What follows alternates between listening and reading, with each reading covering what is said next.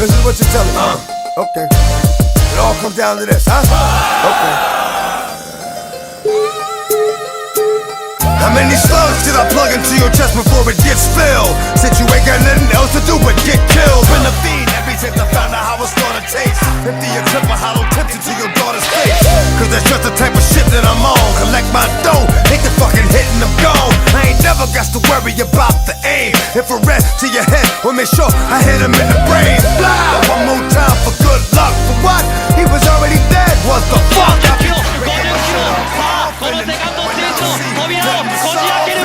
Fucking coward, I wonder how it feels to have to look at your mom squeal after I hit her with the steel. There won't be nothing left for money but a soup bone. Big motherfucking DMX from the group home.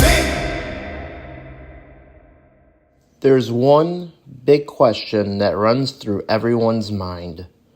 When is the story truly over? This is something that's brought up numerous times when discussing shows, books, movies, or any form of media. Some stories overstay their welcome, some don't get enough time to be fleshed out, and some never come to be. Whether it's production troubles, conflicts with broadcasting for television, or maybe even there being nothing left to say. Where? Well, in terms of Sasuke, at the time, it was all three. By 2011, the show's 27th tournament was set to be the finale of the show.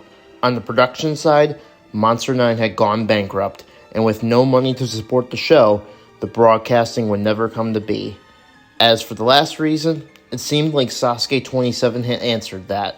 The American Revolution, comebacks from old faces, new faces reaching insane heights, and finally, both of the all-stars and new stars, the two big groups holding the show together, reached their ends. It seemed that our beloved ninja show had closed its doors, but what if there was more to tell? The show's popularity had expanded across generations, with kids who watched the show becoming competitors. It's what inspired the Shinseidai after all, so who's to say we can't have another generation? The next generation of competitors to add another chapter to Sasuke's everlasting story. Now, it's 2025, 14 years later, and I don't think anyone would expect what was to come. In sports, there's always a story of a superfan. The kid who once watched his heroes from behind the television screen to become their equal, maybe even surpassing them. As it turns out, Sasuke had one of its own, one that would reach unimaginable heights and inspire all around. That story is of Yusuke Morimoto. But just who is Yusuke Morimoto really? ソフトエンジニア栄光の100番森本裕介27歳 ist ein Superstar. Hier ist Yusuke Morimoto. The dude's going backwards. He's going backwards. 5'4" and makes the 6-foot transition. これが世界の森本だ決めた決めた森本さあ3つ目今度は50キロだ重いぞ重いぞ重いぞ重いぞ抜けるか Three more to go and he gets it. Morimoto approaching history. One leap away. 最後の砦残ったのはこの男ただ一人 Sauter 2 mètres plus loin sur l'autre cube. C'est bien そして森本裕介自分の手で未来を掴んでいけ Tapi dia berhasil mendapatkan momentum dan ya tidak ada masalah. サスケを100番で背負う男に成長しました森本裕介チャンスは1回かここ延べ4000人分の情熱の集大成登ってゆけ森本裕介スパイダークライム英雄が天に向かうスピードクライミングそしてサーモンラダーチューブダウン天空のサーモンラダーだボタンは近い2度目の栄光は近い修行中の中学3年生最年少クリアするぞ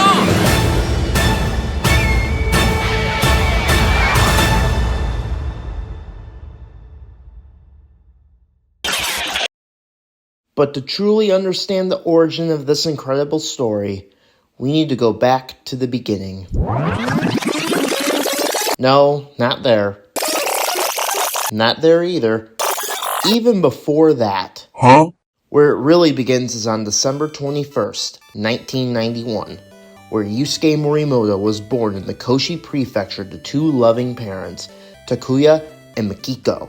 It wasn't until the age of 7 where the young Yusuke discovered Sasuke's third tournament, where he would become obsessed with this young sport. Specifically, his main inspiration was the final stage battle that the man who would later be referred to as Mr. Sasuke, Katsumi Yamato, will lose by only a few inches.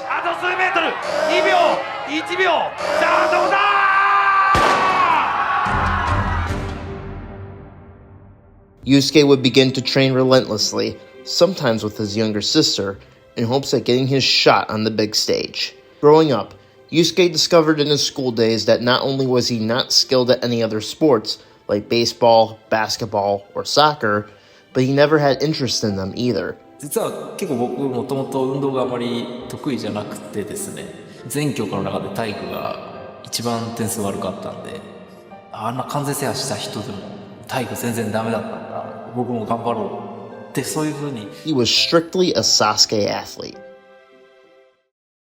After years of training, the moment that led to him gaining the courage to submit an audition to Sasuke was the Sasuke 17 victory of his all-time favorite competitor, Makoto Nagano. To his shock, he got onto the show as a mere 15-year-old superfan, but little did production know who they have on their hands. スタート地点には高知県からやってきた修行中の中学3年生最年少クリアするぞ。森本裕介15歳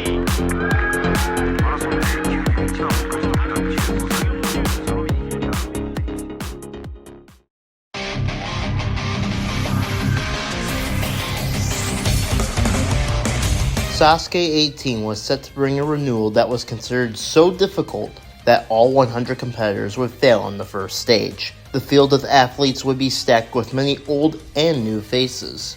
However, where the tournament really begins is with a 1.2 kilometer run to determine the run order. The concept was simple. The faster you finish, the more options you have to determine where you run. The first place finisher was a member of Japan's military forces, Masafumi Kato, who would choose the number 77. Second place was marathon runner Ryote Kume, who would choose the prestigious number 100 bib. As for our superfan, he would turn many heads in the race, finishing before many of Sasuke's biggest stars, and would select the number 91. Once everyone got their numbers, it was time to begin stage 1, the course set to take out all 100 athletes. This new first stage was completely unrecognizable from the courses of years past. Every obstacle was making their debut, and while some obstacles would become classics that will stand the test of time, others, not so much. The real attraction here was the new fourth challenge. Jumping spider. With the jump from a mini trampoline of the jump hang and the plexiglass walls of Stage 2's Spider Walk, they would fuse into this iconically deadly obstacle. The jumping spider, along with other challenges such as the log grip, pole maze, and flying chute would force our athletes to adapt to the new course. And what was the result?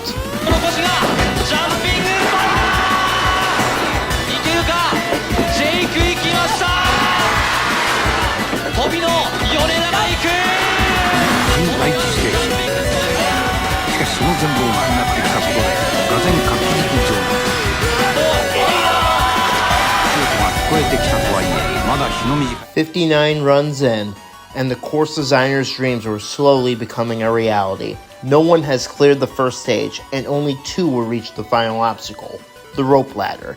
Even competitors that were expected to make some noise would fade quietly into the murky waters below. The first of these was Stage 2 finalist from the previous tournament, Lien Chi, who would fall on the brand new jumping spider. The new first obstacle, the rope glider, would take out celebrity narrator Kenjiro Ishimaru, who went from almost breaking the oldest clear record to failing the first obstacle. We'd finally get our breakthrough in Takamasa Nagasaki, clearing with 16 seconds remaining on the clock. And more clears would come, from motocross star Yuji Washimi and the return of Sasuke All-Star Toshihiro Takada. Despite the moderate success, many failures would continue to pile up. Even all-stars Shingo Yamamoto and Katsumi Yamada would fall victim to this vicious course. After getting deeper and deeper into the tournament, it was time for competitor number 91. The excited feelings that Yusuke had felt grew more and more over time and reached a head on the starting platform, happy to live out his dream, yet determined to make a name for himself. Of course, other young athletes have shown prominence on Sasuke before, such as high school student Kota Honma, who is the holder of the youngest Stage 1 clear set in the previous tournament, along with a certain other junior high school student who was cut from the broadcast. He probably won't be important. Nevertheless, there was one question that remains. Will Yusuke be able to etch his name into being another young star? Only time will tell as his run is about to begin. Yusuke would hit the ground running, literally, as he moved at a very fast pace through the first few obstacles, and despite a bit of struggles on the pole maze, he advanced to the deadly jumping spider that had taken out so many before him. He attempts the mount, but doesn't get a great bounce off the trampoline and falls into the drink. Funnily enough, this was his first time using a trampoline, and this lack of expertise cost him greatly. Despite this failure, Yusuke was very happy with his performance and will later stay on the Midoriyama Studios lot for the rest of the tournament, watching his heroes take on the course. We'd ended up with 6 clears on Stage 1 and 3 on Stage 2. The producers had failed their goal of eliminating all 100 on Stage 1 and had to come up with a new plan. But as for Yusuke, he knew he had more training to do in order to get further into the course and possibly achieving Kanzen Seiha. He would get to work and would be selected for Sasuke 19.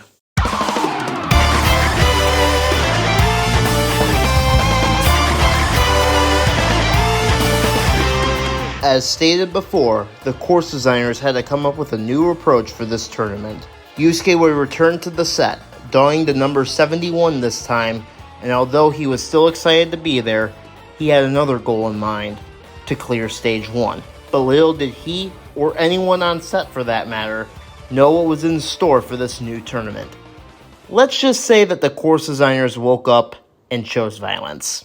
Due to safety concerns, the rope glider was replaced with the return of the sextuple steps.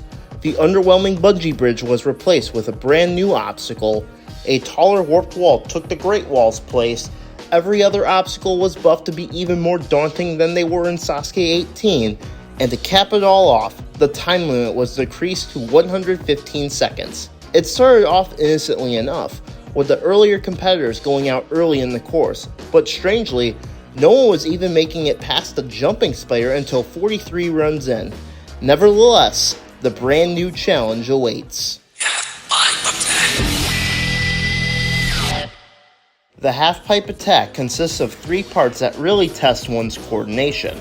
Step 1. Run across a sloped surface. Step 2. Grab onto a rope. Step 3. Dismount onto the landing platform. Sounds simple, but is very challenging in practice. Anyone skilled enough to defeat the jumping spider would fall here. Even after a small breakthrough, the field would still struggle with the course, including American representative Brett Sims, who go down at the jumping spider like many before him. But where everyone started to really worry was with 4th-year university student named Asushi Hirata. Despite an efficient run, Hirata timed up at the top of the rope ladder. The crowd was devastated, and even the legendary Sasuke All-Stars were in disbelief. Surely a great run like that would result in a clear, right? This run would be the turning point from just another Sasuke tournament to one of distress and melancholy among the rest of the competitive field. With the next 13 runners, this trend would continue, but now we reach number 71, Yusuke Morimoto. At the starting line, Yusuke would dress in all black, paying homage to his favorite competitor, Makoto Nagano. A profile piece would play with clips of his training, and one of the obstacles showcased was the jumping spider, utilizing 2 trees as the spider walls, showcasing his determination to get revenge on the obstacle that took him out last time. His run starts and he bounds through the first 2 obstacles. You could say this start was very Nagano-esque, but things would come to a halt on the pole maze. Due to Yusuke's frame, he had trouble with the obstacle last time. but it was even more of a struggle here due to the buffs that were added. He climbs up to the pole and tried to get it unstuck, but it wouldn't budge. It took him 15 seconds to get unstuck, only to get stuck again. He spent another 15 seconds getting unstuck, but by that time, he only had 50 seconds left and his energy was sapped completely. Now, it was time for the jumping spider, made even tougher than last time. After a brief rest, he commits and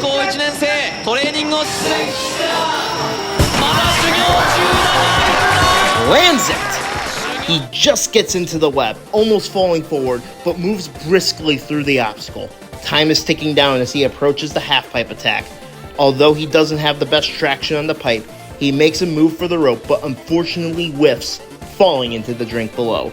When interviewed for a Sasuke blog post from January 2014, he was very frustrated with the amount of time he took on the pole maze, but was satisfied to defeat the infamous Sasuke 19 jumping spider. His struggles on the pole maze would have a lasting effect on his arms, remaining sore for over a week after the tournament. He would also say that, in hindsight, he probably wouldn't have made it through even if he cleared the pole maze with more time on the clock. Nevertheless, his Sasuke 19 run was officially over, but the tournament was not. Sasuke 19 would continue to be ruthless, with other young and current stars dropping like flies on the first stage. Even the great Makoto Nagano would be a victim of this brutal course. Only two were able to clear the first stage, Koji Yamada and Yuji Washimi. Both would be eliminated by the Salmon Ladder in Stage 2, marking the end of this brutal tournament, being the first to end on the second stage. And a bad man if you know say disrespect we no take. No way Jose try that pan February the 30th. That's bad, could've tried that no day. When we roll on fire black, no matter piece of the won't spray. Like I was sunk. When we roll on fire black, no matter piece of the won't spray. Like I was sunk. We a go smack pan coat day. Cause we beat murder charge like OJ. That's right, I'm in it. Should know all the time. I'm in it. Skip it real quick, so the plane. That right. That's right, I'm in it. That's right, I'm in it. I'm in it. Just gonna leave. That right. Just don't send me any of your favorites. I'll be done, grab that app, set your clothes. Like with Sasuke 18, Yusuke was able to stick around on set to see how the rest of the tournament would play out. And with the ending result leaving a lasting impression on him, Yusuke was determined to train harder than ever for Sasuke's 20th tournament. He would once again apply and be accepted to compete until tragedy struck. Just 1 week before Sasuke 20 was held, Yusuke broke his leg while training for the Warped Wall. This would eliminate him from the competition, the 20th anniversary of his favorite show. However, that wouldn't kill the kid's spirit, as just like everyone else, he was determined to conquer the new Shin Sasuke course. But there was an event before the very next tournament that allowed Yusuke to show off his skills to TBS and the Sasuke All-Stars, called Bug and Mickey. Bug and Mickey was also showcased on a television show called Sasuke Mania, which was heavily prevalent in the Kanto Prefecture. The event was held in the Hyogo Prefecture, where many Sasuke hopefuls and rising stars would come and take on a small replica course designed by the Sasuke All-Stars. One of the obstacles made was none other than the Shin Cliffhanger, the very obstacle that had dispatched everyone who attempted it, including the legendary Makoto Nagano and young superstar Shunsuke Nagasaki. Yusuke would get a shot to attempt this daunting obstacle, only to fall like many before him. However, someone would take it down, and thus got an invite to Sasuke, but I'm sure he won't become important at all. Yusuke ended up meeting a lot of other Sasuke superfans at the event, as the only one he knew of beforehand was Hiroki Nomura, who would go on to compete on Sasuke twice, failing the jumping spider both times. Yusuke didn't live in the Kanto Prefecture, so he couldn't watch Bug and Mickey on TV. Instead, he would have to go around and tape trade in order to see it for himself. But now, it's back to the real deal Sasuke tournaments, and this time, Sasuke 21 was around the corner. The next two tournaments, Yusuke would return, once again getting cast. he'd face a setback in this tournament, failing his old nemesis, the Jumping Spider. This would be the first time that his run was cut from the broadcast. But in Sasuke 22, Yusuke continued to grow gradually. While he got his lowest number yet in number 27, he would clap back with his best result yet, defeating not only the Jumping Spider, but also the half-pipe attack. Sadly, he'd be shut down by the Warped Wall, and this roadblock will remain in the Superfan's head until the next tournament. However, this tournament would prove that Yusuke was not the only rising star in the world of Sasuke, as two unknowns would have their breakout performances that no one would expect. The first of these was a student at Kokushikan University named Hitoshi Kano, who was competing in his second tournament after a fall on the Jumping Spider in Sasuke 20. He would showcase his talents all the way to stage 3, even defeating the Shin Cliffhanger, becoming the third to do so. The second of these was another Trials representative making his second appearance on Sasuke after a flying shoot fail in the previous tournament. He would go even further than Kano, becoming the first to clear the revamped Stage 3. Remember that guy from Bug and Mickey who cleared the Shin Cliffhanger in front of the All-Stars to secure his spot in Sasuke? Well, he was back and better than ever. His name? Yuji Urushihara. When I'm alone in my room, sometimes I stare at the wall. Automatic weapons on the floor, but who can you call? My down bitch, one who live by the code. Put this music shit aside, get it in on the road. Lot of quiet time, pink bottles of rose, exotic red bottoms, soul body glittered in gold. Following fundamentals, I'm following.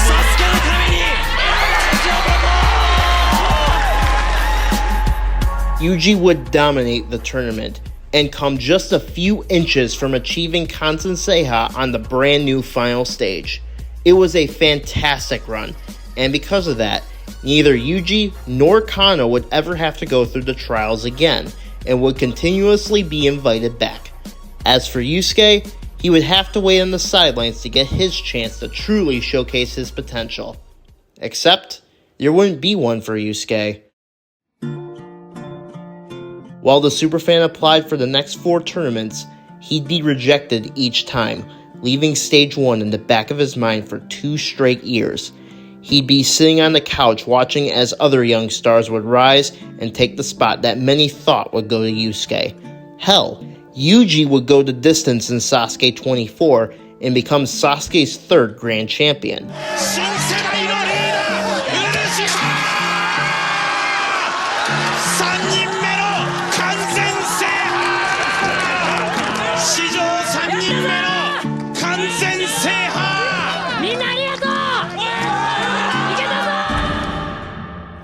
On top of that, the state of Sasuke was growing questionable as Monster 9 was beginning to near bankruptcy. So with Sasuke 27 potentially being the last tournament of the show, was Yusuke ever going to get his time to shine? See, this is the fucking shit I be talking about. Half-rapping ass motherfuckers. You think it's a game? You think it's a fucking game? Come on!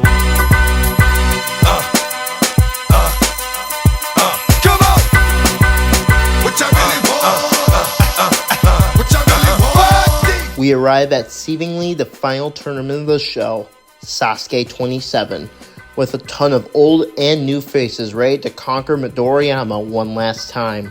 From our current competitors in the All-Stars in the Shinsekai, to international veterans like Lien Shi and David Campbell, to old breakouts like Naoki Ikitani and Terakazu Ishikawa, and finally, in that crowd, stood our Superfan, getting one last chance at achieving his dream. With about half the course being the same since Yusuke's last appearance, there was a good chance he could clear, but there was still the treacherous new obstacles like the rolling escargot or the spin bridge.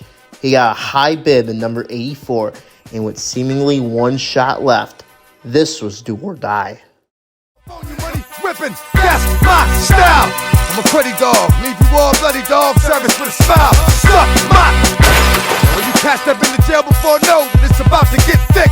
Let's get it on, baby. You gon' be going against 4 people in one, and you think you crazy? I lost my mind, and I'm about to make you lose yours too from far away one time. We gotta come to get it, player, we win it. All you gotta do is say it.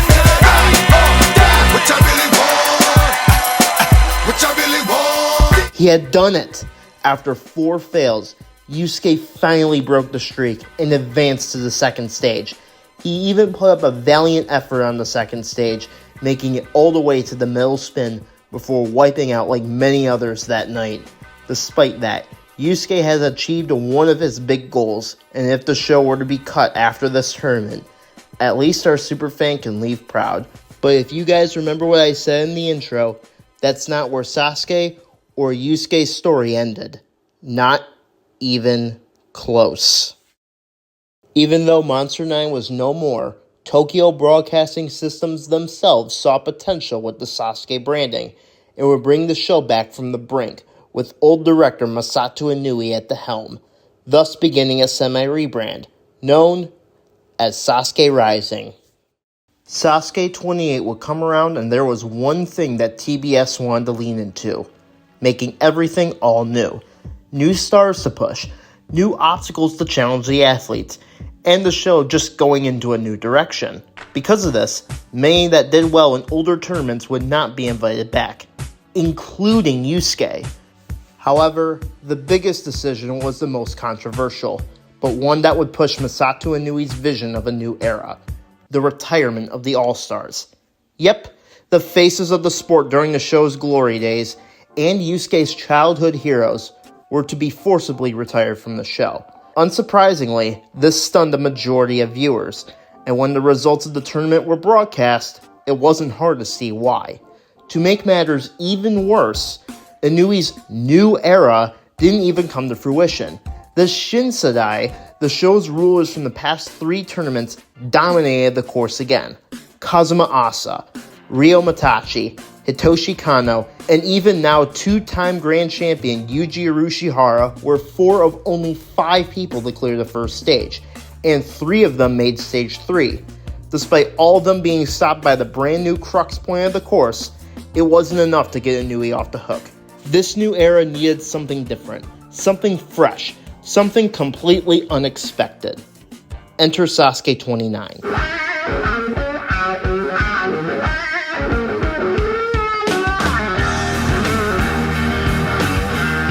It was 1 year later, and it seemed Inui wasn't backing down from his promise. More new obstacles on stage 1, tons of fresh faces, and some returning people as well. Veterans Kenji Takahashi and Yoshiyuki Okiyama made comebacks. Katsumi Yamada would return, not on the course, but with his own group of students, the Black Tigers. Oh, and the Superfan himself would make his return, repping number 79. A relatively high number coming off of his best result 2 tournaments ago. As the tournament progressed, it was relatively positive, especially from people aware of Stage 1 fame such as Koji Hashimoto, Lian Chi, and wait, is that Shingo Yamamoto? Okay, I guess Inui got cold feet and now he, Takada, and Nagano are still competing. Sure, why not? By the time we reached Yusuke, the success just continued to grow, and the Superfan was hoping to show his Sasuke 27 clear wasn't just a fluke. And boy did he make sure. Yusuke methodically conquered every obstacle, from the new hedgehog that took out legends like Takada, to the new ninja killer in the Jump Hang Kai, to scaling 2 warped walls, which would have seemed impossible to the once 15-year-old rookie. It was at this point where Yusuke was even given a nickname, Sasuke-kun, which translates to Sasuke Kid. Yusuke cleared the stage with time to spare and would once again advance to the second stage with an all-star lineup in front of him.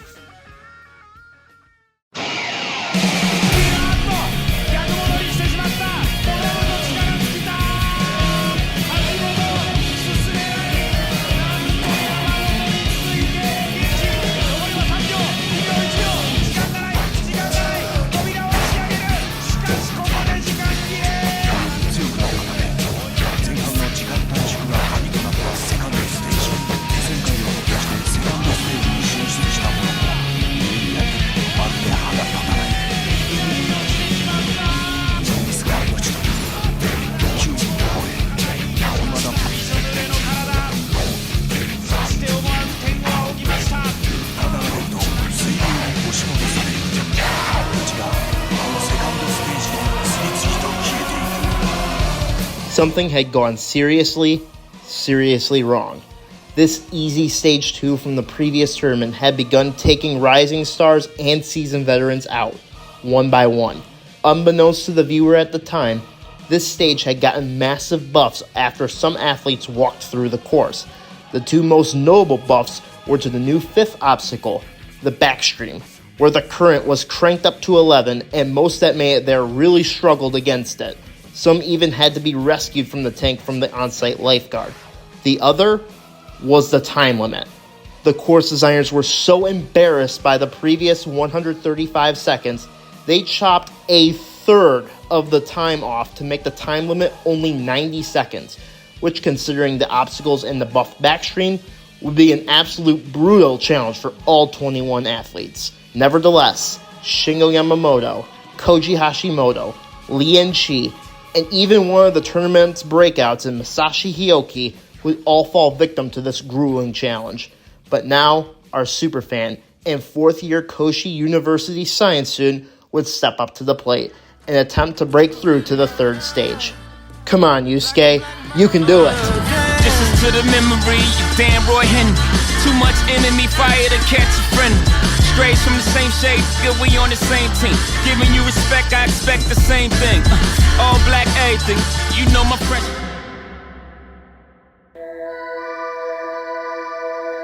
Yusuke would sprint through the first 4 obstacles and make it to the backstream with about 38 seconds left, the fastest anyone has made it there to that point. From here, Yusuke would immediately dive into the backstream and swim his way at a quick pace and grab the ladder on his first go. Now, he only had 20 seconds left, by far the fastest to this point. However, a problem would ensue for the young star, the passing wall. Yusuke struggled with the first wall as time was ticking down. The klaxon begins with the second wall, the adrenaline really spiking. 5 seconds left for one last wall. Oh no, he can't lift it. Is this truly the end of a fantastic tournament? Wait, he squeezed underneath the wall, diving for the buzzer! I'll be there waiting.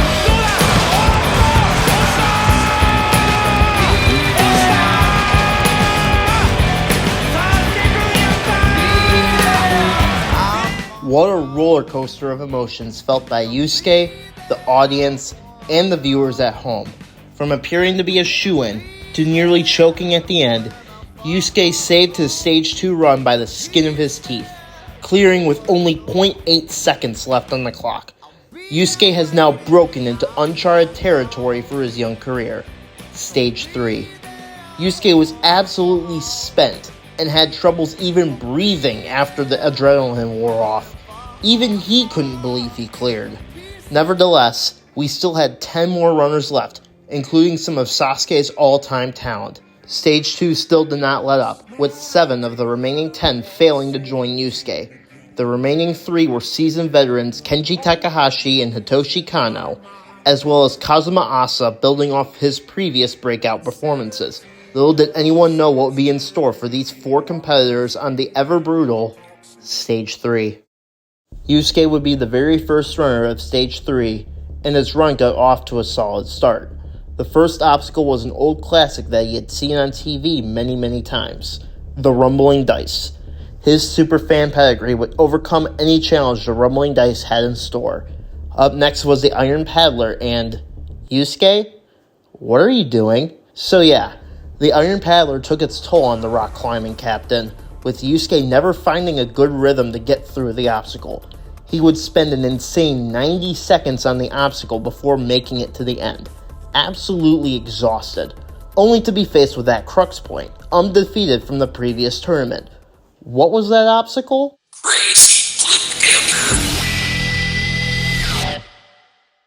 This new iteration of the iconic cliffhanger obstacle starts off like the classic cliffhanger Kai from Sasuke 9-17. But wait a second, why is there a huge gap to the dismount platform? There's a 4th ledge that you have to do a 180-degree lache to grab onto. This move is what took out Yuji Urushihara and Hitoshi Kano in the previous tournament. Unlike other versions of the cliffhanger that had a jump, the ledge wasn't thicker to be more forgiving to the athletes. This would make it the hardest cliffhanger Sasuke has seen yet. But will Yusuke beat it? Well, Yusuke had a trick up his sleeve. Sasuke 29 functioned as a qualifier for the Asian Open Cup that was happening in Malaysia the next year. The athlete who would make it the furthest would be the first chosen representative of Japan for this prestigious event. As for Stage 3, it had a timer, which would come into play if more than one athlete cleared Stage 3. The one to do it the fastest would be the only one to attempt the final stage. This became known to the 4 athletes once they reached Stage 3, so it caught them off guard. Alas, because of this new timer, the old 30-second rest rule that Stage 3 had was abolished and you could theoretically rest for as long as you want. And that's exactly what Yusuke did. Yusuke proceeded to wait just over 4 minutes before his trek across the crazy cliffhanger. But will his strategy pay off? He gets ready for the leap across the muddy water and then... クレイジークリフハンガー、さあ反対側に飛び移る 1.8 メートル。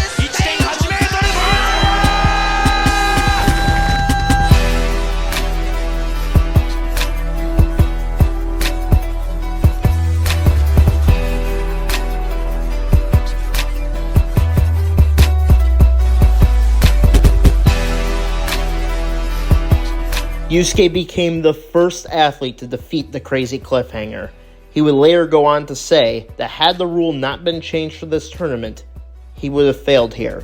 But he took advantage of this new rule and made it through, thus showcasing arguably the first instance of Yusuke's biggest strength, his brain. He's very methodical in his approaches to the Sasuke course, always planning his moves ahead of time, and it pays off in a satisfying way. He would later conquer the returning curtain cling and the brand new vertical limit to face a familiar foe to all of Sasuke's greats, the pipe slider. He slides the bar to the end of the track, just one leap away from completing Stage 3. But now he's struggling again. Will he be able to save it like he did on the Iron Paddler?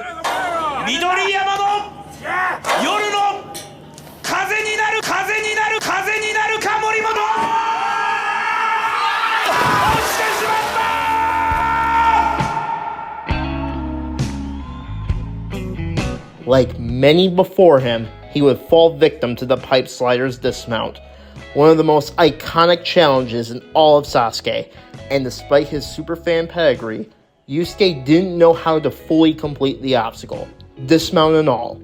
A final stage attempt would have to wait, but there's 3 more athletes to run. Unfortunately for them, each would fail the crazy cliffhanger, ending Sasuke 29, and since Yusuke made it the furthest, he would be selected for the Asian Open Cup. Later, it was revealed that the other 4 athletes to represent the country would be his fellow Stage 3 finalists, Takahashi, Asa, and Kano, and the 5th being Sasuke All-Star, Shingo Yamamoto. The Asian Open Cup spot wasn't Yusuke's goal, but he was honored to have been chosen. It would not disappoint in February 2014, placing 2nd overall in the individual events, and Team Japan as a whole placed 2nd, only to the USA. Now, Yusuke isn't just some superfan anymore. He was the real deal.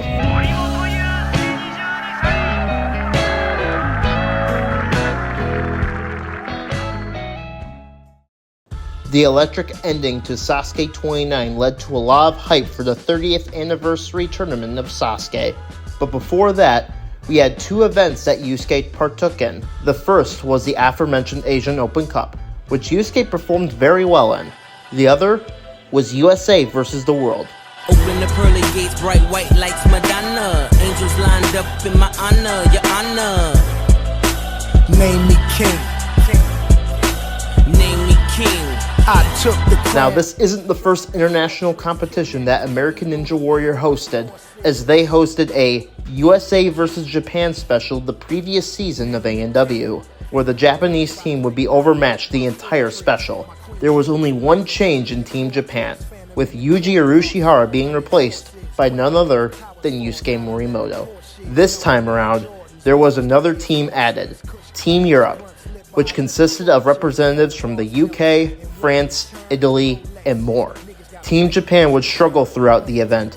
Entering Stage 3, they had 0 points and needed a miracle to win the event. After a disappointing heat from Kazuma Asao where Team Europe would tie up the score, it was up to Yusuke Morimoto to give Team Japan some desperately needed optimism.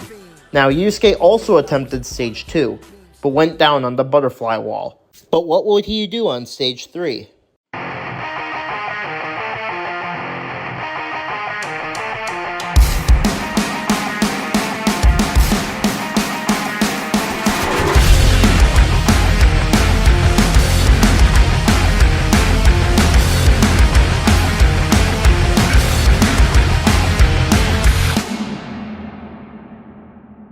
Yusuke was on fire throughout stage 3, defeating obstacles that he's never seen, as well as obstacles he's seen his heroes and friends conquer on TV.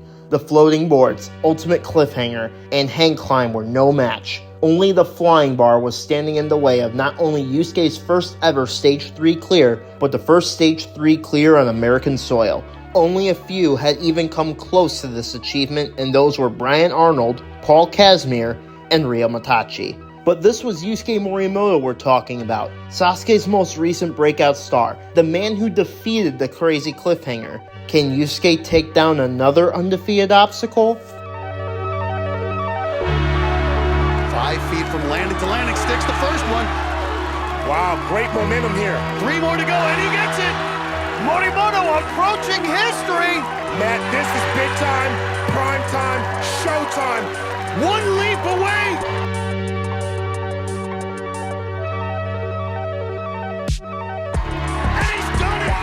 Yusuke Morimoto making history on American soil. The first athlete ever to complete stage 3, and just like that, Team Japan is right back in this competition. He's done it.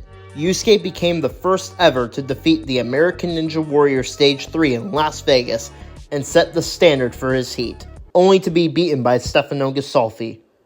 Or did he? Yeah, so according to trusted sources, Yusuke's time that was shown on the broadcast was inflated to be slower than Ghisolfi's, when in reality, he was faster by almost 2 minutes. The same thing happened in the very next heat with Ryo Matachi and Brian Arnold's runs. Despite Japan's 3rd place in USA vs. the World, Yusuke had to prep himself for Sasuke 30.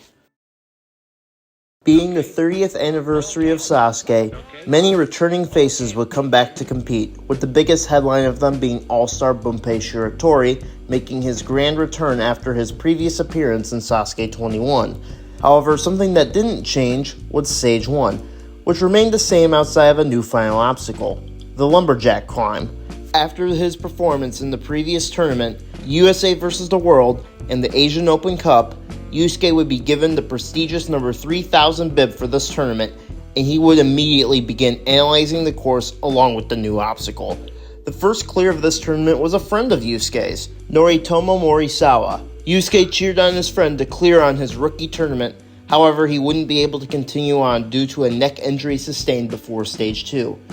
Morisawa would be the first of many clears on this first stage. We would see Masashi Hioki continue on his breakout performance along with the long-awaited comebacks of Toshihiro Takada, Kiniku Nakayama, Makoto Nagano, and the most head-turning of all, Tomohiro Kawaguchi, who would make a statement and clear Stage 1 with over 20 seconds left. Many more runs and clears would occur until the final run of the stage, Yusuke, donning the number 3000. Priming himself to be the 27th clear in this historic tournament.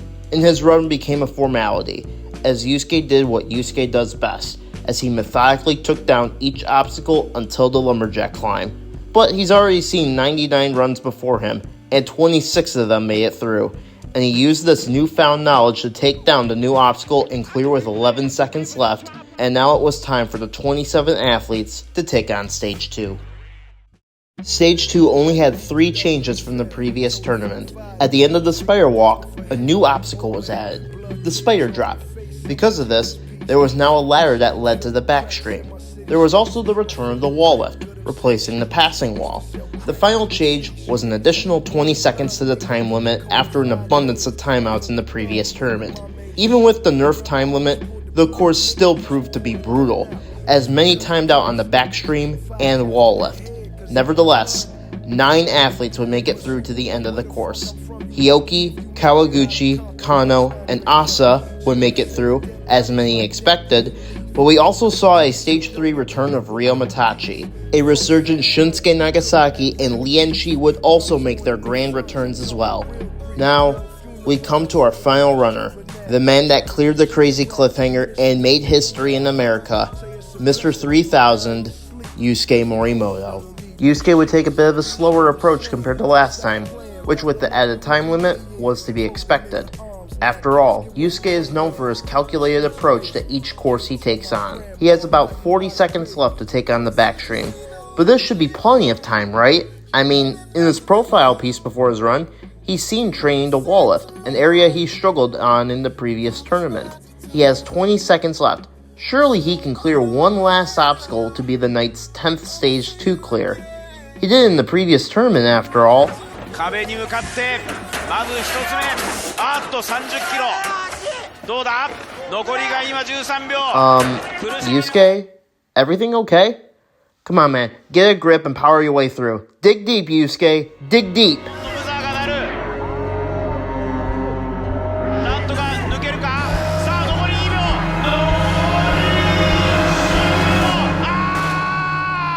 サスケくん。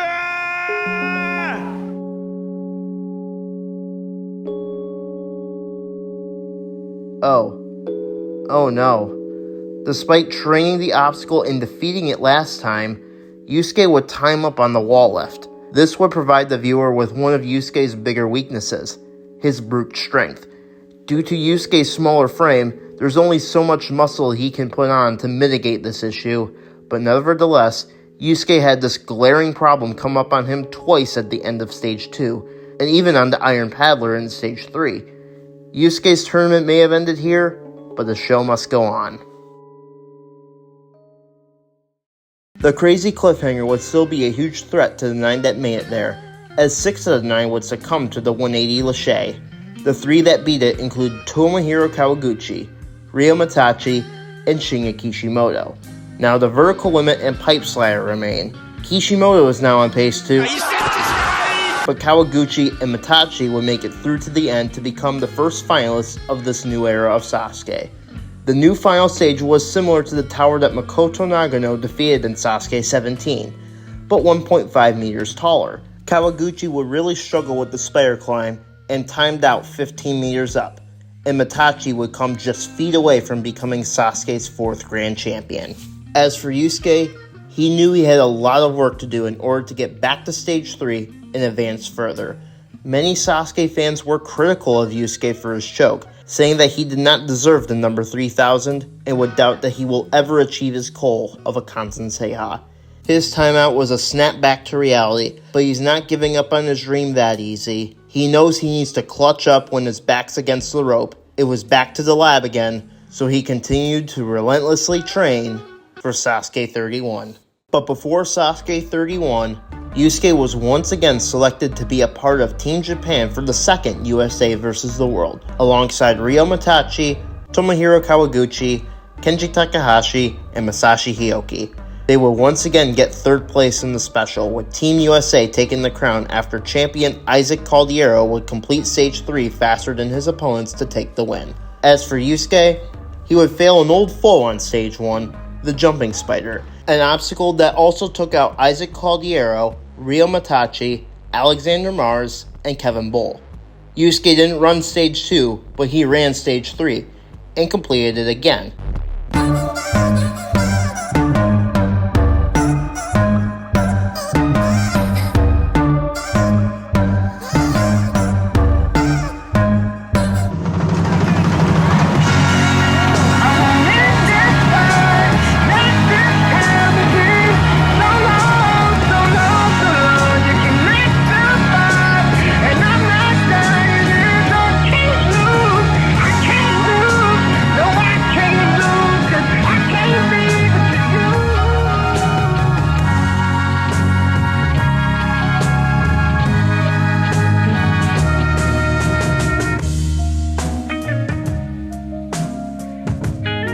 However, he was slower than Sean McCall and Isaac Caldiero, but completing Stage 3 in America wasn't what Yusuke truly wanted. He wanted to be the next Grand Champion of Sasuke, and Sasuke 31 was around the corner.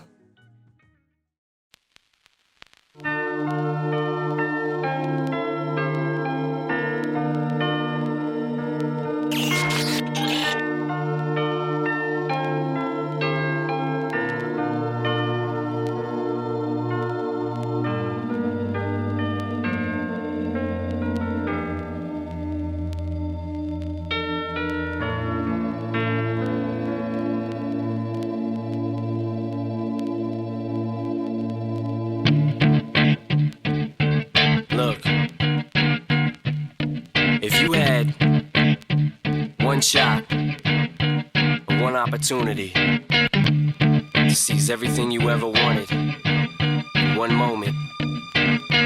Did you capture it? Just let it slip. Yo.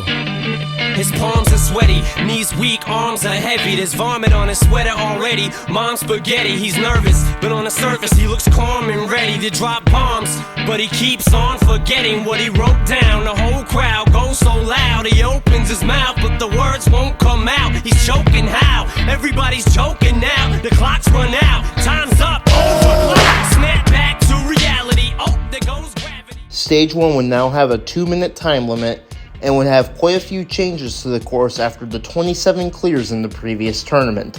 The first was a brand new first obstacle that combined two of Sasuke's oldest obstacles into one. This was the rolling hill, combining the barrel climb and rapid descent from the Kinnikubanzuke days. Next was the Oruguru, commonly referred to as the music box, which didn't do much, but the big changes would come in the second half of the course. The first warped wall was taken away to make it only one wall before the lumberjack climb. However, this coincided with a change right before. The tackle machine from Sasuke 5 was back, functioning as a way to tire out the legs before the warped wall. This combination would prove to be deadly to the competitors, and many would gas out on the warped wall, timing up as a result. Yusuke, bearing the number 91, would have to plan out his run ahead of time to integrate these changes into his plan. There was still success despite the changes, and even then, they struggled on the tackle wall crux. Masashi Hiroki cleared by the skin of his teeth. Celebrity drummer Kenji Darvish would fall over in exhaustion after hitting the buzzer with only 1.1 seconds left on the clock, and even seasoned vet Kenji Takahashi would take 4 attempts at the warped wall before making it through with only 1 second left. The change would cause others to time up on the lumberjack climb, such as Shunsuke Nagasaki and celebrity Ryoichi Sukada. After 90 runs, it was Yusuke's turn to run. Yusuke was ready to take on the course under the night sky. His plan was thought out. Now he needs to apply it and beat stage 1. Here he goes. Past rolling hill, past log grip, past music box. His run is going according to plan so far, and now it's time for the tackle wall combo. Now I mentioned that brute strength is one of Yusuke's biggest weaknesses. Let's see how he handles the tackle.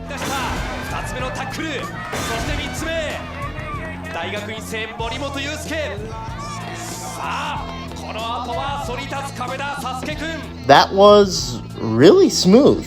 Had no troubles whatsoever. But now how will his legs fare on the warped wall? Take a few seconds to rest, and then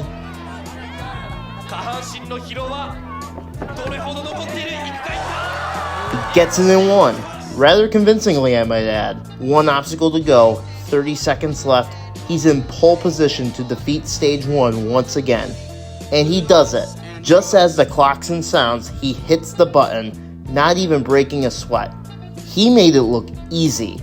What I also wanted to point out is just how efficient his run truly was. Anything and everything was so calculated and thought out. You'd think he was programmed to run the course that way. I mean, he is a graduate student for engineering after all, but the real test begins in stage 2, looking for revenge on the wall lift. However, there are still 9 runners to go.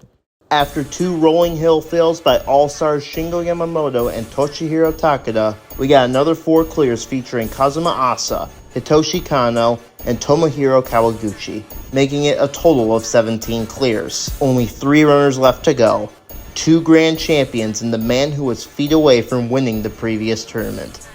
How would they do?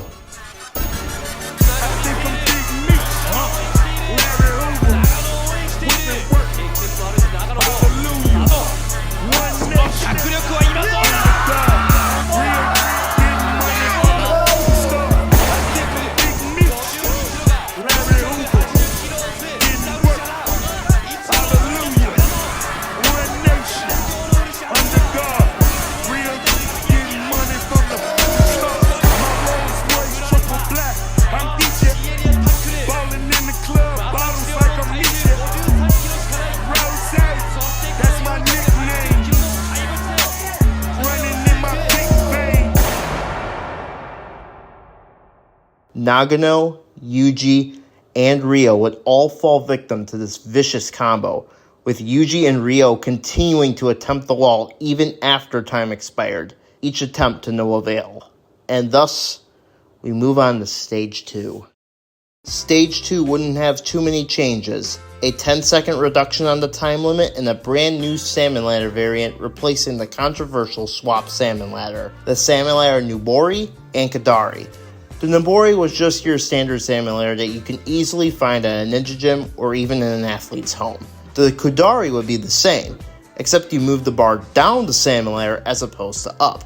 And the unstable bridge plank was also removed to make you swing to the dismount platform. 17 athletes remained, including Yusuke, who would take on the course. Out of the 12 athletes that ran before him, only 3 made it through the course, those being rising star Masashi Hioki, seasoned veteran Kenji Takahashi, and rookie Tahitan dancer Ragivaru Anastase. Anastase in particular was turning heads after he set the fastest time in Stage 1, despite having zero experience in ninja before. But now, Yusuke, the Koshi University graduate student, at 23 years of age, was ready to get his revenge, make it back to Stage 3, and prove his doubters wrong. In his profile piece, Yusuke showed off a new technique for the wall lift to ensure that his struggles on the obstacle would be no more. He lifts the wall up a little bit to stick his left leg underneath the wall, and with the wall in his knee, he ducked under the wall to advance to the next one. But first, he had 6 obstacles to conquer before the wall lift. His muscles are like a statue as he makes it through the cross slider, zooms up the salmon ladder Nubori, and carefully makes his way down to Kadari, making the dismount with 70 seconds left. Now, Yusuke really starts to pick up the pace through the spider walk, showing striking similarities to his hero, Makoto Nagano. Ryosuke Ito, the commentator for this stage, is caught off guard by the nimbleness through the obstacle. Entering the backstream's tank with 50 seconds left, he's given himself plenty of time in case he has trouble on the wall lift again. Now, this is where his training is really going to start to come into play. Unlike his previous 2 attempts on the obstacle, he stays on the water's surface and swims to the right of the tank, where the current isn't nearly as strong. This new strategy paid off, but the real test awaits, the wall lift. How will his new technique fare? First wall down, and he's much quicker through it this time. Second wall down, and he still has 25 seconds left. Yusuke's putting on a clinic. One final wall to go.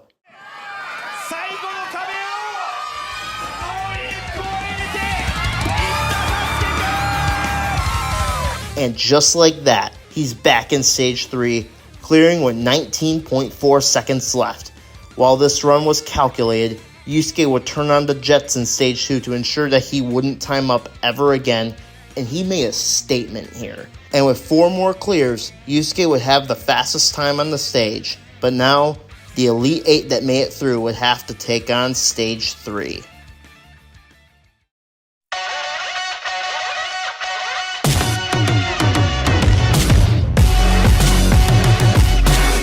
While Stage 3 was still centered around the crazy cliffhanger, there was a new obstacle right before, the Sidewinder R, designed by, get this, Ryo Mitachi. You have 4 pillars to cling onto and have to jump from one to another. The previous 3rd obstacle, the Drum Hopper, now took the first spot, replacing the rumbling dice. But after the crazy cliffhanger, the vertical limit would also see a buff, this time with a transition to a second ledge before the pipe slider. Nevertheless, the crazy cliffhanger still played a huge presence in the results, as Hioki, Anastase, and Takahashi would falter here. But now it's up to Yusuke himself. This time there was no timer, so he can't take advantage of unlimited rest this time around, and besides, the stage got harder too. Will the Sasuke-kun be able to clear the course? He first attempts the Drum Hopper, an obstacle he's never faced before, and looks really good so far, but an old foe is ahead. The Iron Paddler was an obstacle Yusuke spent 90 seconds on in Sasuke 29, but with the improved knowledge and more experience under his belt, how will he do this time? Nice! I wonder if he asked Kong for advice with that obstacle since he completed it just like him. The Sidewinder is the second obstacle that Yusuke has never attempted before in this stage. As he climbs his way up, he does look a bit uncomfortable on this foreign area, but keeps a calm demeanor. Makes the jump to the second, now to the third. Wow, that was close, but he's still standing. He learns from the mistake and makes a clean jump to the fourth pillar, and then dismounts. You can tell that he was relieved, but he's not home yet. 3 obstacles to go, starting with the course's crux. He's done it before, but can he do it again? It's unbelievable just how smooth he is through the first half of this obstacle, but the 180 is still there and... well, that was easy. He lets out a smile and peace signs to the crowd cheering him on, but these final 2 obstacles are ones he's had history with. He's looking good to start, but here comes the vertical limits transition as he starts to grimace, but through sheer willpower, he maintains his grip and makes his way to the rest bar. Only 1 obstacle left, the pipe slider, the obstacle that ended many greats before him, and the obstacle that ended his magical run in Sasuke 29. Number 91 gearing up. Do it, Yusuke. Get that final stage. Sasuke 君、大学院2年生になったサインだ。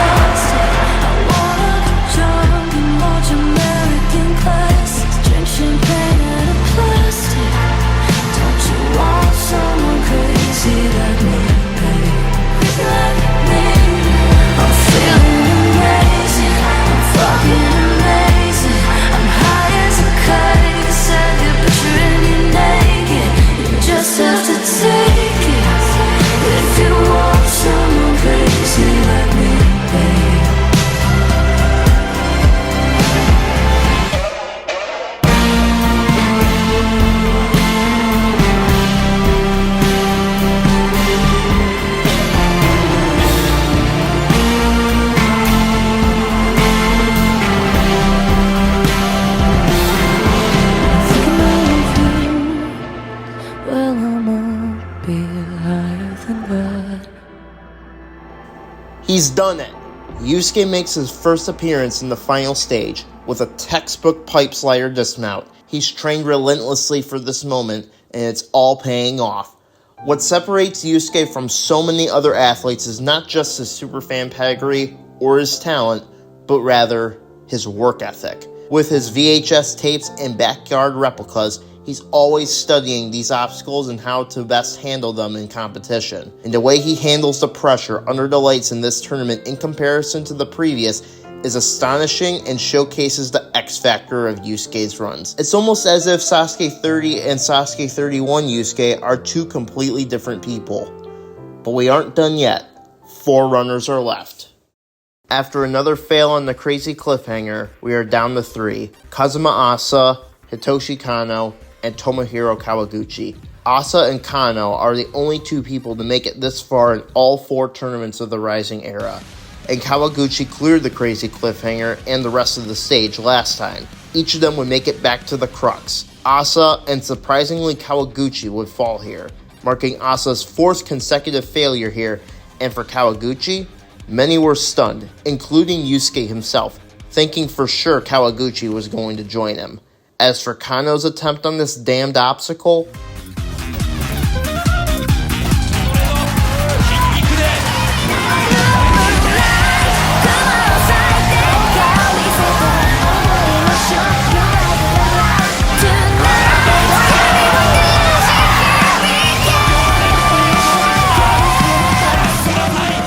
hell yeah!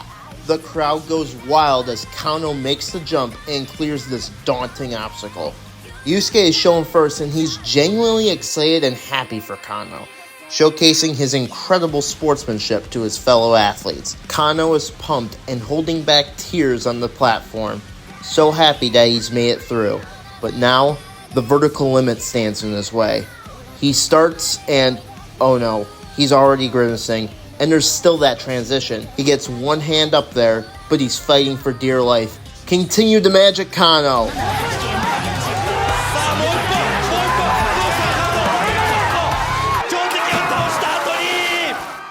It was too much. Kano's run ends here, leaving Yusuke to attempt the tower by himself.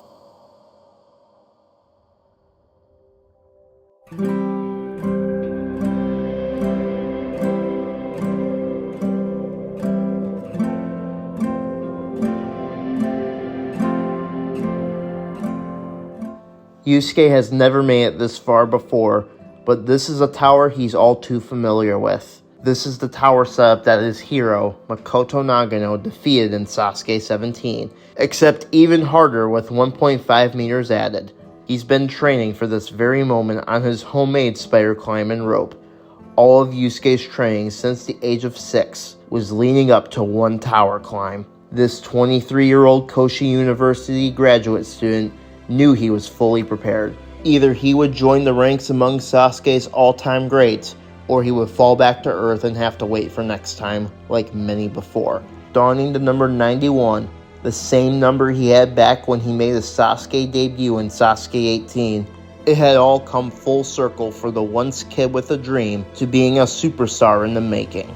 Now, he's made friends through Sasuke, proved himself to his heroes, and everyone on set is cheering him on. Only 30 seconds to climb up 24 meters and he'll achieve that dream. A goal he's had for many years. Kanzen Seiha. Who knows? This may be the only opportunity that he's got. Let's go, Yusuke. You only have one shot. 大波乱のファースト、苦しみのセカンド、悲しみのサード、それらを乗り越えたどり着いた者のみが許されるファイナルステージへの挑戦権。無数の猛者たちが飲み込まれてきました。今宵このファイナルステージに残ったのはたったの一人。その名は森本裕介23歳。我们还是孩子的模样，随千万人也要盛开的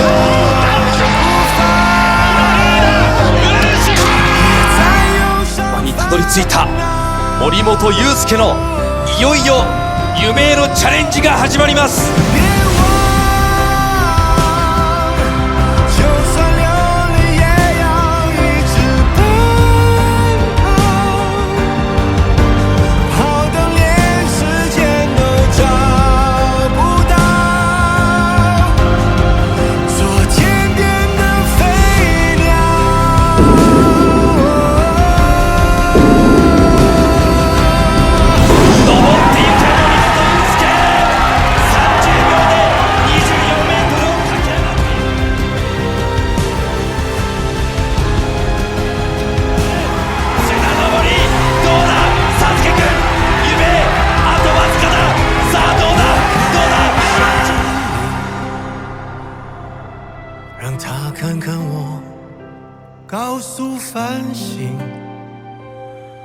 快些照亮我，吹散乌云，用一抹蓝色，那就算世界。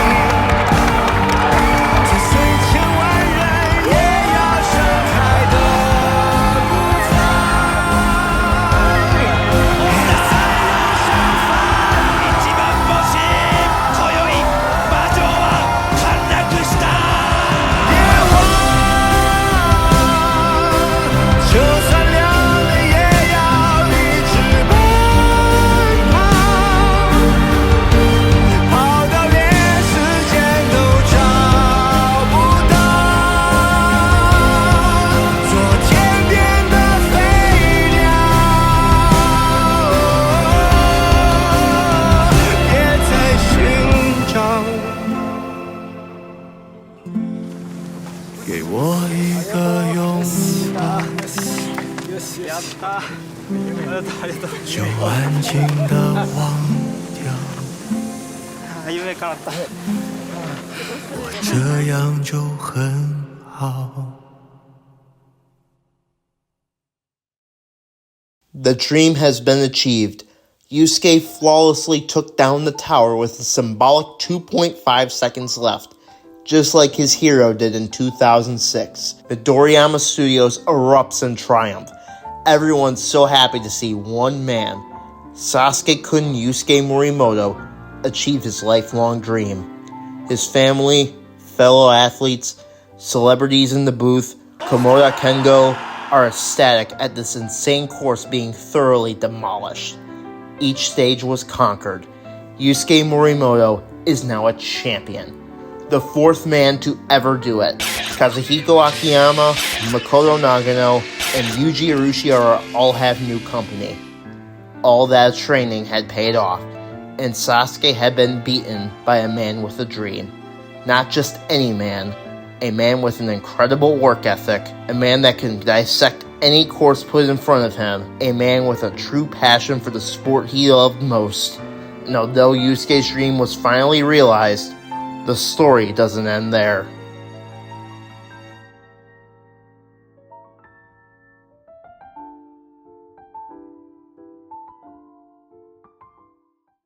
Unfortunately, Yusuke wouldn't be able to defend his title yet. After winning Sasuke 31, he graduated from Koshi University with a master's degree in engineering and accepted a position at IDEC Corporation in Osaka, Japan. One of the requirements for him to keep this prestigious position was to be present at work for his first 90 days. Sasuke 32 was within those 90 days, so Yusuke had to make a decision between keeping his job or competing in Sasuke.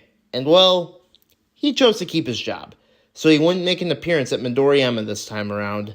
Sasuke 32 would have a few changes, particularly in the first half, but this course would do some damage.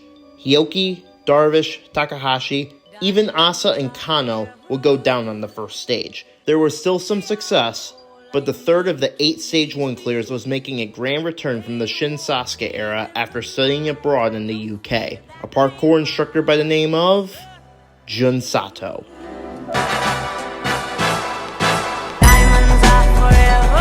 Throw your diamonds in the sky if you feel the vibe. The rock is still alive every time I rhyme. Forever, ever, forever, ever, ever, ever, ever, ever, ever, ever, ever, ever, ever, ever. Good morning, this ain't Vietnam still. Jun has never made it past stage 2 in the Shin Sasuke era, but now he was in stage 3 and got a top 3 performance in the tournament. The obstacle he went down on?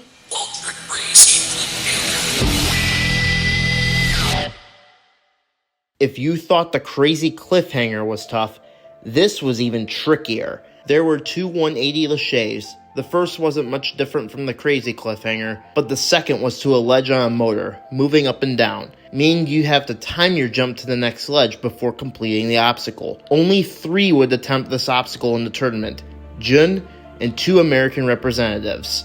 One of them, Drew Dreschel, will complete this new crux point, but would immediately fall on the next obstacle. Sasuke 32 was also the time we would be saying goodbye to one of the show's greatest, an athlete that Yusuke and many others grew up watching on their television screens. Grand Champion Makoto Nagano. After his stage 1 failure in the previous tournament, Nagano would say that he does not enjoy competing in Sasuke anymore, but decided to come back one last time for one final hurrah. How would he do on the course? He'd give a valiant effort, but it wasn't enough. Nagano times up with the buzzer right in front of him, ending a legendary career. The emotions ran high at Midoriyama Studios, with many in attendance crying. It was definitely a shame that Yusuke wasn't in attendance to cheer on his hero, but I'm sure he let out some tears when he would watch the tournament when it came out. Yusuke's budding career wasn't done, as Sasuke 33 was right around the corner, and he'd be determined to make his return a strong one. The engineer would make his way back to the course, wearing the number 100 bib for the first time after Sasuke 30, where he was gifted 3,000. While he waited, Yusuke saw the new changes for the first time, and the success was definitely an improvement from the previous tournament. Jun and Drew continued their consistency, while Kazuma Hasa and even Toshihiro Takeda managed to have massive comebacks. The course still did its damage though. Both new and old obstacles claimed some shocking victims, with Takahashi once again failing the TIE Fighter, as well as Shingo and even Kawaguchi failing the double pendulum. Old obstacles like the rolling hill and the new fishbone overpowered some of our veterans too, like Kano, Ryo, and even Ragivaru, whose tournament ended on the first stage for the very first time. The most shocking of them all was Yuji Urushihara, the grand champion himself, failed the rolling hill. The man that set the precedent for Yusuke has fallen to rock bottom, and now it seemed like it was Yusuke's job to carry the champion title. And that he did. Donning all black attire, not unlike his hero Nagano, Yusuke carefully maneuvered through every obstacle and displayed a massive scare on the fishbone, looking better than ever, clearing the stage with 6.6 seconds to spare, and on we went to Stage 2. Stage 2 did see one change that actually wasn't in the previous tournament, which was the ring slider. Yeah, it didn't do much. Moving past that, Stage 2 was far more deadly than the last tournament, with the Salmon Lair Nubori and Kudari taking out practically half the field, including Toshihiro Takada, ending his amazing comeback run. Luckily, things turned around when Kazuma Asa would improve on his already incredible recovery, and he became the first to clear the second stage. Every person after would follow in his footsteps. Drew, Sato, Nagasaki, and of course, Yusuke, with the fastest time, would each be taking on the third stage. Going into Stage 3, it seemed like we had an all-star lineup on our hands. 3 people who had made the stage last time, along with a reformed Kazuma Asa, and the newest Grand Champion, who didn't break a sweat on the first 2 stages. Despite being 2 tournaments into this renewal, it felt like anything could happen, and that one of these men could actually defeat this stage. So what if I told you that literally everything that could have gone wrong, went wrong? The first 4 runs of the stage were an absolute disaster. As it turns out, the flying bar's safety wire was all sorts of messed up, which really threw everyone off. Jun and Shunsuke would shockingly fail it, and Asa would unfortunately throw the bar off the track while lining up for a jump. This was especially tragic, since this would be Asa's last run in the show due to a back injury. Drew Drechsel would be the only one so far to clear it, but he'd still go backwards in progress, failing the second jump on the ultra crazy cliffhanger. This left it all up to Yusuke. Despite the flying bar's wonkiness, and seeing everyone before him fail, Yusuke would certainly conquer this course. He sped through the drum hopper Kai, and hopped onto the flying bar. I doubt he'd struggle here. There's the first Well, that was anticlimactic. Despite that, it was still a great effort from Yusuke, and with a fixed flying bar next tournament, he has a big chance to do even better. Before Sasuke 34 would take place, Yusuke would compete in 2 international competitions. First was Sasuke Indonesia's international competition, and Yusuke would be selected to be a member of Team Japan alongside Tomohiro Kawaguchi, Masashi Hioki, Ryo Matachi, and Kazuma Asa. However, Asa would suffer his aforementioned career-ending injury before filming and would be replaced by the resurgent Shunsuke Nagasaki. There were 3 other teams that competed: Team Indonesia, Team Europe, and Team USA. The competition was split into 2 formats. The first was the team format on 2 courses, the challenge stage and the warrior stage. The results would decide the run order for the second format, which was that everyone ran all 4 stages, competing against the course. For the challenge course, Yusuke would run in the 4th wave, alongside Team Europe's Dion Trigg, Team USA's David Campbell, and Team Indonesia's Yasuo Zaluku. He'd move smoothly through the first 2 obstacles, and with light feet on the ultimate domino hill. Wait, why did the fail buzzer go off? Yeah, so Yusuke was DQ'd for skipping dominoes on the ultimate domino hill, which, I'm gonna be honest, is such a stupid rule. And this wasn't the only time this happened, too. Enough ranting for now. Yusuke would end up getting 4th place in this wave. After the challenge stage, Team Japan would be in 4th place with 7 points to their name, but it's not over yet. It was time for the warrior stage, and Yusuke would run in the 5th and final wave alongside Team Europe's Andre Sim, Team Indonesia's Max Levi Saletti, and Team USA's Jake Murray. Unlike in the challenge stage, Yusuke will run first, looking for redemption after his 4th place finish in the previous course. The first 2 obstacles, the silk slider and floating tiles, have proven to be killers, taking out many athletes across each of the 5 waves. Yusuke would prove to be Floating tiles dengan sangat hati-hati. not one of those athletes, as he makes his way through the first half of the course in about 12 seconds. The rest of the course, including an old foe in the butterfly wall, would be no trouble for the grand champion, hitting the buzzer in just over 40 seconds. This was good enough for second place in the wave, as only Zaletti would clear faster,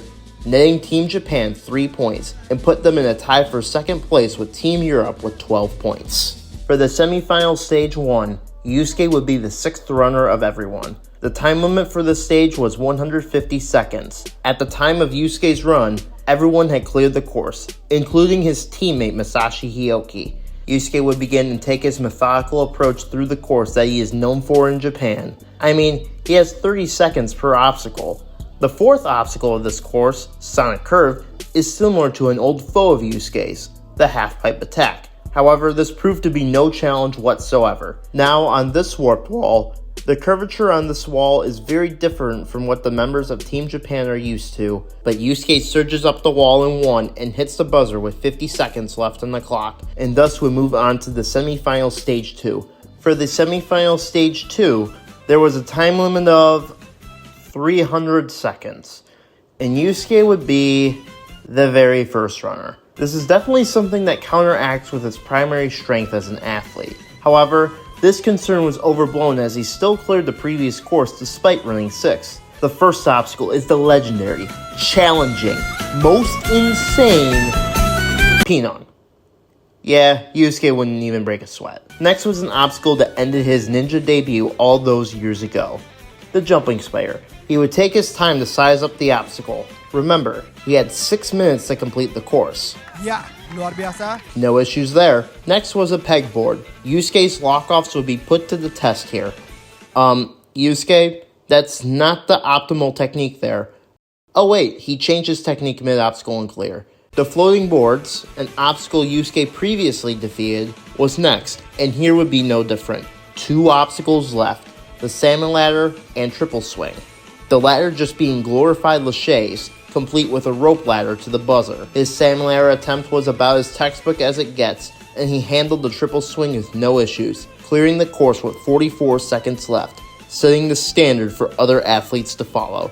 This course would prove to be more deadly as more athletes would falter at various places along the way. Now it is time for the quote-unquote final stage, which is a 6-obstacle Stage 3S course and also TikTok. Team Japan's representatives consisted of Yusuke, Nagasaki, and Mitachi, tied with Team USA for the most representatives making it this far. Yusuke would be the 7th of 10 runners on the course, and he would be Japan's last hope for a buzzer after Mitachi and Nagasaki would go down on the final obstacle, the flying bar. No problems with the globe grasper, and although he took multiple extra swings, he'd make the TikTok, and then the pole grasper right after. The swinging frames proved to be no trouble either, using all of his 5'4" wingspan to reach over to the second frame. The penultimate obstacle was arguably the easiest for the former rock climbing captain, the ultimate cliffhanger, and he made it look easy.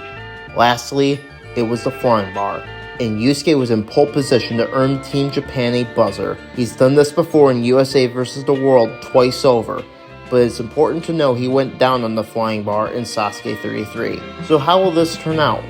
One jump down, looking good.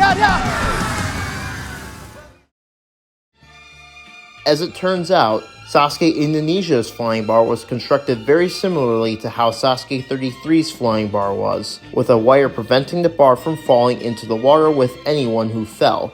This wire was incredibly problematic, and all 9 of the athletes that made it here would fall, and none of the 20 athletes would take on Mount Midoriyama. After Sasuke Indonesia, Yusuke would compete in the 4th iteration of USA vs. the World, and would be selected to Team Asia alongside his fellow Sasuke athlete Tomohiro Kawaguchi, Indonesia's Yasuo Zaluku, and Sasuke Vietnam champion Lee Van Tok. Team Asia would really struggle after Stage 1, netting a grand total of 0 points after 2 4th-place finishes by Tuk and Kawaguchi. Yusuke would be sent out in the first heat of Stage 2, competing against Team Europe's Alexander Mars, Team USA's Sean Bryan, and Team Latin America's Marco Rubes. After shocking fails from both Mars and Bryan, the door was open for Sasuke's newest grand champion to nab a buzzer for Team Asia and give them some desperately needed points to avoid elimination. In his profile piece, he would receive praise from Joe Moravsky and Najee Richardson for his accomplishments and skill. But for now, he was ready to take on this grueling Stage 2 course that had created a bloodbath in the most recent season of American Ninja Warrior. First up was the giant ring swing, and Yusuke would have no issues here, nailing the skyhook maneuver as if he practiced it back in Japan. The crisscross salmon layer would also be no match for the software engineer, as he makes his way up to the wave runner. The obstacle was a big crux during the regular season of American Ninja Warrior, and despite the board tilting frequently, he would use his Superfan pedigree to his advantage and complete the obstacle, guaranteeing Team Asia at least 1 point. Next was the swing surfer, uncharted territory for Yusuke, and it would prove to be costly, coming up short on the jump and falling into the water. Yusuke would net a second place finish after Marco Ruiz wouldn't reach the swing surfer fast enough to beat out Yusuke. Unfortunately for him and Team Asia, they would be eliminated from the competition after Stage 2 with 3 points. Despite the hard loss, Yusuke had to prepare for Sasuke 34, the next competition. 2017 would be a busy year for Yusuke, with Sasuke 34 being the 4th competition he competed in that year, and he was fueled after his failures in the previous 3 competitions, with his performance in Sasuke 33 being disappointing for fans who expected more from the champion. In the previous tournament, it was Drew Dreshel that took home the last man standing honors. Would Yusuke look to reclaim his throne and definitively be called Sasuke's top dog? Stage 1 had no changes other than a 5-second time reduction, but that didn't stop the abundance of clears that happened throughout the tournament. The highlight of these clears was by American representative Jessie Graff, making history as the second woman to clear Stage 1 since Chi Tanabe in Sasuke 2. Her A&W pedigree transferred over beautifully to Sasuke. Even Drew was proven to be the real deal, after he cleared Stage 1 with the fastest time to that point. Yusuke, wearing number 100 for the second tournament in a row, was watching each strategy employed by his fellow athletes running before him. But right before he ran, there was another grand champion who had hit rock bottom. Yuji Urushihara is no doubt an all-time great, but many have wondered if the sport of Sasuke had passed him by after his declining performance in Sasuke 28. He timed out on Stage 2 in Sasuke 29 and 30, and the next 3 tournaments afterwards, he had regressed even further, culminating in a fail on the second obstacle in Sasuke 33, really hurting his confidence. He said that if he failed Stage 1 for the 4th consecutive time, he would retire from competing. Now, standing at the starting line with number 99, Yuji would prep himself for what could be his final run. Both casual and hardcore viewers watched with bated breath to see how their shared question would be answered. Would Yuji be able to rise up to the occasion and clear Stage 1?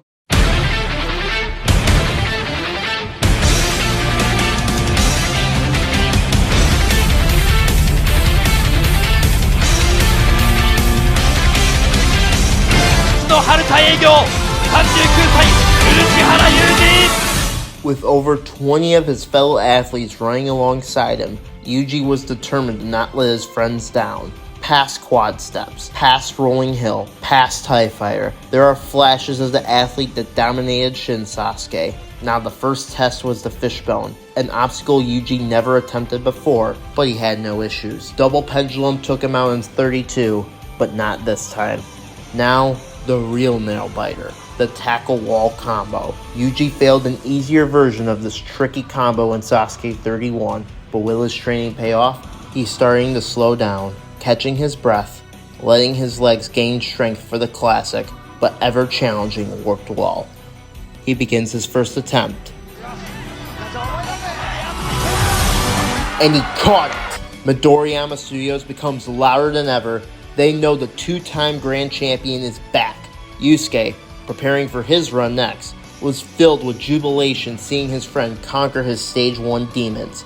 With Ryoichi Sukada leading the charge, Yuji ascends the lumberjack climb, confidence restored, and slams the buzzer with 11.8 seconds left. Retirement would have to wait, as this phoenix has risen from the ashes.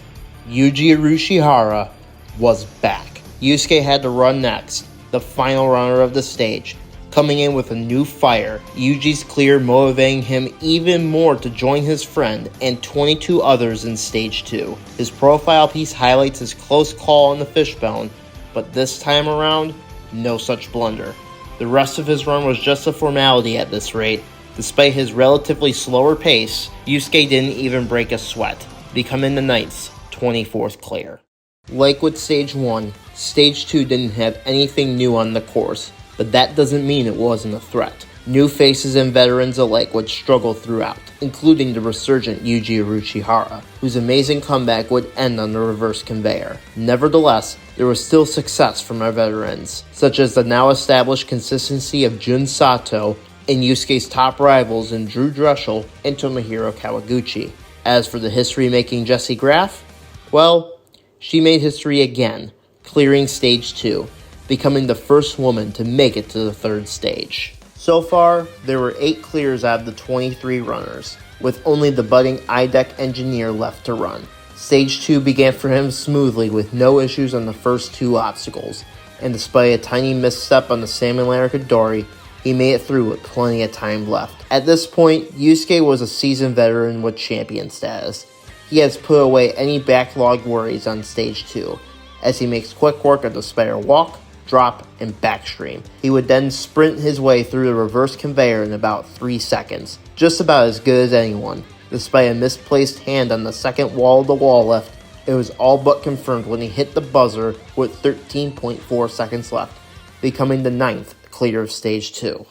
Stage 3 would continue to wreak havoc to anyone who made it that far. Even though the flying bar was fixed from the previous tournament, the Sidewinder would claim 2 athletes and then the stage's crux, only beaten by Drew and Sasuke 32, still stood as the biggest threat to the athletes. Anyone who took on the challenge was quickly dispatched. Hioki, Anastase, Sato, Kawaguchi, even the legendary Jessie Graff would fall victim to this brutal obstacle. Drew couldn't even clear it for the second tournament in a row. 8 down, 1 to go, and the only man it could be, Yusuke Morimoto, ready to begin. He begins, and just like last time, no issues on the drum hopper Kai. Now for the obstacle that has recently given him issues, and well, he made that look easy. On the modified Sidewinder, we started to see an even better athlete than the one who won Sasuke 31. It was time for the crux, which has intimidated all before it. Can the Grand Champion save the day and beat this Forsaken challenge? He starts, and makes a beautiful leap to the second ledge, but the real test was next. The motorized third ledge. Yusuke had never seen this type of challenge before, but with his brain, incredible strength to weight ratio, and unreal grip, he begins to swing, leaps, makes the grab. Yusuke catches the third ledge with no trouble at all, but the journey is far from over. Showcasing his grip and rock climbing background even further, he reaches back into his chalk bag around his waist to chalk up for the next challenge that has remained mostly untouched, leaving some of his fellow athletes like Hioki and Jessie absolutely speechless. But what was this new challenge?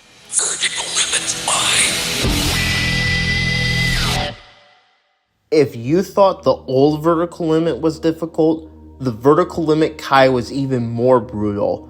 With 3 1-centimeter ledges, athletes would have to traverse the first ledge, make a 30-centimeter grab to the second, and then an evil 60-centimeter grab to the third before reaching the rest bar before the pipe slider. What made this so difficult wasn't just the obstacle itself, but the fact that there was no rest from the ultra-crazy cliffhanger, meaning one would have to go straight from one crux to the next. When Drew took this on in Sasuke 32, he immediately fell after making the transfer. Now, it was Yusuke's turn.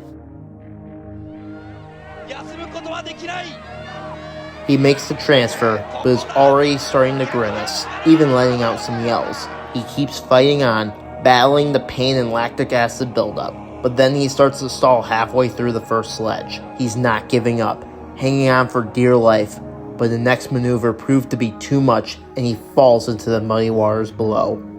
He received the standing ovation for his performance and grit, but this Stage 3 was left undefeated for now. Yusuke knew that in order to best the vertical limit Kai, he had to mold his training to become even stronger to ensure that he can hang on just his fingertips for even longer. It was a new year in 2018, with more Sasuke on the horizon. Yusuke's training was ready to head to the next level, to not just defeat the new Stage 3, but also to end any debate on who was Sasuke's top dog. Sasuke 35 was ready to get underway in the spring of 2018.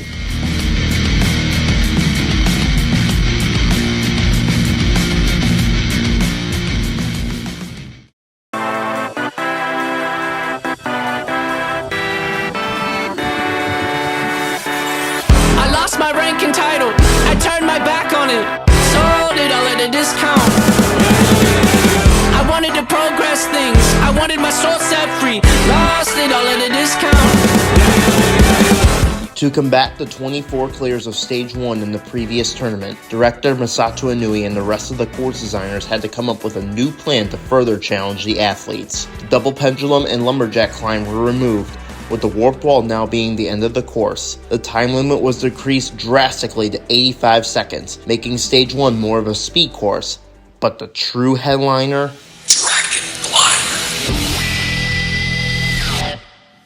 Taking inspiration from the popular A&W obstacle Double Dipper, the Dragon Glider consists of a trampoline jump to 2 tracks that were shaped as dippers, and at the end of the first track, you have to leap to the next before dismounting. It quickly became a huge threat in Stage 1 due to the speed of the obstacle and the quick reflexes needed. Rookies and veterans were dispatched left and right, but it wasn't until run number 60, all-reliable Masashi Hioki would be the breakthrough needed to defeat this tough challenge, along with the rest of the course. Even after Hioki's clear, the course would strike back harder, but it wasn't until number 89 where we'd see our next clear. His name? Keitaro Yamamoto. Now you motherfuckers know what my name means when you hear it in the street. That bitch is fear it cause you weak. When they hit, I make it speak. You ain't never bust a gun, but there's a lot of greasy talking. With the signs behind that son, a lot of easy walking. I bust shit down, got down, kick down, shot down. Ain't trying to talk about what I got now, but I got now. I ain't never sold a brick, I done stuck. After talking too much shit, I done fucked. Get dark for real and I'll push you. By the time of Sasuke 35, Keitaro was no stranger to Sasuke. When he was 13, he earned a spot on another show, Viking, and performed well there. His first Sasuke appearance happened in Sasuke 20, 3 years later, where he'd failed the jumping spider. Sasuke 35 would mark his third time in Stage 2, after making it that far in Sasuke 29 and 34, but was barely shown in the broadcast. Keitaro is known for his incredible grip strength, similar to Yusuke, and in fact, was a member of the Unlimited Cliffers alongside fellow Sasuke veterans Ryo Mitachi and Yujiro Ushihara. Heading into the final 11 runners of Stage 1, we would still see failures from some of Sasuke's most accomplished athletes, even the rejuvenated Yujiro Ushihara. However, there would be more success to follow from Shinsuke Nagasaki, Kenji Darvish, Jun Sato, Drew Dreshel, and Tomohiro Kawaguchi. Now, Yusuke is up to bat. And with the Dragon Glider still posing a massive threat, will he be able to succeed? The first 4 obstacles of this course were a formality for Yusuke, as he conquered each with no troubles at all. But now is the crux of the entire course. With about 39 seconds left, he starts his run-up and makes the leap for the first bar, makes the catch, now for the ride down the track. Can he hang on? Wait, this is Yusuke Morimoto we're talking about. Of course he could clear this. He pumps his fist after dismounting, showcasing his relief that he's now off the brutal obstacle that has taken out so many. The rest of the course, I mean, what else should we expect? Yusuke's a damn champion after all. With 6.9 seconds left, he's the 8th and final clear of Stage 1. Stage 2 didn't have any changes, but that didn't stop the failures of Keitaro Yamamoto, Shinsuke Nagasaki, and Kenji Darvish. Everyone else before Yusuke would all clear. Tomohiro Kawaguchi's run would have a massive scare in the backstream, where he'd involuntarily swallow some water, forcing him to start the obstacle over again, losing a significant amount of time. Kawaguchi would haul ass to the buzzer, completing the course just in time with 0.1 seconds left. Now it was Yusuke's turn, and well... I'm on point like Rondo, more blocks than Matumbo. I'm working out in the morning, my trainer name is Alonzo.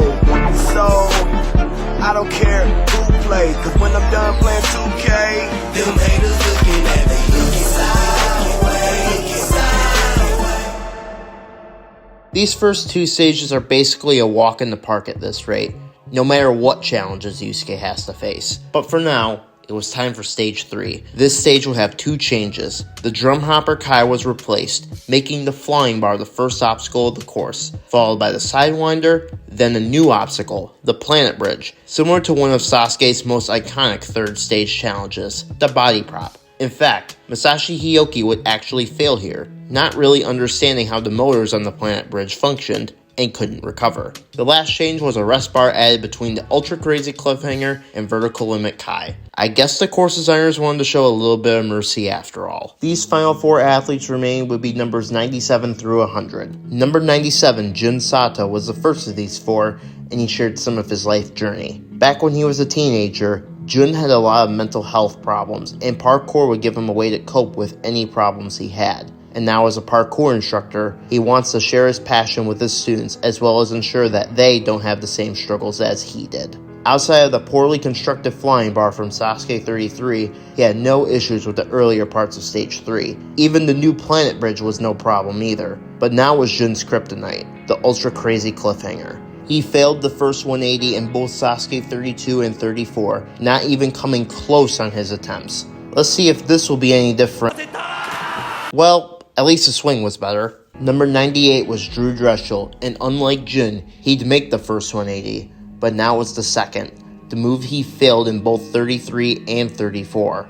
Can Drew replicate his success from Sasuke 32? Yes, he can, and this time has a rest bar so he won't immediately go into the Vertical Limit Kai. He'd start on the new challenge but already appears to be struggling. His moves are very robotic, but when he reached the end of the first ledge, his grip gave way, sending Drew into the muddy water. This would be Drew's last notable run on the course, and for legal reasons, Drew would be gone forever. Number 99 was Tomohiro Kawaguchi, concrete truck driver turned climbing shoe manufacturer. Like with the 2 runs before, Kawaguchi would have no troubles on the first 3 obstacles. Time for the ultra crazy cliffhanger, and he's recently been snake bitten by the obstacle, not having cleared it since his Sasuke 30 breakout. He'd break the streak and make it through, and after a short rest, he begins the vertical limit, and makes it all the way through the first ledge. However, unlike Sasuke 30, there were transfers in this iteration, and Kawaguchi's lack of experience showed as he dropped quickly after reaching over to make the first transfer. After cheering on the 4 runners before him and studying the course, the last runner of the course, hell, the entire tournament, number 100, Yusuke Morimoto.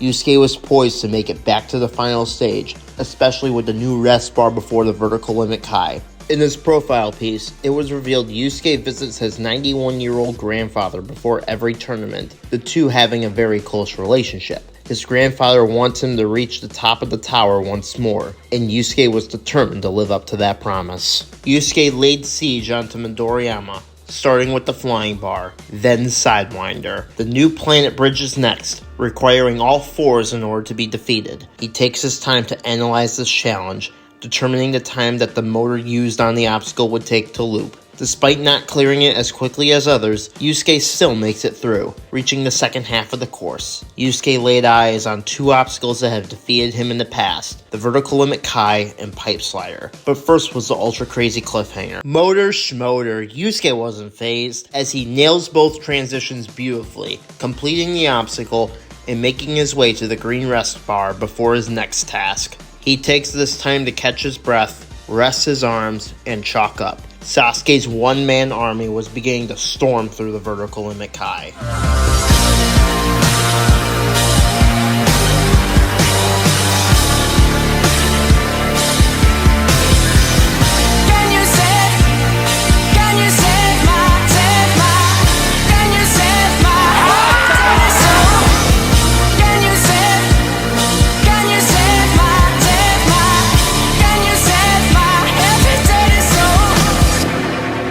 one to go, the pipe slider. He shimmies his way to the end, and with one jump, he would either have to wait to attempt to steal a castle, or be able to join an elite company of athletes to make it to the final stage more than once. He goes for the jump,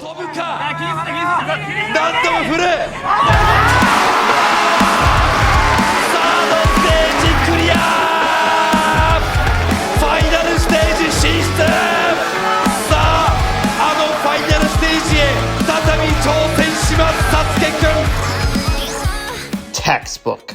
Yusuke makes it back to the final stage, silencing any debate on who Sasuke's top athlete is, with his fellow athletes, friends, and even heroes congratulating him on this achievement. Yusuke stood, ready to fulfill the promise he made to his grandfather. This new final stage would surely be daunting, sharing the spider climb and rope climb from the old tower, but the steel castle stood an intimidating 25 meters tall, and a new obstacle was in between the spider walls and rope. A second stage classic made its way to the final stage and was harder than anything else that was on the tower beforehand. Salmon ladder judo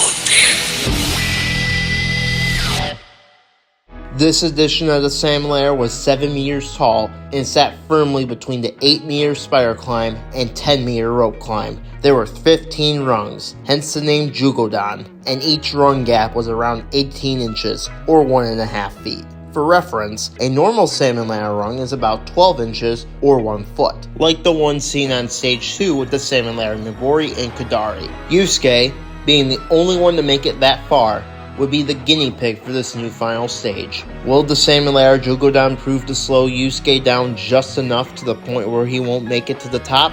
45 seconds on the clock, 25 meters from immortality in Sasuke circles, or will Yusuke fall back down to earth?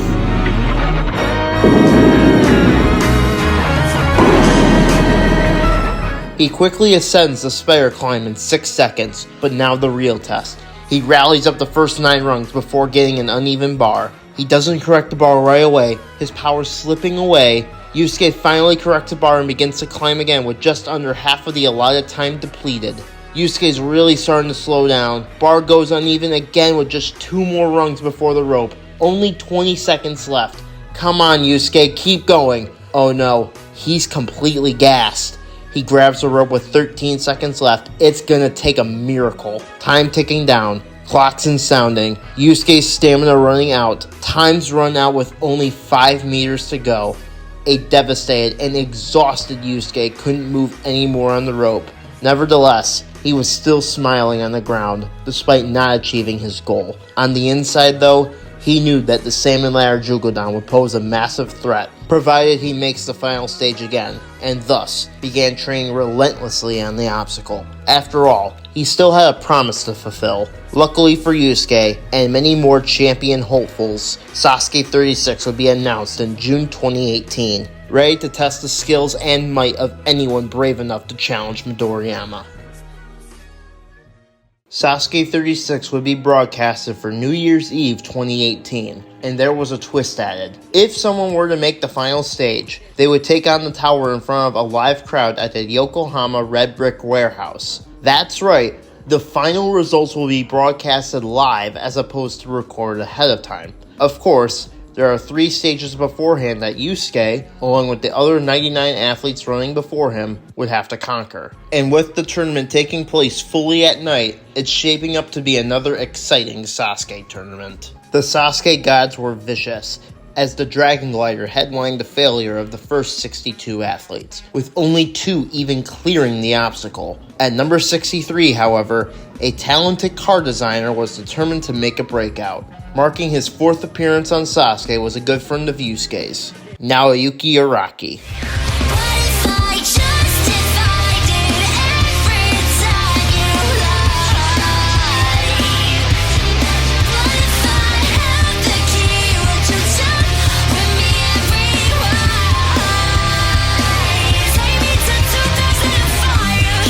He would conquer the Dragon Glider that defeated him last time, but with plenty of time to spare.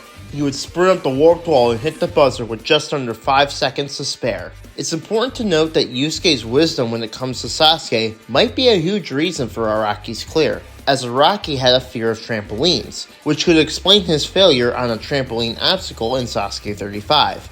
ドラゴングライダーで失敗してしまって、トランポリンが今トラウマになっています。 With the help of Yusuke and many of his friends, he got over his fear, and that hard work paid off with his first career buzzer. Despite more failures to come, more success should be on the horizon with Araki's breakout. One of these success stories starts just 10 runs later, with another one of Yusuke's closest friends, a government worker in the Yamagata prefecture, Tatsuya Tada.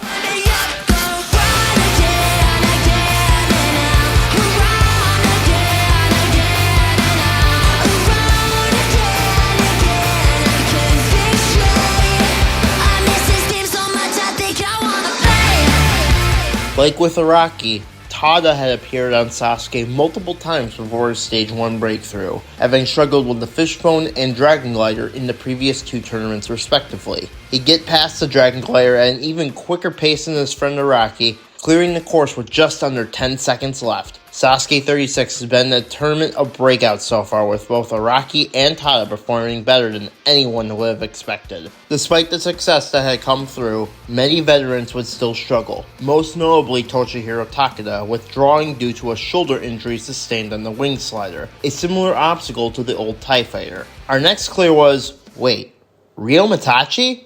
Ever since his near-constant Seiha in Sasuke 30, he's hit rock bottom with continuous failures in the first stage. But not this time. He hit the buzzer with 7.7 seconds left. Ryo Mitachi was back in Stage 2, becoming the Knight's 8th clear. Next was Keitaro Yamamoto, showcasing his ever-underrated speed to be the 2nd clear in a row and becoming one of the Knight's fastest times. Unfortunately, Shunsuke Nagasaki couldn't keep the success going, as he regressed into a failure on the ever-deadly Dragon Glider. The success grew with more clears, putting the list at 14 with only one man left. Number 100, Yusuke Morimoto. Coming off an appearance in the final stage, Yusuke was determined to not just make it back there, but to slay the Steel Castle. After watching 99 runners before him, it was time to put strategy in motion. His run through the first half of the course was so calculated, you'd think he was programmed that way. Even the Dragon Glider had no chance whatsoever. Before you knew it, he hit the buzzer with just under 9 seconds left.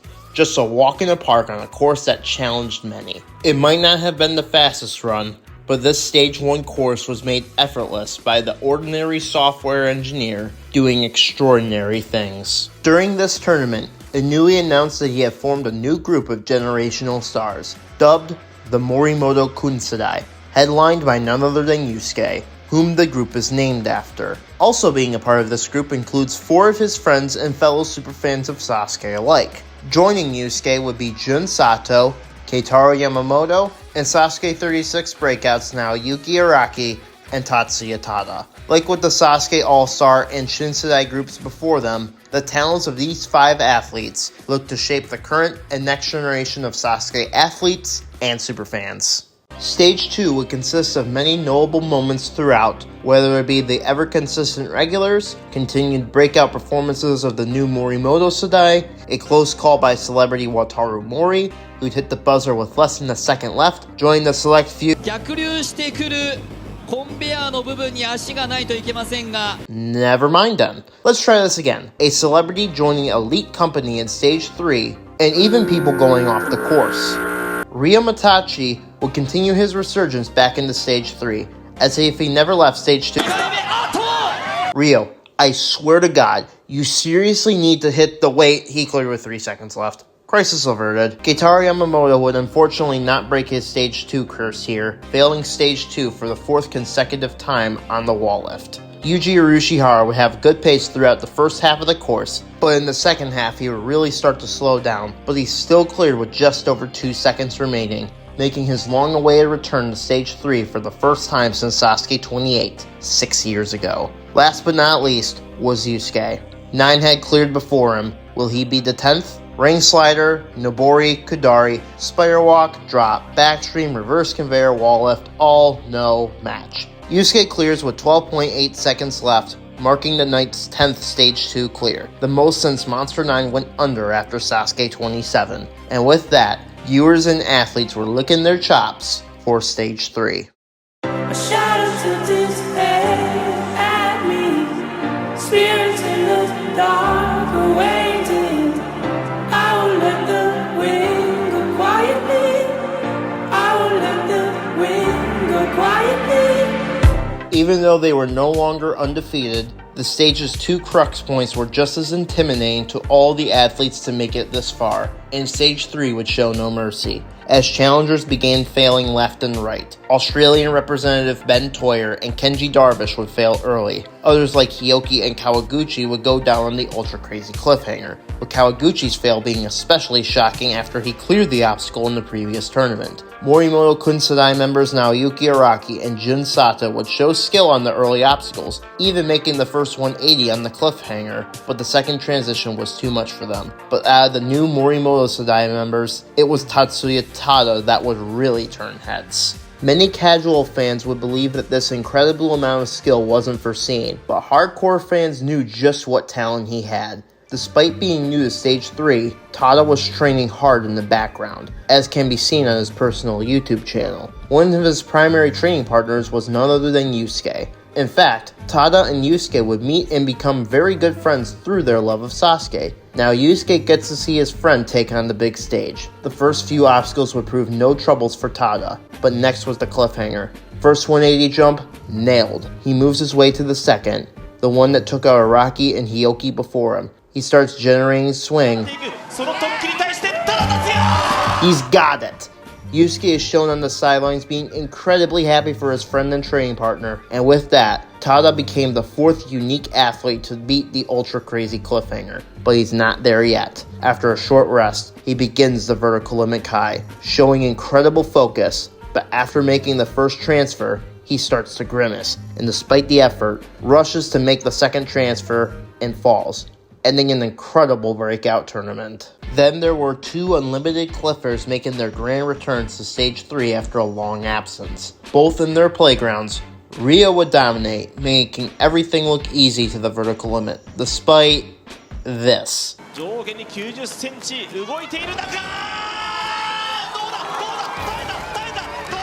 Never change, Ryo. Never change, but it's possible that save was his undoing on the vertical limit Kai. Ryo seemingly underestimated the 60cm gap, and although he still hung on for a bit, it wasn't enough. Ryo's return ended just inches away from the final rest bar. The second of the resurgent unlimited cliffers was Yuji Urushihara. In fact, Sasuke 28, the last time he made it here, was the only time he failed to complete the entire stage. He too would also dominate the first few obstacles, feeling right at home. A 180-degree cliffhanger transfer took him out just 6 years ago, and now this iteration had 2, with the second leading to a moving ledge. Even though he's in his 40s, this dog can learn new tricks, turning back the clock. Yuji had officially made it to the vertical limit. His Sasuke 34 performance walked so this one could run. Now, Yuji has no experience with the vertical limit under the bright lights, and it showed as he made the transition to the second ledge. Even someone who had as incredible grip as Yuji had struggles with this daunting challenge. It became too much to overcome on the second transition, as Yuji would fall after a yell. 9 took on the course, and 9 had failed. Only Yusuke was left, just like the previous 2 tournaments beforehand. He's beat this course before, but can he do it again and be one step closer to fulfilling his promise he made to his grandfather? Flying bar, check. Sidewinder, check. Planet bridge, check. First 180, check. Second 180, check. He looks even better than he did last time, hardly breaking a sweat in the process. Now it was time for the vertical limit Kai, an obstacle that has taken its toll on everyone who took it on, Yusuke included. But on Yusuke's sideline was one of his newest and biggest fans, Makoto Nagano. That's right, Yusuke's childhood hero was leading the cheers alongside fellow Sasuke All-Star Toshihiro Takeda. He starts on the next challenge, and somehow looks even calmer and more focused on the obstacle, only starting to grimace as he makes his way to the third ledge, but fingertip hell was no match for the engineer. Despite clearing this iteration of the third stage and being the defending champion of Sasuke, Yusuke is looking stronger and stronger by the day. The pipe slider was just a formality, marking his second consecutive final stage trip, his third ever, being one of 4 with 3 or more appearances in the final stage.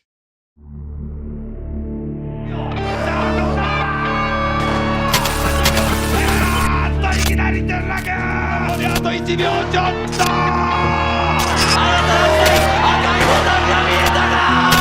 森本裕介頭脳面積の完全制覇サスケくん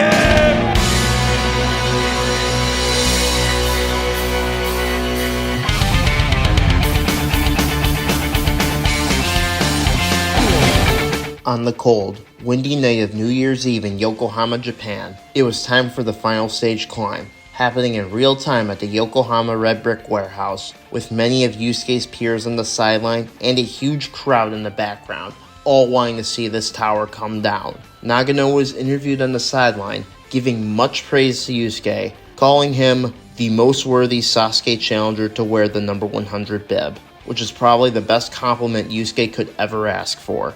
Yusuke knew that this moment wouldn't be possible with just more training. He needed more.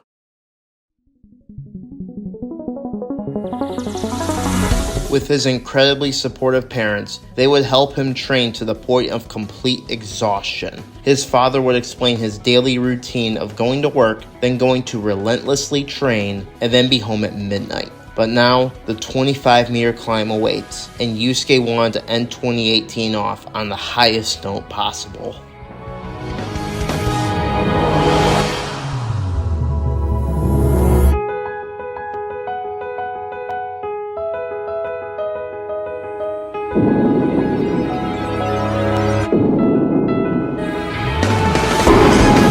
The clock starts, zooming up the spire climb, and despite an early miss on the Samurai Jugodan, he's moving significantly quicker than he did last time.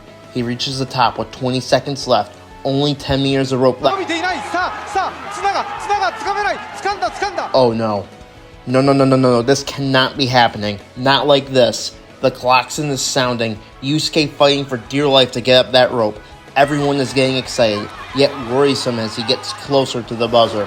The goal is in sight.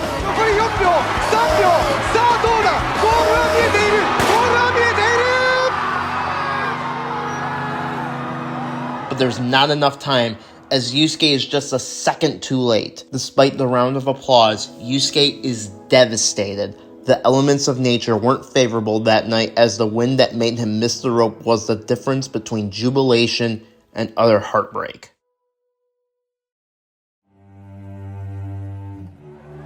1秒いや 0.5 秒あればボタン手にかかっていたことでしょう。結果的には完全制覇できなかったんですけど、もう僕の力を全部出し切りました。 Although Yusuke was happy to take on the challenge yet again, his determination only grew. He knew how close he was, and he was ready to get back to work for the next tournament of Sasuke. However, he would be selected to captain a team of athletes representing Japan in the second iteration of Ninja Warrior Germany's 4-Nation Special. Joining Yusuke would be two of his Morimoto Sedai members, Tatsuya Tada and Jin Sato, along with Masashi Hioki, Tomohiro Kawaguchi, and lastly, Ayano Oshima, who had a breakout run in Sasuke 36 and performed well in the modern era of Kunoichi, an all-women's spin-off to Sasuke. They would face off against teams representing the United States, Germany, and Spain. How would they start off?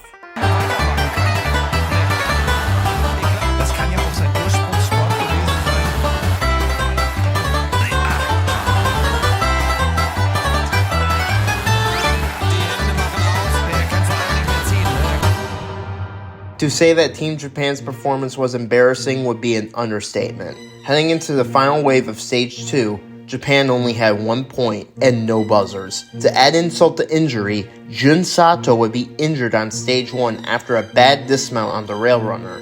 Many obstacles would be completely foreign to the Japanese athletes, such as the aforementioned rail runner, wingnuts, and captain's wheel, and the inexperience would show. By the time Yusuke would run, Team Japan had already been eliminated from the competition, but Yusuke would still run Stage 2 in hopes to get his team some points and bow out on a high note. Yusuke would run first in his wave, followed by Team Spain's Javier Cano, Team Germany's Max Springer, and Team US...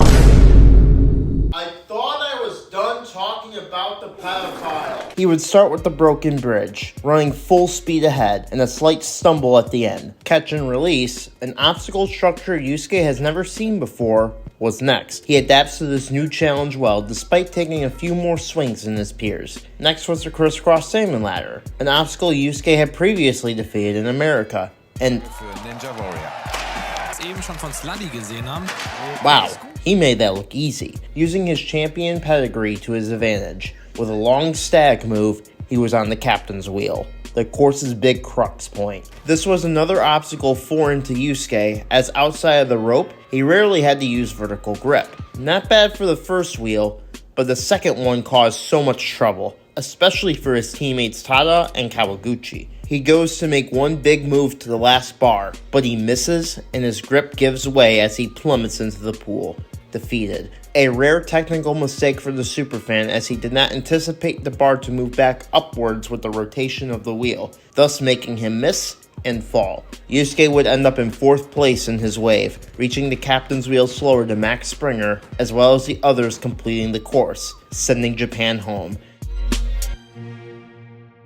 As the remaining 3 talented teams battled it out on stage 3 and in a tower climb-off. Despite the disappointing turn of events, Yusuke knows that he has more training to do to achieve his goal of a second Kanzen Seiha, as his next competition awaits back at Midoriyama Studios for the 37th Tournament of Sasuke.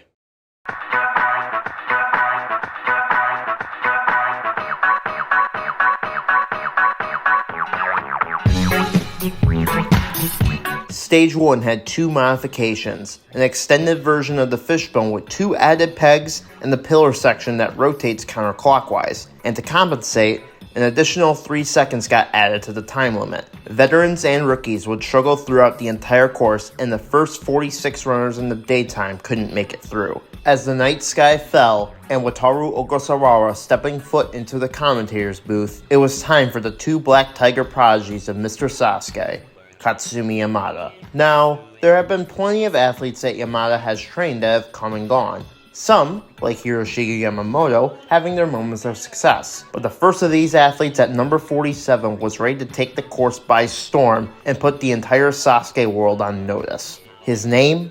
Yoshiyuki Yamamoto. That don't kill me, can only make me stronger. I need you to hurry up now, cause I can't wait much longer. I know I got to be right now, cause I can't get much stronger. Man, I've been waiting all night now, that's how long I've been on you.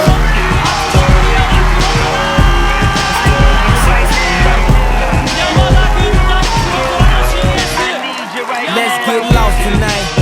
This rookie to the big show proved why he had Yamada's trust. With a careful yet brisk run, Yoshiyuki Yamamoto was the first clear of the night, with the crowd and fellow athletes, including Yusuke, erupting in cheers. Yamada himself would start crying at the sight of his star pupil at the top of the warped wall. Incredibly proud. He would be joined by his fellow Black Tiger Yoshinori Issa after a disappointing fall in the previous tournament. This would mark the first time the Black Tiger group would be perfect on stage 1. And if you thought the success would end here, you were wrong, as Tatsuya Tada would prove that last tournament wasn't a fluke as he hits the buzzer with just under 7 seconds to go, much to the joy of his friends like Yusuke, Jun Sato, and even the returning Jesse Graff. While the tournament continued and more clears would come, failures were still felt throughout by many athletes, with the most shocking of them coming from Morimoto Sudai member Naoyuki Araki, who failed the new section of the fishbone. After more failures from celebrities, longtime veterans, and even foreign talent alike, we would reach the last runners of the stage. There was one thing brewing the later we got into stage 1, and it wasn't necessarily on the course. If you looked in the background, especially on the Dragon Glider, there would be quite a bit of fog building up, along with a wet surface on some obstacles. In fact, the warped wall had 2 heaters blaring on it. Taping even had to be delayed due to bad weather. The fog started making its presence clear with Keitaro Yamamoto. Now, Keitaro hasn't failed stage 1 in years, literally since he was a teenager. See? 20 seconds left and he's already on the wall. He's got this in the... Okay, surely that was a fluke. But the clock seems blaring. Go, Keitaro!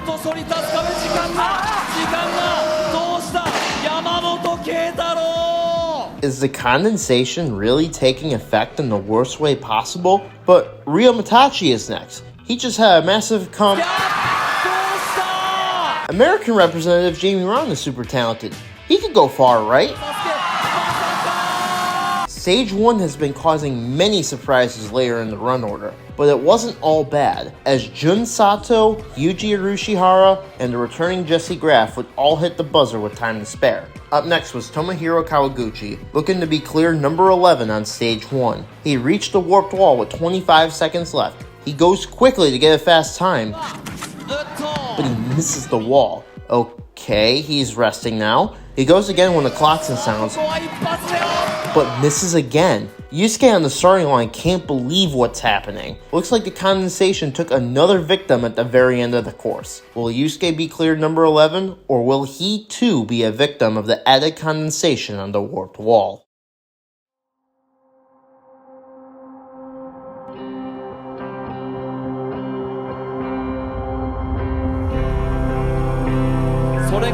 ゼッケン100番に課せられたミッションです。そして赤レンガでのリベンジの挑戦がいよいよ始まります。完全制覇のサスケくん、ゼッケン100番森本裕介28歳が行きます。 This is what you asked for, heavy as the crown, fire in the sunrise, ashes raining down. Try to hold it in, but it keeps bleeding out. This is what you asked for, heavy as love. いよいよそり立つ壁に相対します。さあサスケくんが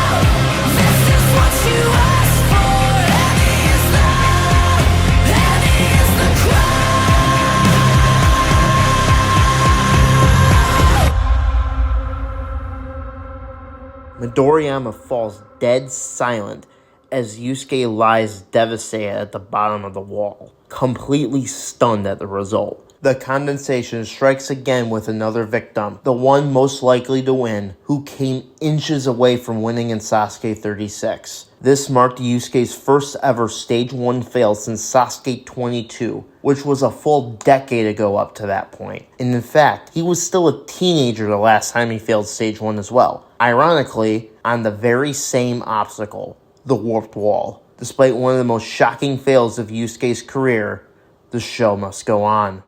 Stage 2 had a new first obstacle in the rolling log, but there was one problem. Earlier rain had made the obstacle not function properly, so the athletes would start with the salmon ladder Nubori and make their way through there. 8 of the 10 athletes would clear, with only actor Koji Saikawa and veteran Yusuke Suzuki falling. Now for Stage 3, there was a new cliffhanger variant, but the motors weren't functioning properly due to the wet conditions, even though the planet bridge worked just fine. The first of these athletes was Breakout Black Tiger Yoshiyuki Yamamoto. Yamamoto had been incredibly dominant in the first 2 stages, even having the fastest time in Stage 2 by a wide margin, and he had a great start to his run on the 3rd stage. Flying Bar, Sidewinder, and Planet Bridge were defeated, marking the best performance of any Black Tiger. And he was a rookie. Now for the course's crux point, the cliffhanger. First jump, cleared, but now was the second jump. He leaps and misses with his left hand, landing into the water, marking the end of his breakout rookie performance. His fellow Black Tiger Yoshinori Isa would also have a strong performance, but he failed the first cliffhanger transition. The next athlete was a breakout star looking to expand on his previous performance, and that was Tatsuya Tada. I do want to rewind a bit to his profile piece from Stage 1, and do you remember what I said earlier? Of course, other young athletes have shown promise on Sasuke before, such as high school student Kota Honma, who is the holder of the youngest Stage 1 clear set in the previous tournament, along with a certain other junior high school student who was cut from the broadcast. He probably won't be important. 山形からやってきたスプリンター山野辺中学2年生多田達也14歳 Yes, that's right. The junior high school student from Sasuke 17 was indeed a 14-year-old Tatsuya Tada, and now he was here, marking his second appearance on Stage 3, determined to earn his invite to the live final stage. With the rest of the Morimoto Sadai, Yusuke included, cheering him on, his confidence grew, and the cheers would only get louder and louder as he advanced. The cliffhanger was next, and well, 2 180s later, and he's made it through, proving once and for all that his Sasuke 36 run was no fluke. The vertical limit Kai was what took him out last time. Can he exact revenge against his brutal crux? He's already looking way better than last time, but the move that sent him into the drink last time was the real test. He lets out a yell as he makes the transfer, but hangs on, but he's gassing. Come on, Tada. He made it. His friends are incredibly proud, still supporting him every step of the way. One obstacle left, the classic pipe slider. He makes his way to the end, hopping the pipe along the track. Once he reaches the end,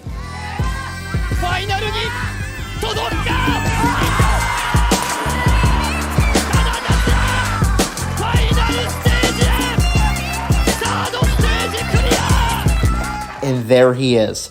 Tatsuya Tada went from a kid with ambition to a finalist. His wife and friends overcome with excitement and jubilation for him. One final climb to Kanzenseiha for Tada, but there are still 5 more runners. There would still be more success to follow, but it would come from an unlikely source. Now, many countries have had representatives in Sasuke before, such as the United States, China, Vietnam, Australia, and Taiwan. But Sasuke 37 was the first time someone from Germany would take on the course. The country had its own ninja show dating back to 2016, but one man would show what the country's ninjas were made of: Rene Cassidy. Rene was making quick work on the course throughout the first few obstacles, but the next is an obstacle where foreign athletes go to die, the cliffhanger. An obstacle Rene has been snake bitten on in his own show. He starts and is moving quickly. He makes the leap across, but now is the second leap. And he got it. In his first ever Sasuke appearance, he's gone where few foreigners have gone before. But now there was an obstacle undefeated by foreign athletes: the vertical limit Kai. He begins and is looking really good, even with the 2 transfers. The circus performer, calm and collected, makes it past the vertical limit Kai. Pipe slider is the final challenge for Rene. He makes small but safe moves throughout, making sure the bar stays on the track. In just one jump... Well, that was easy. Yusuke, Nagano, Tada, and Jun were all in disbelief at his successful dismount. Like with Tada before, Rene would come back for the live final. Next was Jun Sato, and he was ready to finally defeat the cliffhanger. No issues on the first 3 obstacles, with his friends and students cheering him on. First jump, good. Now the moment of truth. No moving ledge this time to throw him off. Come on, Jun.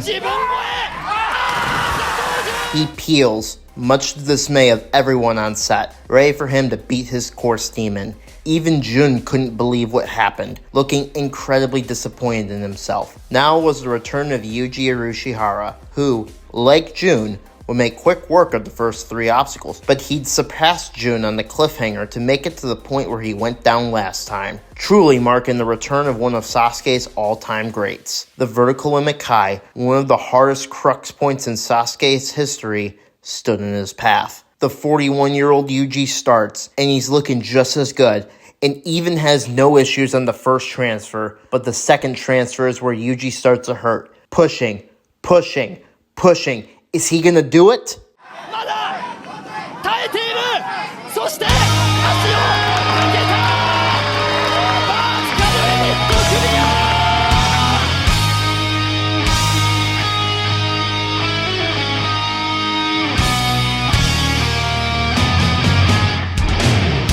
After being dead to rights, Yuji Urushihara, a 41-year-old, has 1 obstacle left to become the 3rd athlete to make it to the final stage and shattering the oldest 3rd stage clear record, held by 39-year-old Yoshiyuki Okiyama in Sasuke 24, a tournament that Yuji won in, ironically. History is about to be...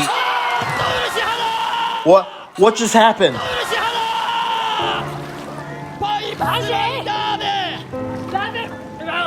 Just one lapse of judgment was all it took for Yuji to be dunked into the muddy water, to everyone's shock, and Yuji was absolutely devastated. Forget his Sasuke 22 timeout or failing the rolling hill in Sasuke 33. This here was Yuji's most heartbreaking fall in Sasuke. Lastly was Jessie Graff, and despite showcasing her signature sidewinder technique, hooking both of her legs around the pillars to further shake out her arms, she would again be a victim of the cliffhanger, thus marking the end of the third stage, but our two finalists will return to the Yokohama Red Brick Warehouse for the live final stage. Yusuke would be one of the guests there, and would support both Tada and Renee. It started with a playback of Yusuke's run from the previous tournament, and a recap of the first three stages. The two men that have made it this far were determined to win in front of the large crowd. As for their results, they would both falter on the Salmon Ladder Jugodan. Tada would stall halfway up the obstacle, and Renee would make it up one rung further, but would derail the bar, ending his run. As for Yusuke, he would be disappointed to not be competing alongside Tada and Renee, and he had to redeem himself quickly. Luckily for him, he'd get his chance at a newer competition held in Taiwan. He was invited in January 2020 to compete in a Sasuke-esque competition held in the Taiwanese ninja gym, the Jimmy Fit Games. Yusuke would not be the only Sasuke athlete to compete, as his fellow Morimoto Kunsadai member, Naoyuki Araki, would also compete. Araki was given the number 99 while Yusuke got his typical 100. Everything started smoothly for the two, beating stage 1 with ease. It wasn't until stage 2 where there'd be some drama. Araki would showcase his Sasuke pedigree and beat stage 2. But as for Yusuke, Yusuke failed the Salmon Ladder? Huh. I guess there is a first time for everything. So yeah, despite being the heavy favorite to win the competition, Yusuke would be a victim of stage 2. As for Araki, he would falter on the floating boards in stage 3. Yusuke would test the final bit of stage 3 along with attempting the final stage twice, the former being recorded. What did Yusuke do? Well, dominate of course. The final stage wasn't recorded, but trusted sources would reveal that Yusuke completed the final stage in 45 seconds on the second of his 2 tries. After 2 disappointing results, Yusuke was pissed and was ready to reclaim the throne of Sasuke's grand champion and would work harder than ever. But there would be one curveball that nearly foiled Yusuke's plan for revenge. During March of 2020, there had been a worldwide pandemic that challenged the way of life for many people, known as COVID-19. Everything went remote for a while, and if someone were to go out, they would wear a mask to prevent the spread of the virus. Japan especially would have strict regulations on what citizens can and can't do. Athletes, fans, and even Tokyo Broadcasting Systems wonder if Sasuke would even happen this year. Thankfully, due to laxer restrictions in Japan over time, Sasuke would happen in time for a fall filming. Even then, some things were different this time around. There would be no big crowd like there usually was for a tournament. Anyone lucky enough to be on set were to wear masks or face shields, with the exception of when they were on the course. Each athlete would have to be COVID tested before they were cleared to compete. Every 5 runs would lead to a deep cleaning by the production staff, even wearing hazmat suits. Foreign athletes would not appear, as per Japan's restrictions on international travel, meaning the returns of athletes like Jessie Graff and Renee Cassidy would have to wait. There would even be a new third obstacle in place of the wing slider to help with COVID protocols, the silk slider. 2 athletes making grand returns highlighted how the tournament was marketed, and they were some of Yusuke's, along with many others, favorite competitors. The first being none other than Mr. Sasuke, Katsumi Yamada, running at number 97, and then at number 98 was the grand return of Makoto Nagano to the starting line. He decided to return for this tournament to lift the spirits of the Japanese public during the pandemic. But how would the tournament fare with all of these conditions? Sometimes you just feel tired, feel weak, and when you feel weak, you feel like you want to just give up.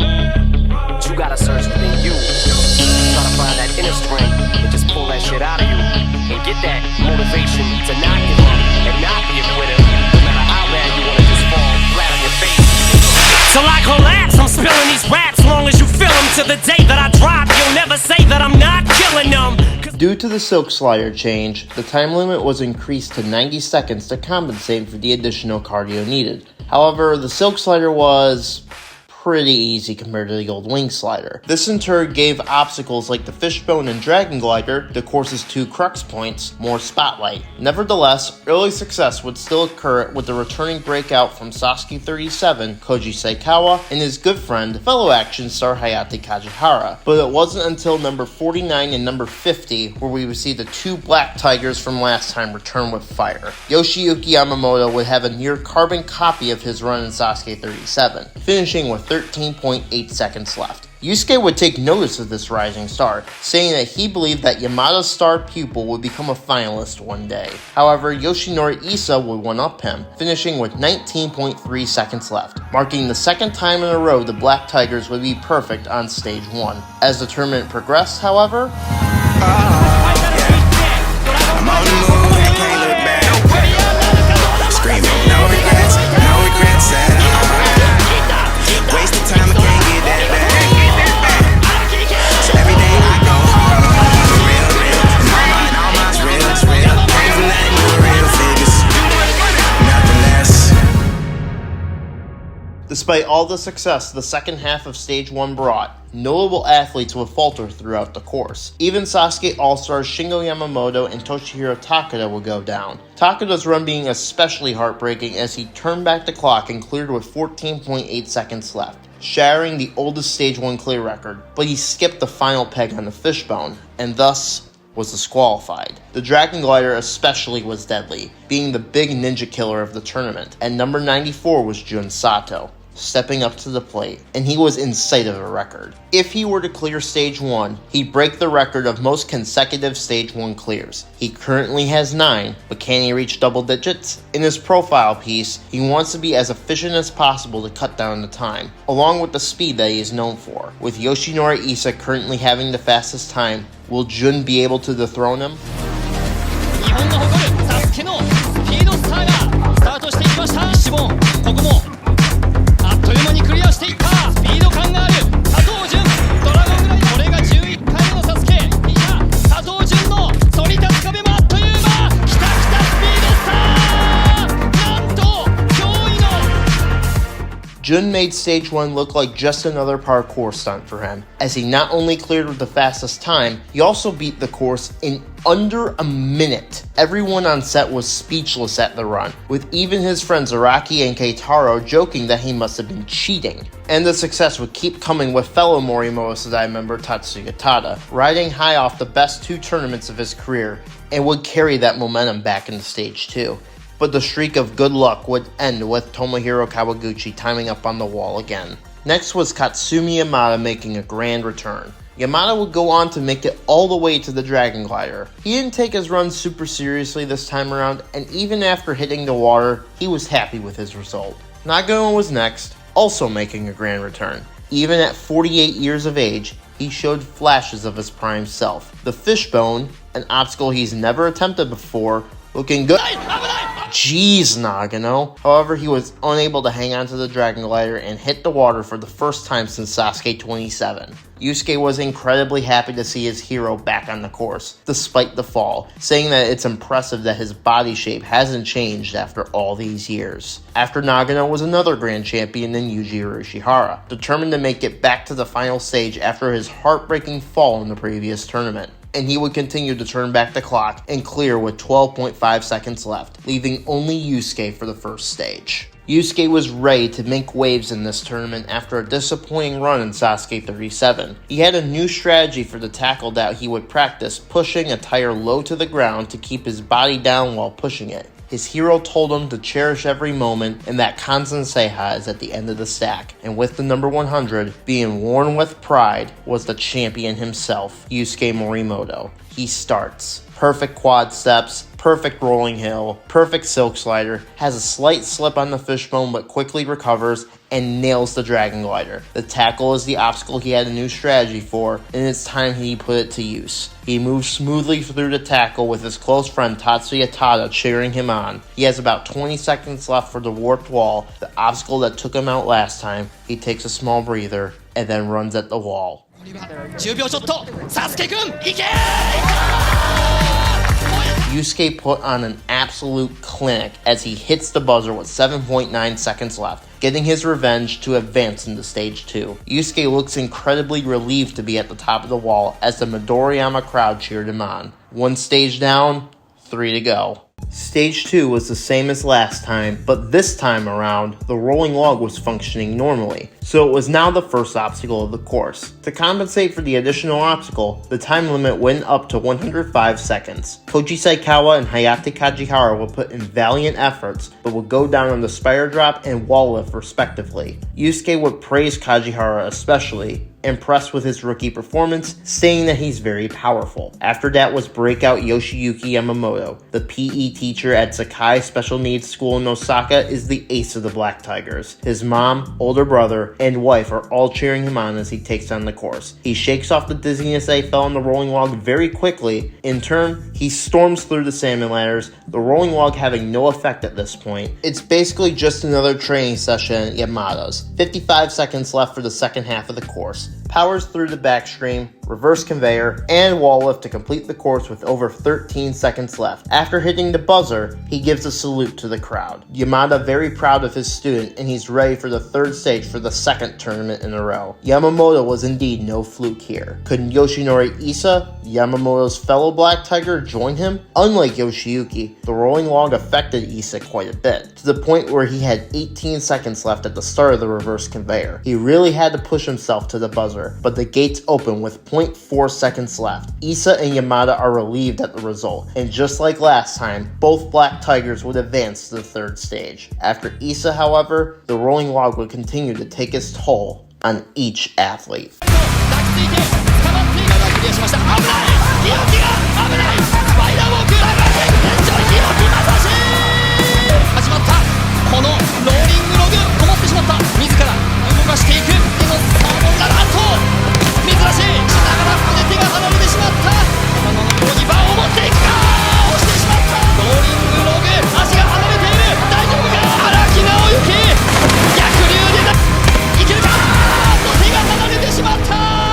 The rolling log, even though it hasn't directly caused any falls, was playing a huge role in each run. Doing a salmon ladder dizzy is very difficult after all. Imagine you're at a playground when you were younger, and tried to do the monkey bars after spinning around on one of those spinny thingies. Yeah, it's like that, but even harder. Many Stage 2 newbies and veterans alike would falter one by one. Even Yusuke's good friend Naoyuki Araki couldn't make it through as his struggles on the rolling log were too much to overcome as he times out on the reverse conveyor. A fellow Morimoto that I remember was up to bat, and that was Keitaro Yamamoto, an athlete who has made Stage 2 4 times in his career but hasn't cracked the code yet. As an unlimited cliffer, he's known for his grip strength.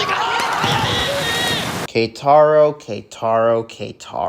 Listen, man, I'm not sure if there's some mental block in this course, but I don't get it. You have endless potential to do well on Sasuke. Your friends, family, and fans want to see you do well. It's your 5th time on this exact course, and you respond like this? You're better than that. When COVID regulations get relaxed even further, get to work on Stage 2 training. Maybe see a sports psychologist if your issue is mental. We're rooting for you to beat this godforsaken course. Stage 2 had stunned the crowd with its brutality, with only the 2 Black Tigers making it through. Next, however, was Speed Demon Jun Sato, who's looking to tie All-Star Toshihiro Takada's record of 7 straight Stage 2 clears. The man, nicknamed the Modern Day Ninja by Shinya Sugiyama, makes it through the rolling log and, oh no, Etubra? He's clearing the obstacles, but he's going much slower than we are used to seeing. Remember, Yoshinori Issa made it to the reverse conveyor with 18 seconds left, while Jun made it with 17 seconds left. Will Jun be able to clutch up? He puts in the afterburners and powers his way through to the night's 3rd Stage 2 clear with just 3.6 seconds left. His good friend Tada ran right after him and delivered a similar result, collapsing at the end of the stage with 5.5 seconds left. Sasuke's ageless wonder and 3rd Grand Champion Yuji Urushihara was ready to run. Like many before him, the rolling log would take its toll on the elder statesman on the course. He would pick up the pace throughout, but he starts to slow down on the backstream. Now in previous tournaments, Yuji had struggles on this very obstacle, even having to be rescued from the tank in Sasuke 29. Yuji had a huge fear of water after a near drowning incident when he was younger. He later overcame this traumatic event with training in high school, but he still considers himself a bad swimmer. He reached a wall lift, an obstacle Yuji's been snake bitten on for years with only 8 seconds left. Not a lot of time, but the adrenaline is really pumping, but it wasn't enough as Yuji collapsed to the ground after hitting the buzzer. But unlike Yoshinori Issa, the gate would not open. Yuji Urashihara would not advance to the third stage despite a heroic effort. He exclaimed after his near miss to his friends and even Yanui's production staff that he wasn't even tired. Hiyoki remarked at his incredible stamina, even in his old age. Nevertheless, only one challenger remained. Number 100, Yusuke Morimoto. Unlike many before him, he had no troubles on the rolling log, but it wasn't until after he dismounts where we saw a glimpse into the true genius of the superfan turned champion. He crawled to the salmon lair, negating any sort of dizziness. Staying low to the ground keeps his center of gravity in check as opposed to all over the place with many of the other athletes. Here is where Yusuke became possessed, just like his hero Nagano before him. Pure focus throughout the spider walk, drop, backstream, reverse conveyor, and he takes a light jog through the wall lift, beating the clocks in with 11.2 seconds left on the clock.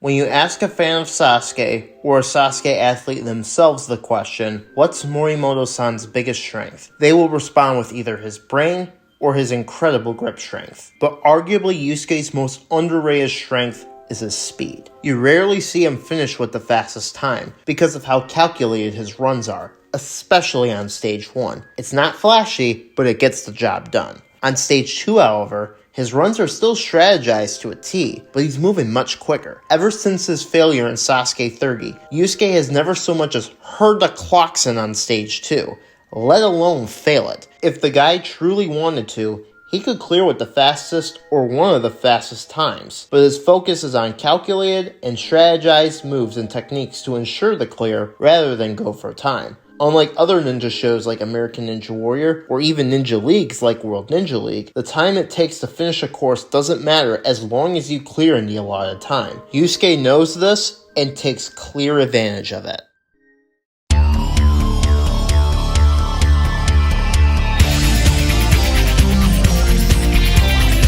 With 5 clears in Stage 2, Stage 3 is shaping up to be a serious wake-up call to all who made it this far. The course mostly stayed the same, but with one twist. Remember how I said that there was a new cliffhanger variant in the previous tournament, but the motors weren't working? Well, now they are, even though it's still raining in Stage 3. And we were blessed with...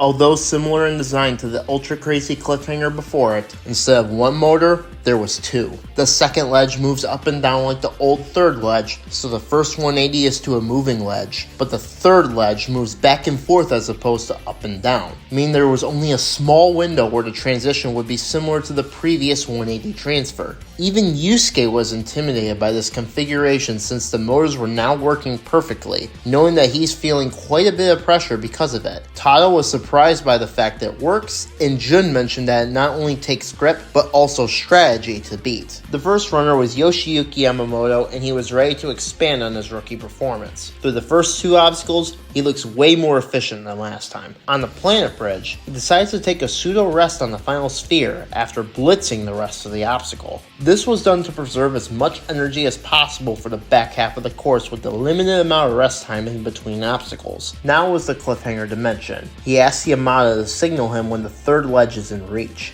Yoshiyuki would be the guinea pig for the moving dimension. He starts and moves quickly. 2 swings and he nails the first transition. He's moving so fast and got his timing down. Just one more jump to go. 2 swings. Caught. First attempt. First clear for Yoshi. What? What just happened? He had it. Nobody can believe what happened. How did he slip off the ledge? Yoshiyuki is absolutely devastated when being interviewed. even breaking down. Yamada himself apologized for not training him properly for the competition, taking blame for his failure. Upon closer inspection, the third ledge appears to be wet for some reason. Could it be from a blind spot in the awnings covering the course, or an oversight from the sanitation team? Either way, this looks like Yoshiyuki was robbed, and to add insult to injury, he wasn't given a rerun. After Yoshinori Issa went down on the flying bar, it was Jun Sato's turn, and he has been snake-bitten on the third stage. Jun describes himself as a perfectionist and wants to be as perfect as possible. He'd have no issues until the cliffhanger. He gets advice from both Yamada and Yoshiyuki on the timing, but Jun just doesn't understand the timing at all. He starts and makes the transition to the moving ledge, but it's shown that Jun mistimed his approach. He dead hangs waiting for the ledge to come closer, but he starts his swings too late and there was no way he had the grip to hang on. 3 down, 2 to go. The finalist from the previous tournament, Tatsuya Tada, is making his third consecutive appearance in the third stage. Like Yusuke, he has the same goal of achieving Kanzen Seiha. 98 athletes have faded throughout the tournament, but Japan's 2 best Sasuke athletes are still alive and happen to be the best of friends. Tada made quick work of the first 3 obstacles like Yamamoto and Sato before him, but now was the undefeated moving cliffhanger dimension. He'd make it to the second transition. 1 swing, 2 swings, leaps. Tada peels off the ledge, landing into the muddy water head first. Yusuke, running next, was devastated that his close friend went down on the most daunting version of the cliffhanger yet. Feeling the pressure building, Yusuke comments that the cliffhanger dimension is too brutal and the hardest obstacle in the world.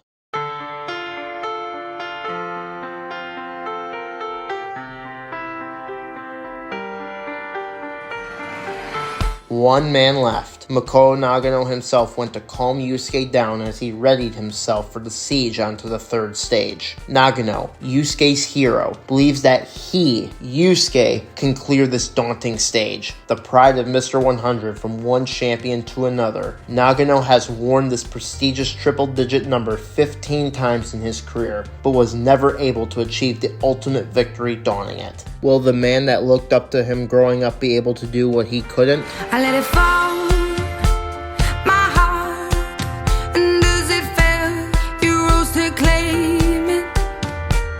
It was dark, and I was over, until you kissed my lips, and you saved me. 3 obstacles down, 3 to go. The hardest of them was next, the undefeated cliffhanger dimension. At 29 years old, this was the age Nagano started competing at, and Yusuke has had a fantastic career thus far. He studies the obstacle he deems the hardest in the world, finds the timing, and commits. First jump, good. His timing is looking very good, but how is his grip? Continues to analyze the obstacle, but now it's time to commit to the second 180.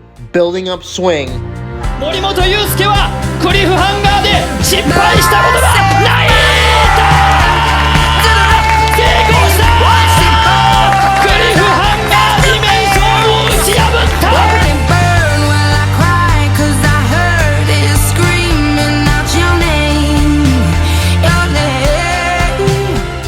Undefeated no longer. I mean, who else could it be? The legend continues into this tournament with the roars from Yusuke's friends, the spirit of Nagano, and his will and determination. The cliffhanger dimension was conquered. 2 obstacles left, starting with the vertical limit Kai, an obstacle Yusuke has defeated twice before. Midoriyama magic was in the air as he starts the obstacle. He's moving very fast, not even breaking a sweat. This is a man who, when he took part in the Kensei challenge to build up hype for the broadcast, did 45 pull-ups on vertical limit ledges. You think 3 measly ledges are going to stop Japan's finest software engineer? Didn't think so. Only 1 obstacle left, the pipe slider, and I think we all know what happens here. Sasuke-kun はファイナルに届くのかいけ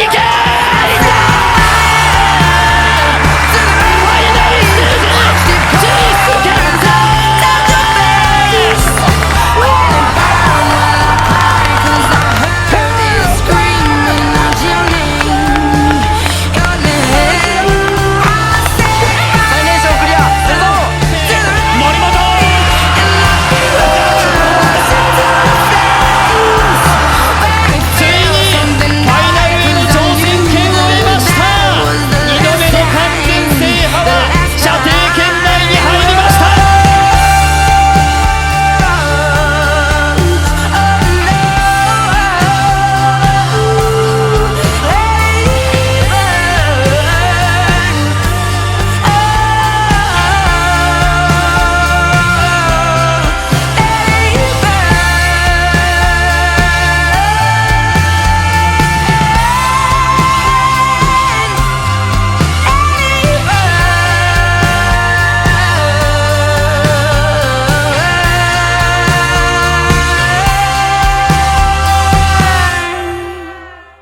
Yusuke Morimoto has done it. For the 4th time, he's advanced to the final stage. With just 25 meters away from greatness, the climb awaits.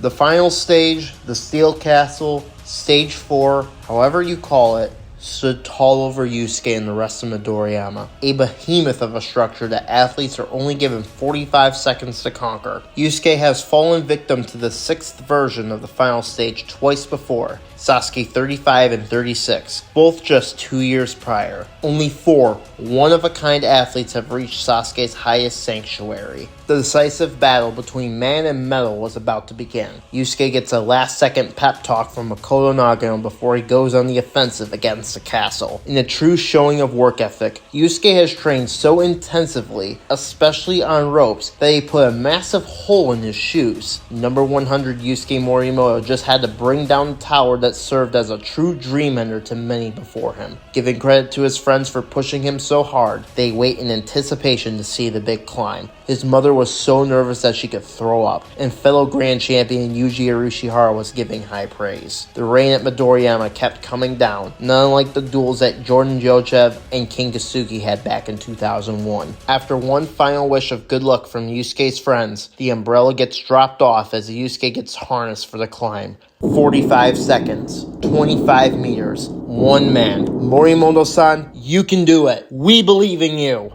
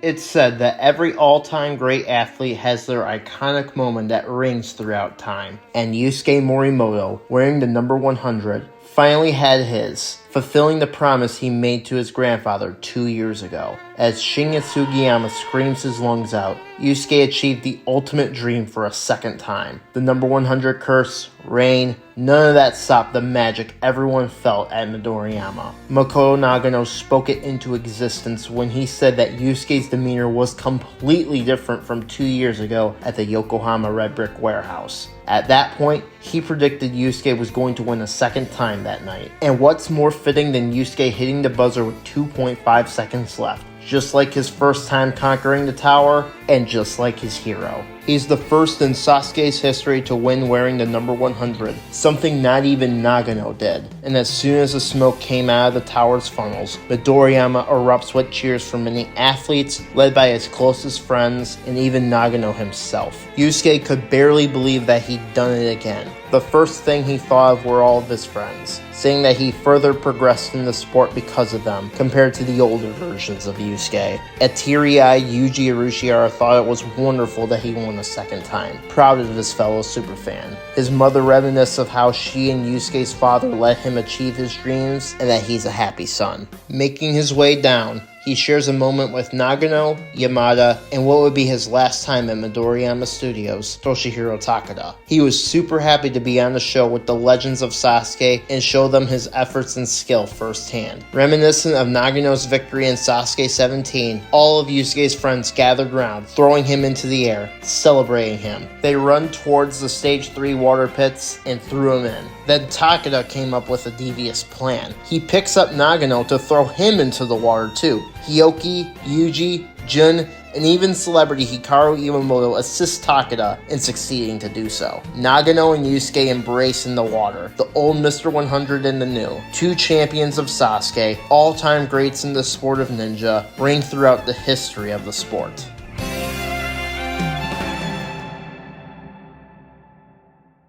In a year full of heartbreak, new normals, and tribulations, there was some good to come out of the year that COVID-19 hit the scenes. One of those, of course, being Yusuke's second Kanzen Seiha, a monumental moment for him and all of his friends. But the story does not end there. Sasuke will return for 2021, and although some COVID-19 restrictions still remained, such as no foreign athletes for the second tournament in a row, Sasuke 39 would begin filming towards Halloween 2021, and as for Yusuke, a second Kanzen Seiha wasn't enough for him. He wanted to reach the top of the tower for a third time. He would train even more for the next tournament to defend his champion status.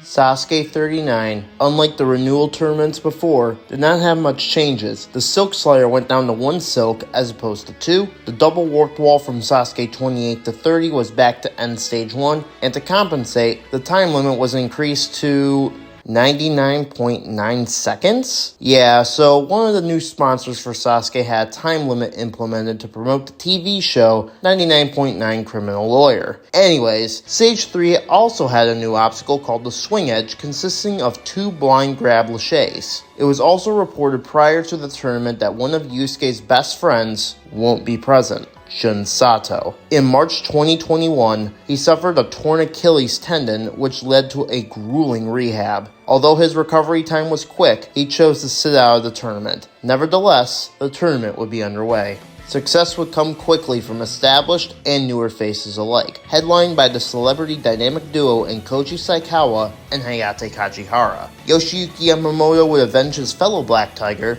Suichiro Kawachi, after a fall on the Dragon Glider. We saw a new version of the third-time athlete, where he became faster, stronger, and more confident in his run. He took more risks as well, such as on the Fishbone, taking a faster but more dangerous path through the Pillar Maze. He'd hit the buzzer with 27.1 seconds left, just faster than Kajihara's 26.6 seconds. Success on the course would start to slow down around this time, but there were 4 more clears by the ever-reliable Masashi Hioki, now former Black Tiger Yoshinori Isa, veteran Yusuke Suzuki, and breakout sophomore from Naoki Iketani's Samurai Rock Orchestra group, Tomohiro Muto. But it wasn't until Ayano Oshima's time up on the double warped wall that something sinister was on the horizon.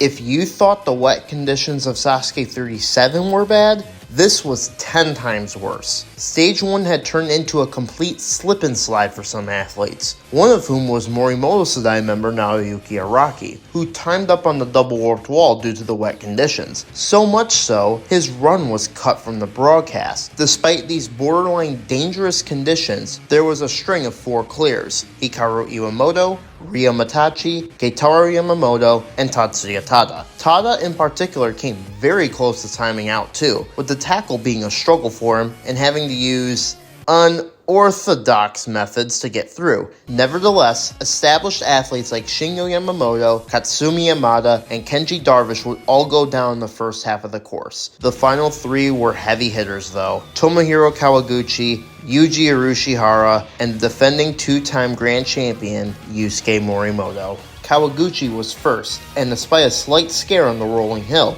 he would make it to the second wall. Taking his breath, he goes for the attempt and slips, nearly landing on his left leg. His next attempt was in vain. Kawaguchi times up once again, but the conditions start to get worse as Yuji Urushihara steps to the start line. Yuji would step on the gas and make it to the tackle with over 50 seconds left. Oh no, he's slowing down. He's barely pushing the thing. His shoes have no traction on the wet surface. He makes it through, but now he's having trouble pulling himself up the first wall. Not again. Please not again. No traction. No clean run up. Time expires. That's 2 in a row now. Come on, Yusuke. It's all up to you. Please, be the one to defeat Mother Nature as her punishment gets even more brutal.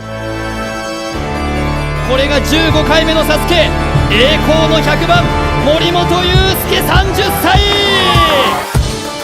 Despite being a 2-time grand champion, Yusuke is going to be tested on this very run. How will he adapt on the fly due to the rain that keeps pouring down? Starting with the quadriceps. That's weird. An unusually sloppy quadriceps from Yusuke. No, that's gotta be a fluke. There's no way. This is not looking good at all. Phew.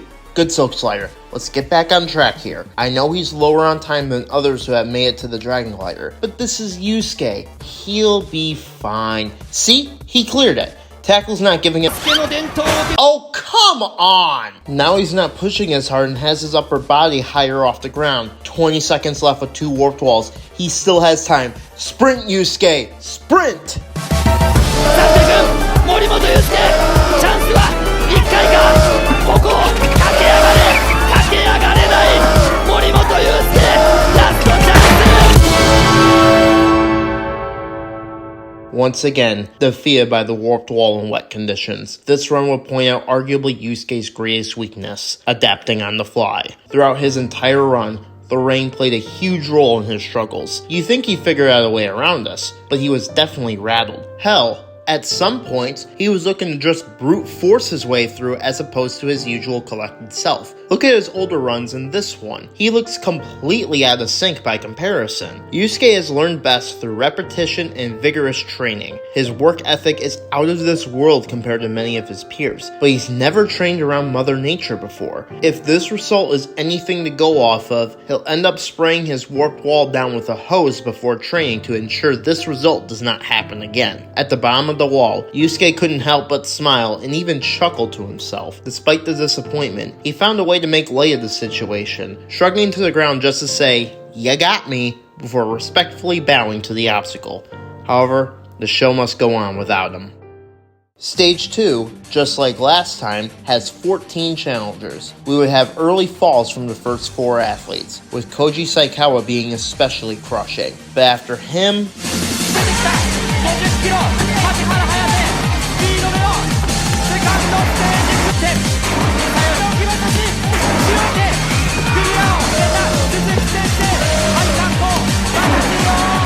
With the exception of Hikaru Iwamoto, everyone that ran from Hayate Kajihara to Ryo Matachi had cleared the course. Some, like Kajihara and Yoshiyuki, would blitz their way to finishing with over 20 seconds left. But next we had another athlete waiting to break a curse on this stage.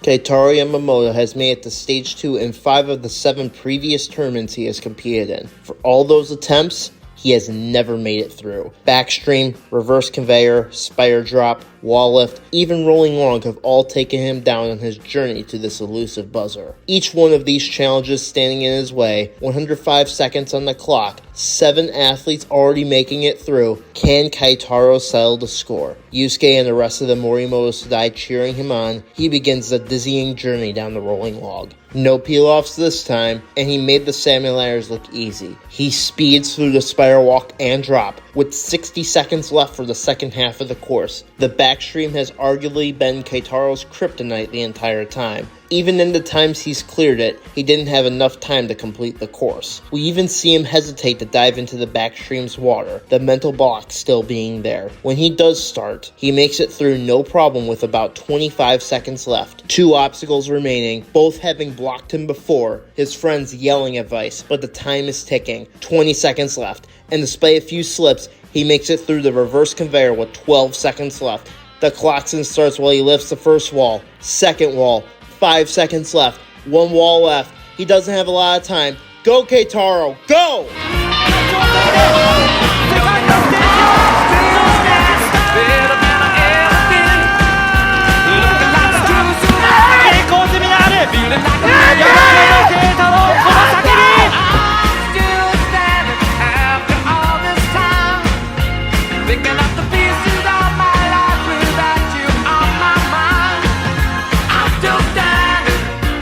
All of Keitaro's friends are so excited for him, Keitaro himself falling over in relief as he finally beats the Stage 2 demons, advancing to Stage 3 for the first time. Hardcore fans were really excited due to his unlimited Clipper status, and with Yuji and Ryo's track records on Stage 3, it's implied that this is Keitaro's coming out party. And then right after, his fellow Morimoto Sudai member Tatsuya Tada would also clear, marking 9 athletes for Stage 3. Stage 3 had 2 changes. The first and third pillars of the Sidewinder now rotate, meaning you have to time your jumps. The second change was the aforementioned new obstacle in place of the planet bridge, the swing edge, taking heavy inspiration from American Ninja Warrior's falling shelves. The big selling point were 2 blind grabs that challenged the athletes further. The first half of Stage 3 would be ruthless with 5 falling before the cliffhanger, with the most shocking being Yoshiyuki Yamamoto landing face first on the new swing edge. Only 2 so far would make it to the cliffhanger, only to be quickly dispatched. Only 2 athletes left, Keitaro Yamamoto and Tatsuya Tada. Keitaro, making his debut in Stage 3, had high hopes to do well, and was off to a good start. His strengths are blooming out on the flying bar and through the Sidewinder so far. He may be looking at a new final. Well then, last was Tada, being called the Flying Star by Shinya Sugiyama. He clears the first 2 obstacles quickly, but now the first test. He swings and makes the first grab, and then the second. One of 3 to beat the swing edge this tournament. The cliffhanger dimension was where he went down last time, and he made the first transition that Kajihara and Hioki couldn't. Last time, he peeled off the second ledge. Not this time. 2 obstacles to go for the former finalist. His Morimoto Sudai friends focused on every move. He's moving smoothly through the vertical limit, but after the second transition, he starts to slow down, his grip giving way, and then he falls. Tournament over. His friends are devastated, his wife and daughter are upset, and Tada is very emotional. His friends rush over to comfort him after the fall. Sasuke 39 was a wild tournament, but the year 2022 was upon the athletes, everyone a year older, and this next tournament was a special one. Not only was it the 40th tournament of Sasuke, 2022 was the 25th year that Sasuke has been on the air, and fans were excited to celebrate. As for Yusuke, he was once again ready to train as hard as he could, pissed that his tournament ended as quickly as it did. Sasuke 40 was shaping up to be one of the most eventful in all of Sasuke's history. What the fuck though? Where the love go? 5, 4, 3, 2, I let one go. Wow, get the fuck though. I don't bluff, bro. Aiming at your head like a buffalo. You a roughneck. Yusuke would be given the coveted and prestigious number 4000 for the new tournament, this time with no controversy from fans. Like with any other anniversary tournament, many former stars would come back to compete. Sasuke 24 finalist Koji Hashimoto, Naoki Iketani, and Sasuke 1 through 3 finalists Akira Omori would all come back for the monumental occasion. However, the 2 big headliners come at numbers 3991 and 3997. Wearing the number 3991, making his grand return after a 21-year absence, was Kane Kasugi. Kane's acting career really took off after his appearances in Sasuke and Sportsman number 1, so he couldn't make time for the shows anymore. Now, after 3 months of rigorous training, he was back. As for number 3997, Sasuke's first champion was coming back for the first time since Sasuke 28, Kazuhiko Akiyama, meaning the final 4 runners are the 4 grand champions. Akiyama, Nagano, Yuji, and Yusuke rounding out the roster. With a course identical to Sasuke 39, how would the athletes do?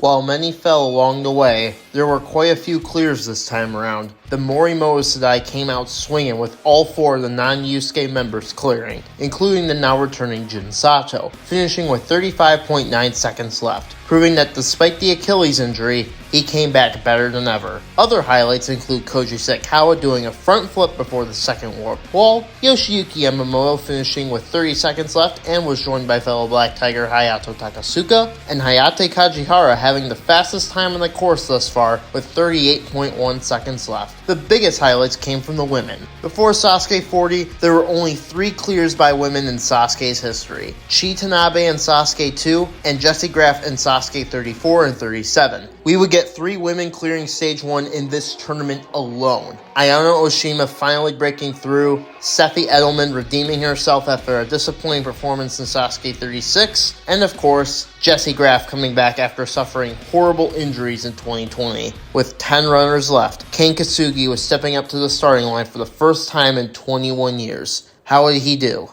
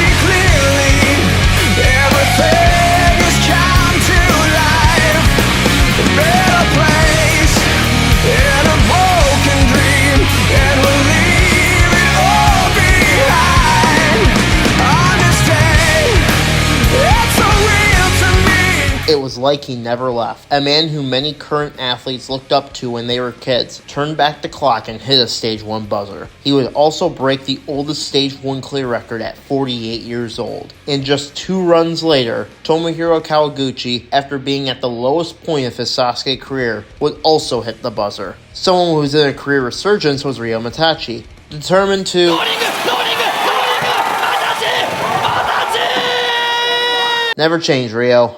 Never change. But next was Sasuke All-Star Shingo Yamamoto, who was ready for his 40th run in Sasuke. Remember how I said Ken Kasugi now holds the oldest Stage 1 clear record? Well, he held the record for only 4 runs. Shingo Yamamoto, only a few months older than Kane, would turn back the clock to defeat each obstacle, clearing with only 2.2 seconds left to the cheers of Midoriyama. A Sasuke hero had done it. After Katsumi Yamada's fail on the fishbone, we had all 4 grand champions left. Akiyama was first, and despite his worsening eye condition, he'd performed well, even clearing the fishbone, but the Dragon Glider was too much. Nagano came back once again and would make it back to the Dragon Glider, this time clearing it, but he was low on time, his stamina troubles would rear their ugly heads and would time up once he reaches the second wall. Next was Yuji, and unlike the previous 2 champions, would clear the course with 11.1 seconds left, getting his revenge from last time. Only 1 champion remained, number 4000, Yusuke Morimoto.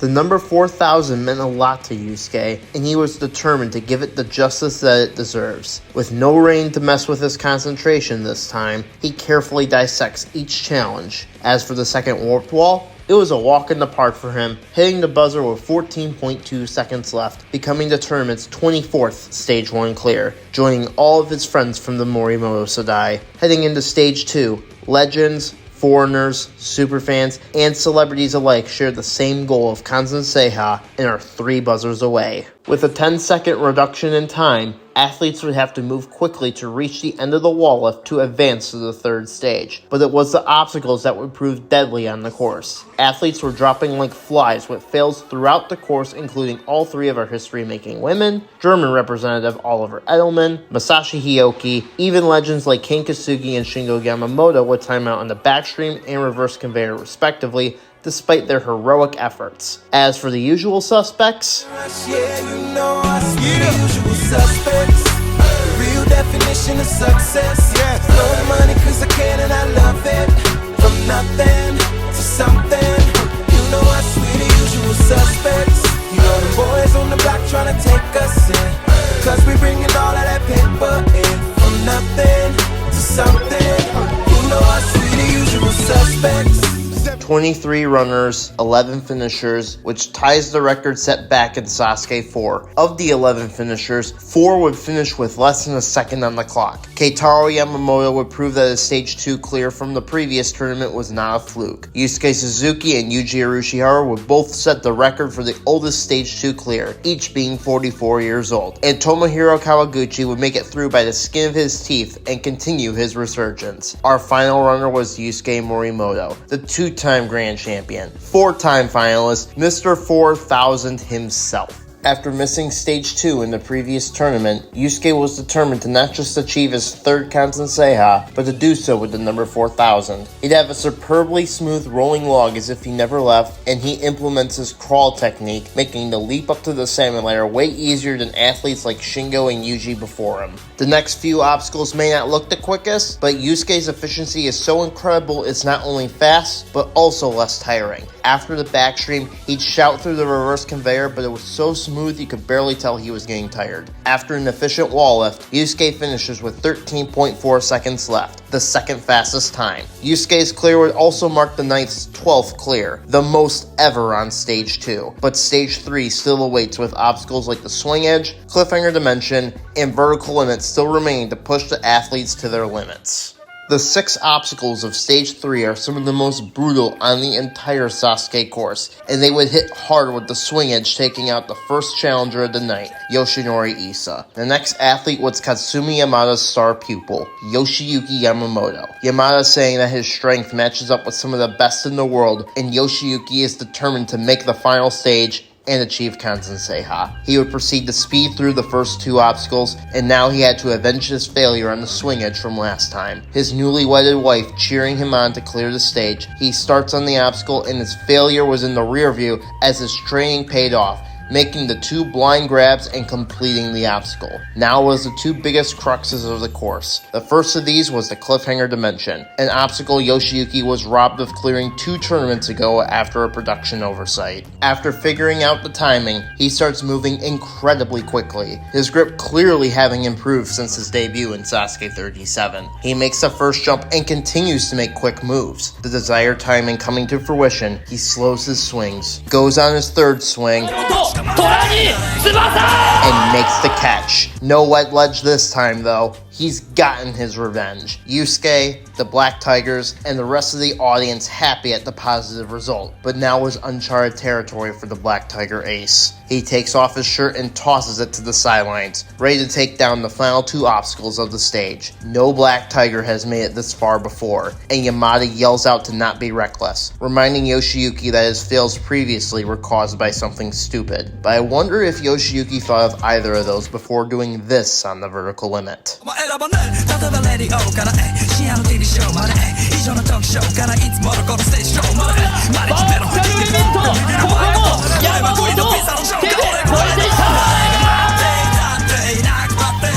Not only did he clear, he dominated it, giving a fist pump to his friends on the sideline at the green rest bar. Only the pipe slider remains. And I want you guys to remember what Yusuke predicted for the sensational athlete turned friend. Yusuke would take notice of this rising star, saying that he believed that Yamada's star pupil would become a finalist one day. 闇夜に山田一人ぼっち引き継ぐか呪縛を閉じ I gave my blood, sweat, tears. You couldn't have known what I did for this. You couldn't have known.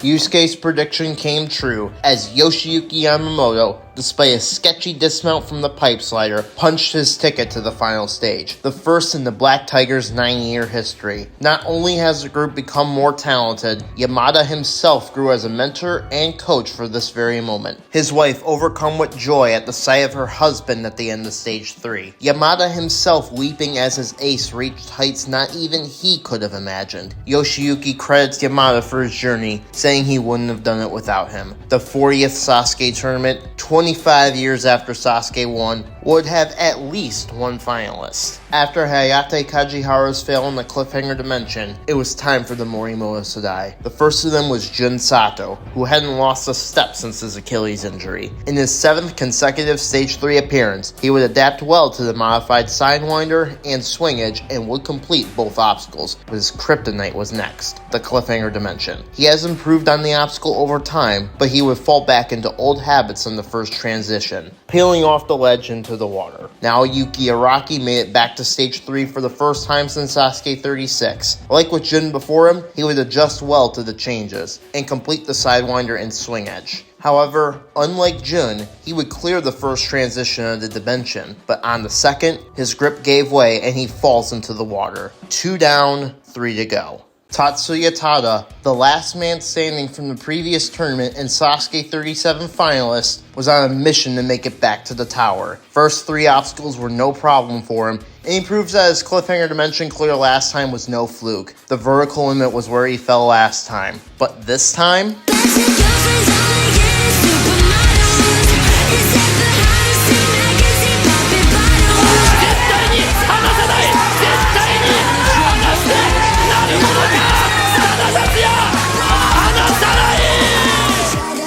He looked way better than last time, and despite a grimace at the end, he wraps his legs around the green bar. One obstacle remains, the classic pipe slider. He hops the bar along to the end with no problem.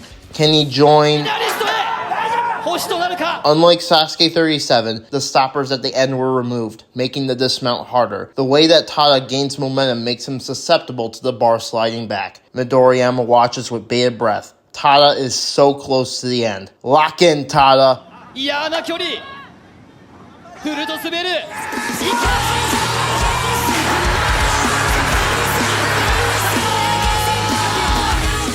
That was close, but nevertheless, Tada enters into some elite company with that leap, becoming the 7th athlete to make the final stage more than once. He would join Yoshiyuki Yamamoto in the final stage, as Tada's wife and daughter were emotional at the result. Now the question is, will either of the remaining Morimoto Sudai members join him? And even though Tada made his 2nd final stage appearance, Keitaro Yamamoto was looking to make his first. Out of all the Morimoto Sudai members, the one many athletes considered the strongest was Keitaro Yamamoto, even by Yusuke Morimoto himself. Last time, Keitaro made his debut on the 3rd stage, but ended in disappointing fashion on the Sidewinder. But this time he would exact revenge and make it through. On the Swing Edge, he'd also make it through, collapsing over, despite cheers from his friends and his wife. Now, if there's one thing Keitaro is known for, it's his insane grip strength. Being a rock climber with 20 years of experience will do that to you, but the crux points have proven deadly to even the strongest. Nevertheless, these 2 obstacles were the ones Keitaro wanted to try on the big stage the most. Time to show out, Keitaro.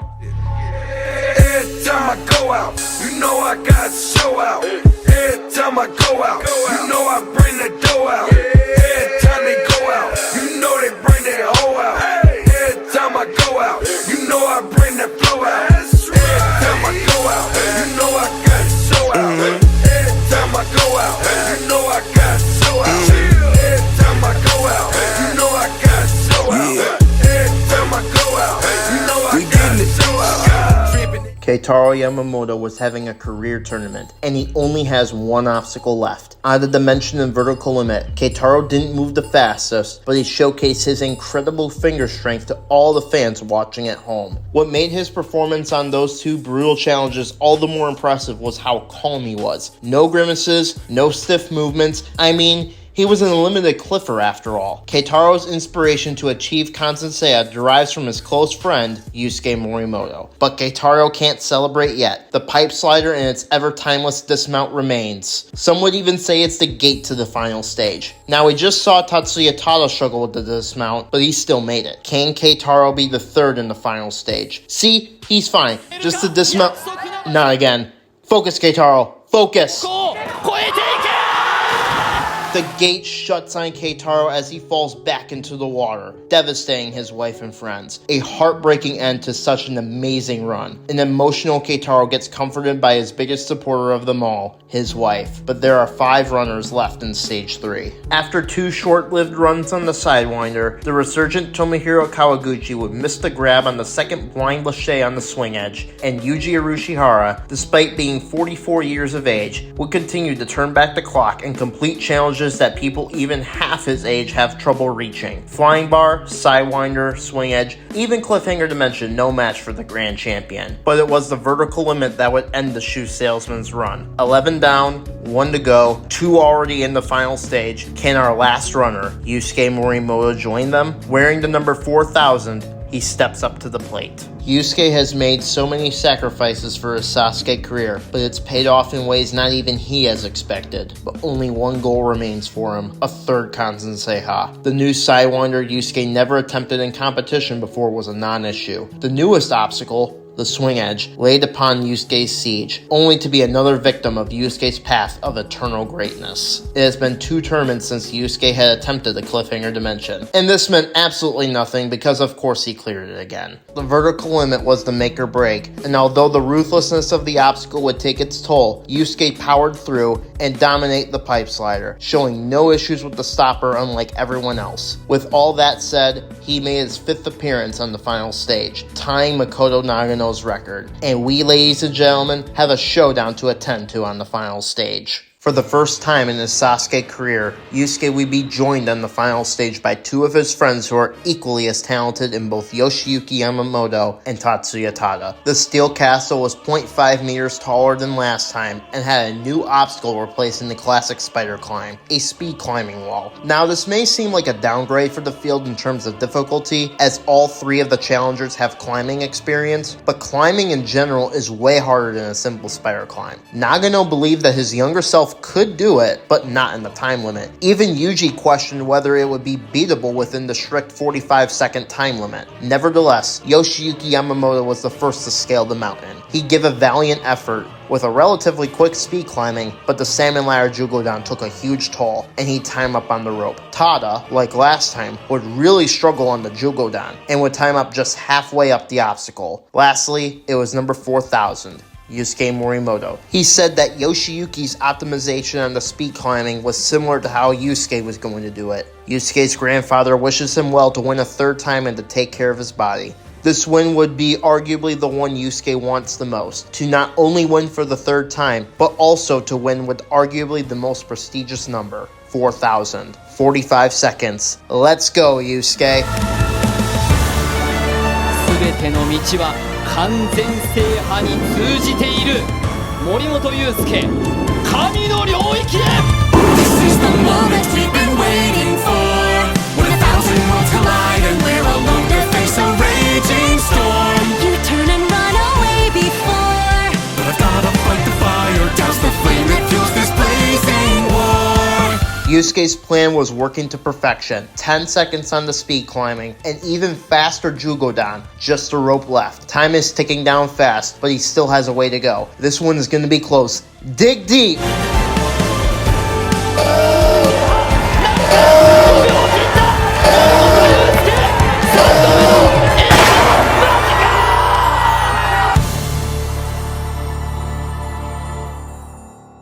With only a few inches to go, the time expires and Yusuke is devastated. Yoshiyuki, Tada, his parents, everyone's stunned that he didn't make it. Despite the failure, Yusuke would still be praised by his fellow athletes for his incredible Sasuke ability, but a 3rd win was going to have to wait for now. One of modern Sasuke's biggest criticisms is that the course has roughly stayed the same since Sasuke 35, with a few changes here and there. None of these would be an issue for Yusuke, of course. I mean, he's Yusuke after all. Now, many fans of Sasuke believe that Yusuke will win in the next tournament pretty effortlessly, but little did anyone know there would be one hell of a roadblock lurking in the shadows. Coming off the climatic finish of Sasuke 40, the producers took the hint and decided to make some alterations to the course. On stage 1, there was a new obstacle placed after the fishbone called Twin Diamonds, and while it definitely served its purpose with taking out the jobbers and all-star Katsumi Yamada, none of our current stars were phased. Along with the new obstacles, stage 1 also showed that Sasuke 41 was the tournament of new blood. Both apprentices in Yuta Nakashima and Kaiju Nagano would break through and historically clear the course back to back. It was truly a moment for the books, with Nagano being brought to tears at the sight of his own son following in his footsteps. Along with that, many competitors would clear for their first times, like Yuta Yamashita and drummer Wasabi. However, the most notable of these breakouts was at number 59, Ryosuke Miyaoka.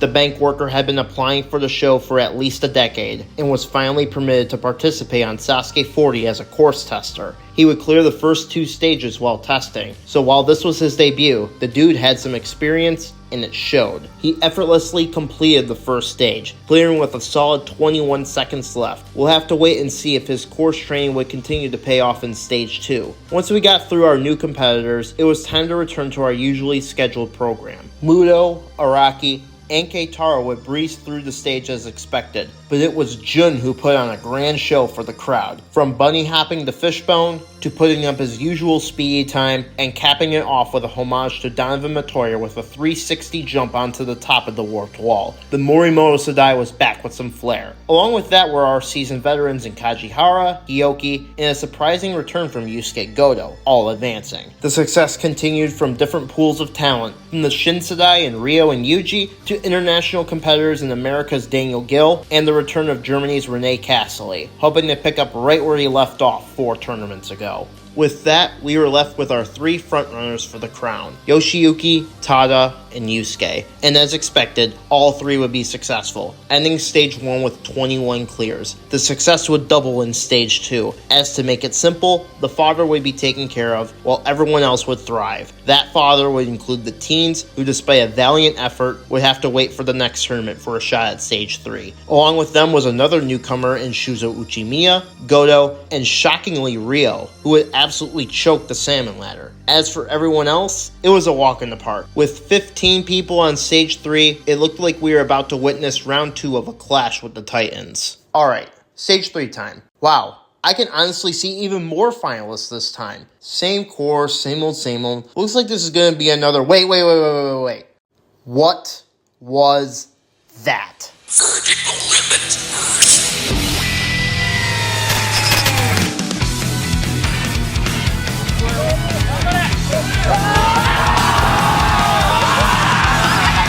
Oh shit. Well, this was the roadblock I was talking about before. After multiple stage 3 clears in the last tournament, the producers finally decided to introduce a new iteration of the vertical limit, the vertical limit burst. This obstacle is so bonkers that it even intimidated our foreign athletes, who both have attempted and cleared many excruciating challenges before. This iteration consists of 6 ledges. The first 2 and last 2 were each on an axis that rotates, meaning the athletes would have to reach up to the ledges and use the force to ensure their back hand doesn't peel off. The first person to attempt this cruel obstacle was rookie sensation Ryosuke Miyaoka. After the first 4 runners fell on the cliffhanger dimension, Miyaoka was determined to make it through the stage. He makes the first rotation pretty smoothly, showcasing his incredible grip strength. He looks poised throughout. Second transition, he gets one hand on the ledge, but his backhand peels off and he couldn't recover, ending his incredible debut performance. This obstacle was proving to be the real deal. Yusuke even comments that the second rotation was absolutely malicious. The next 3 runs would end in a muddy defeat, as Jun Sato, in his 7th duel with a cliffhanger, would still not crack the code. Tomohiro Muto would also fail the same obstacle. And lastly, Naoyuki Araki would make a grave mistake on the Sidewinder, rushing the obstacle. Keitaro Yamamoto, on the other hand, would fare much better, looking even stronger than last time. In fact, on the Cliffhanger Dimension's second transition, he came very close to peeling off that third ledge, but in an incredible showcase of grip strength, he hung on without his pinkies being on the ledge, letting out a loud cry before making his way to the rest bar. The second to attempt the vertical limit burst, the man dubbed the Vertical Limit Killer was poised to be the first to beat the obstacle. He's looking great through the first rotation, but he starts to grimace on the second. He makes the grab but stalls. His grip gives way, so an attempt at revenge on the pipe slider and a final stage appearance would have to wait for now. Can this obstacle be beaten? Our two foreigners were next. Daniel Gill would perform very well until the Cliffhanger Dimension where he'd peel off. Sasuke 37 finalist Renee Castley would try to preserve as much strength as possible for the vertical limit burst, and put that plan into motion by linking the flying bar. However, his strategy would bite him on the Cliffhanger Dimension where he'd miss the timing on the second transition, falling.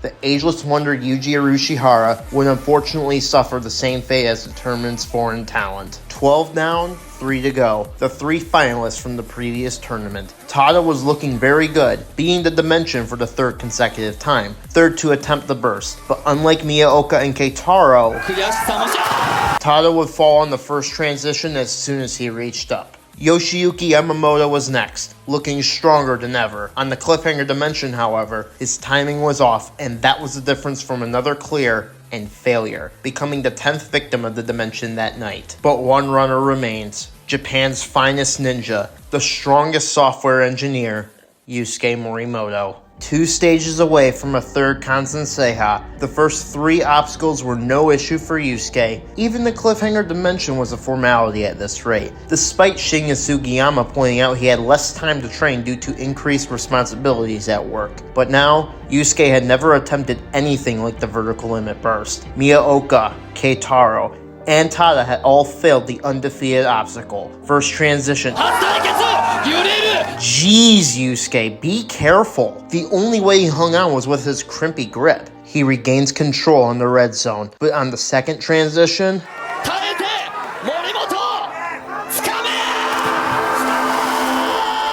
my body's on the line now. I can't fight this time now. I can feel the light shine on my face. Did I disappoint you? Will they still let me over if I cross the line?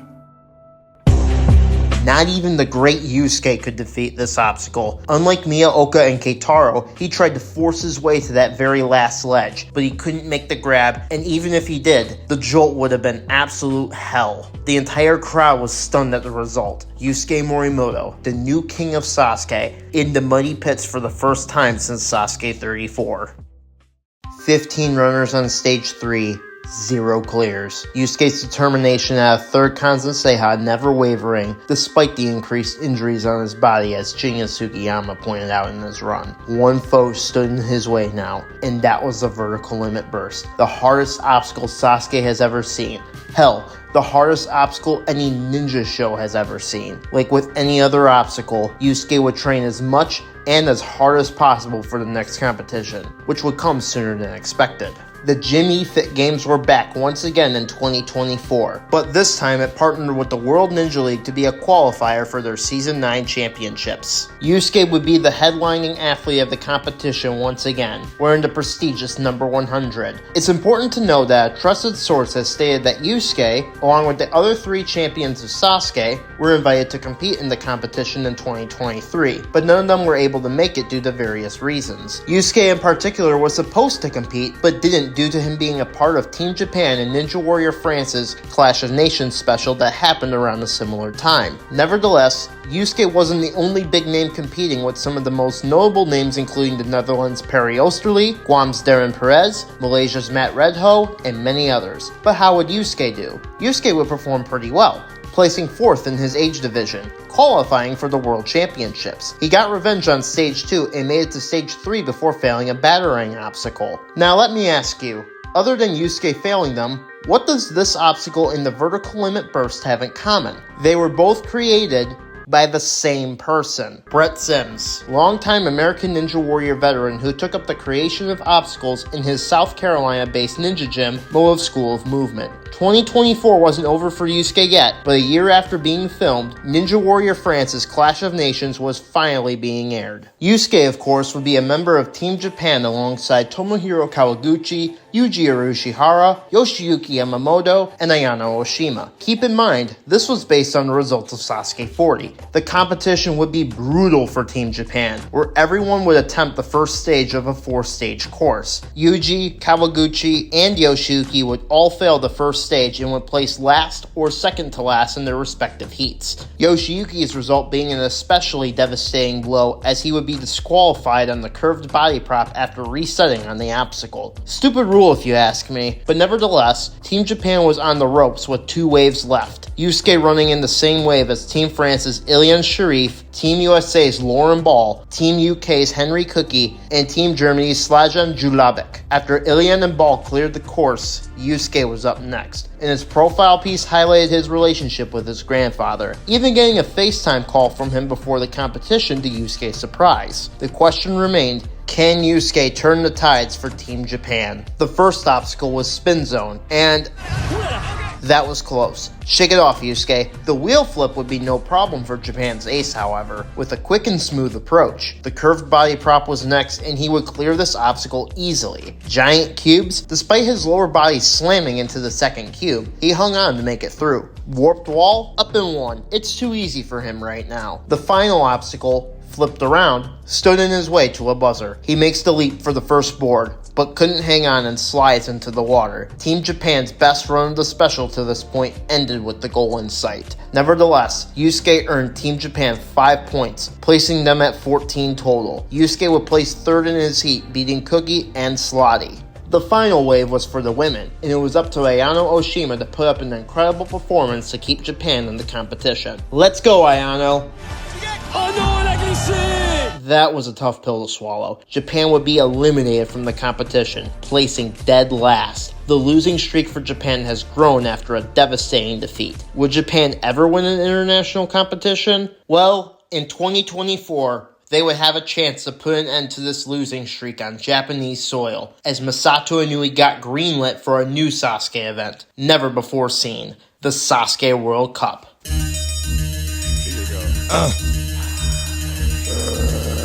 Fuck have they done? Now don't you ever fuck around. Now don't you ever fuck around. Now don't you ever fuck around. Now don't you ever fuck around. Now don't you ever. This event was set to be a clash of the titans in the sport of ninja on the most storied course in ninja's history. Yusuke, of course, would be captaining Japan's best team of 5. Joining him are Yoshiyuki Yamamoto, Tatsuya Tada, Keitaro Yamamoto, and Ayano Oshima. They would make Team Japan Red. Why Japan Red? Well, there are a total of 3 Japanese teams. The second of these teams was Japan Blue, captained by Yuji Urushihara, and the third and final team was Japan Legend, led by Makoto Nagano. But the real question is, who'd make up the foreign teams? First, we'd have to start with the titans of Team USA. What's on, guys? Fine. Fucking with me. I know somebody has told you about fucking with D. Stuck in the tree is what you will be, like a cat. And I'm the dog at the bottom looking up. Now what's that? Your worst nightmare. This team is going to be tough to beat for each of the Japanese teams. Headliners everywhere with 2 of A&W's most storied athletes in Jesse Graff and Joe Moravsky, Season 15 champion Daniel Gill, 2-time finalist RJ Roman, and the ever-powerful Sean Bryan. We're already starting off with a loaded team, but we head to Europe for the team many consider to be the dark horse, Team France. I don't sleep much, that's crazy. How you know that? Get myself up, that's maybe how you know that. The French talent would surely beam at Midoriyama with Ninja Warrior France champions Clément Gravière and Ilian Sharif, 3-time last woman standing Morangelique, Season 7 last man standing Charles Boujad, and rising star Valentine de Carning. With France on the come-up around the world, it's important for their opponents to give them the respect they deserve. Now, staying in Europe, we move east to our next team, Team Team Germany. I'm ahead of my time, sometimes years out, so the powers that be won't let me get my ideas out, and that make me wanna get my advance out and move to Oklahoma and just live in my aunt's house. Yeah, I romance. Germany has some great athletes, that's for sure. Captained by Season 6 champion and Sasuke 37 finalist Renee Cassidy, he'd be competing alongside Season 8's Last Man Standing and Last Woman Standing and Philip Gothard and Victoria Kramer respectively, longtime veteran Marvin Mittenhuber and Speed Demon Benjamin, or Benny, Grams. Team Germany is looking incredibly tough for this incredible collection of ninja talent around the world, but there's one team left. We have to go down under for our final team, Team Australia.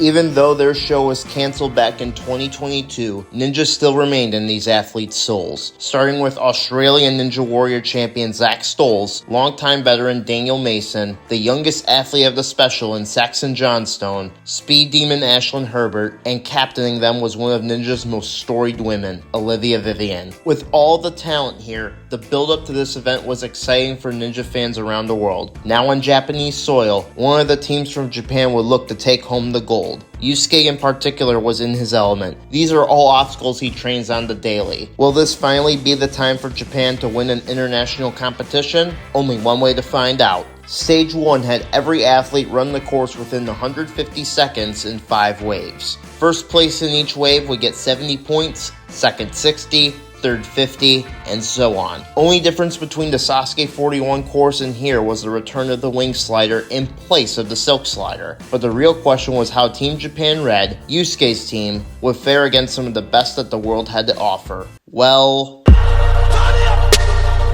Step up in this bitch like I'm the one your bitch like. Yeah, I'm the one your bitch like. And I be talking shit like I ain't scared to lose a fist fight. And she grabbing on my like she wanna see if it'll fit right. That's just the way. It looks like Japan was on the other end of the international results as opposed to when they went overseas, with each of their members performing well. Ayano Oshima got 3rd place in her wave, Keitaro got 2nd, and Tada and Yoshiyuki got 1st. Yoshiyuki in particular had a head-turning performance after Australia's Ashlyn Herbert put the pressure on with a time of 68.4 seconds. Yoshiyuki showed just how fast he can be with an absurd time of 65.6 seconds. And with one wave to go, they were already set to move on to the next round. But why not add some more points? The final wave contained 4 of the 7 captains, and Yusuke Morimoto will run for the now 1st place Team Japan Red. He'd move at a quicker rate than what we are used to from him, however that didn't change any result, as he hit the buzzer in 86.9 seconds. Good enough for 2nd in the wave, only behind Australia's Zach Stolz's time of 80.6 seconds, leaving Team Japan Red with a total of 310 points, the highest out of each of the teams.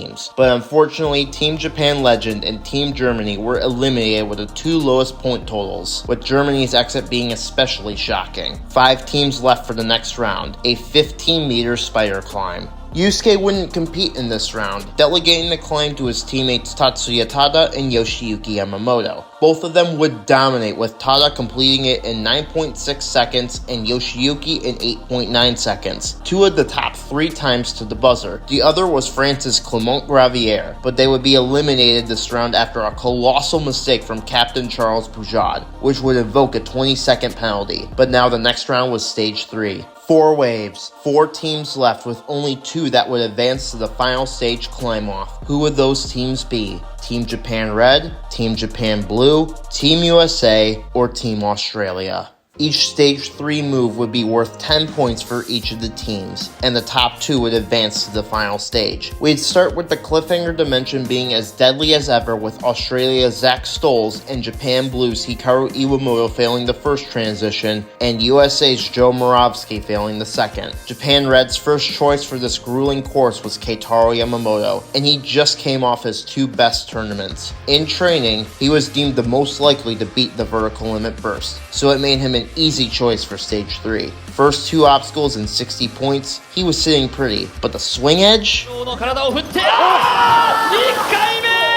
Team Japan Red suffered a huge blow with that fall, with Keitaro being devastated, since he knew he could do better. Things would go from bad to worse for the top Japanese team, as Ayano Oshima would only add 20 points to their total by just completing the flying bar, leaving them with a measly 80 points halfway through the stage and sit currently in last place, being in danger of being eliminated. The next wave had Yoshiyuki Yamamoto take on the course against Tomohiro Kawaguchi, Saxon Johnstone, and Daniel Gill. He performed better than Ayano and Keitaro, but like in Sasuke 41, the second transition of the dimension ended his run with him giving Japan Red 90 points. The problem is that, outside of Johnstone, the others gave their respective teams 90 points as well, and Team Japan Red was still in last place. One final wave, the first to run was Ashlyn Herbert, and he'd start by doing this. And he'd still perform well in the next two obstacles, but it was the first transition of the cliffhanger dimension that was still too much for the Australian athletes, leaving the team with a total of 280 points. Yuji Urushihara would be the last runner for Team Japan Blue, and he, like in Sasuke 41, went down on the second transition, tying Australia with 280 points total. Next was the man, the captain of Team Japan Red, Yusuke Morimoto. With his team on the ropes and needing 120 points to ensure their position in the final stage, how will Yusuke respond?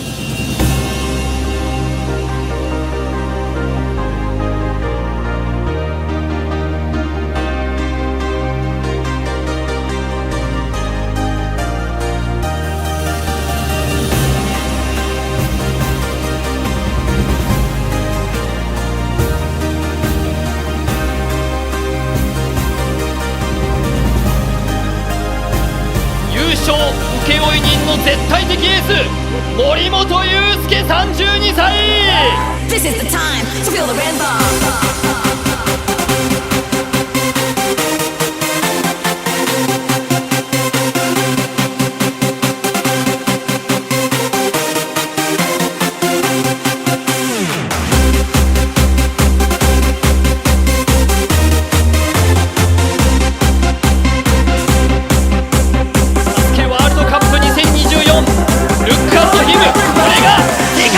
森本だ決めた森本 Out of the 15 runners thus far, Yusuke was the only one to make the grab on the third ledge of the dimension. He'd pop off with his team and the crowd was elated by the result, but the fight wasn't over yet, as the vertical limit burst stood in his way. Yusuke was determined to not only get revenge for himself, but for his country. His teammates shouting encouragement, "He's almost to the end." He didn't make it. Devastation throughout Midoriyama, but there was one question remaining. Did Yusuke get enough points to punch Team Japan Red's ticket to the final stage? He needed 120 points. He got his team 130 points. Team Japan Red was moving on, and with RJ Roman clearing the flying bar in about 3 seconds, Team USA would also make the final stage. RJ would want to go as far as he could on the course, wanting to become the first person to clear stage 3 in 3 different continents, but a missed grab on the swing edge would derail those hopes. The final stage climb-off now awaits. We started with 7 teams, and now we're down to 2. Team Japan Red versus Team USA, a 25.5 meter climb off to determine which country would take home the gold. Team USA would choose Sean Bryan to climb the tower, who is known for his skills on the Super Salmon Ladder, a 35-rung salmon ladder. As for Team Japan Red, they once again put their fate in the hands of their captain, Yusuke Morimoto. With the support of Team USA behind him, Sean begins his climb. He has a good speed climb, but the Jugodan was next. As someone who demolishes the Super Salmon Ladder in America, you'd think he'd soar up the tower, but his pace is a bit slower than what American viewers are used to. Nevertheless, he reaches the rope in about 40 seconds. As he starts his climb, he's going really slow. You can tell he's gassed from the rest of the climb. Despite the exhaustion, he hits the buzzer in 63.6 seconds. In his interview, Sean explained that the tower was pumpier than he expected, and that his time was incredibly beatable, but it was a dream come true for him to even climb the tower in the first place. In a great show of respect to a fellow ninja athlete, Sean would end up inviting Yusuke to train with him at his gym in California, even offering to pay for any and all expenses. And I will pay for the expenses if he comes. Only one climb remains, the captain of Team Japan Red, Japan's #1, making another siege at the tower. Yusuke Morimoto wasn't just climbing for himself, but for his country. Japan has never won an international competition before, but they are so close this time. Japan's best has to be a time of 63.6 seconds. Since the last time he's taken on the tower, he has implemented a new technique on the Jugodan. But will it pay off? Take this home, Yusuke.10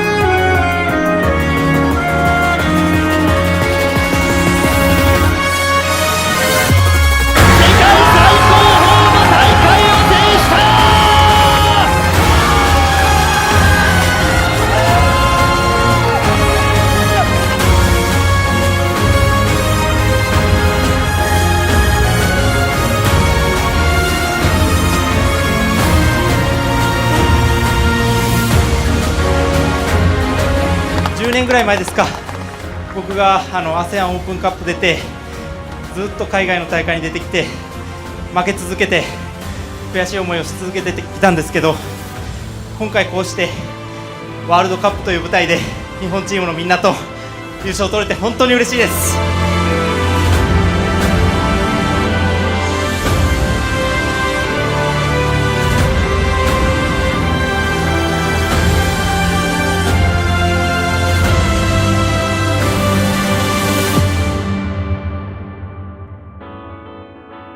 I know I said previously that every great athlete has their iconic moment, but what's equally as important for every great athlete is their ability to perform at their best in the clutch. These include the times that Tiger Woods won the 2019 Masters after being written off for years, to when Tom Brady came back after being down 28-3 against the Atlanta Falcons to win his 4th Super Bowl. And let's not forget the time that LeBron James came back from a 3-1 series deficit to give his hometown Cleveland Cavaliers their first NBA championship. Yusuke Morimoto, when Team Japan Red was against the wall in Stage 3, and when faced by a top-notch opponent in the final stage, locked in, and with the trust of his teammates behind him, led Japan to the country's first ever International Ninja Championship. Morimoto chants rang throughout Midoriyama. I mean, who else was going to give Japan this title, defeating Sean Bryan's time by nearly 13 seconds? The legend of Morimoto continues to grow throughout ninja lore. Team Japan Red was incredibly happy to receive the trophy and celebrate with all their fellow athletes, marking the end to this historic event. But that's not where the story ends.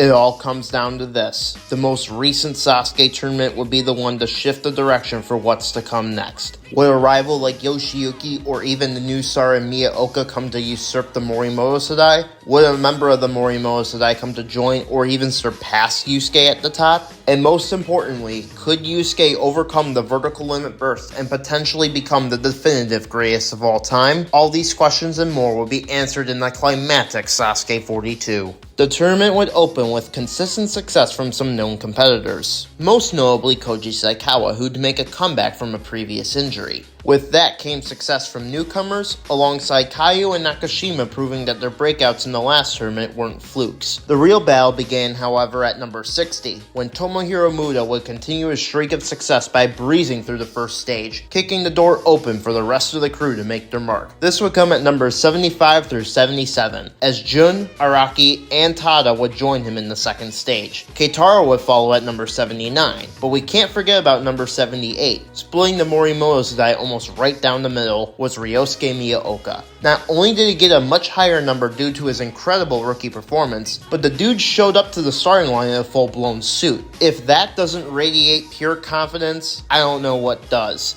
That message was signed, sealed, and delivered by another solid Stage 1 performance, clearing with 18 seconds left. Miyaoka was back, and even stronger than before. Before we got to the big dogs, we saw more success across different fields. The veterans in Hioki and Suzuki would obviously clear, but we also had the Shinsadai in Rio and, get this, Hitoshi Kano. That's right, after 8 years of failure, we saw Kano finally overcome his demons and clear this course. It was a real heartwarming moment that I'm sure nobody was expecting. Finally, we had success from our international competitors in the returning Daniel Gill, but also from France's Ilian Sharif and Australia's Olivia Vivian. Continuing on, the first half of our last competitors began with legends in Shingo, Yamada, King Kasugi, and shockingly, Bunpei Shiratori. The most underappreciated all-star would make an unexpected return, and although it was short-lived, it was still an exciting sight. Yamada would once again fail the Twin Diamonds, while Shingo and Kane would fail the Dragon Glider. Finally, number 98, Makoto Nagano, would sadly not be able to overcome the Dragon Glider either, but as we all know,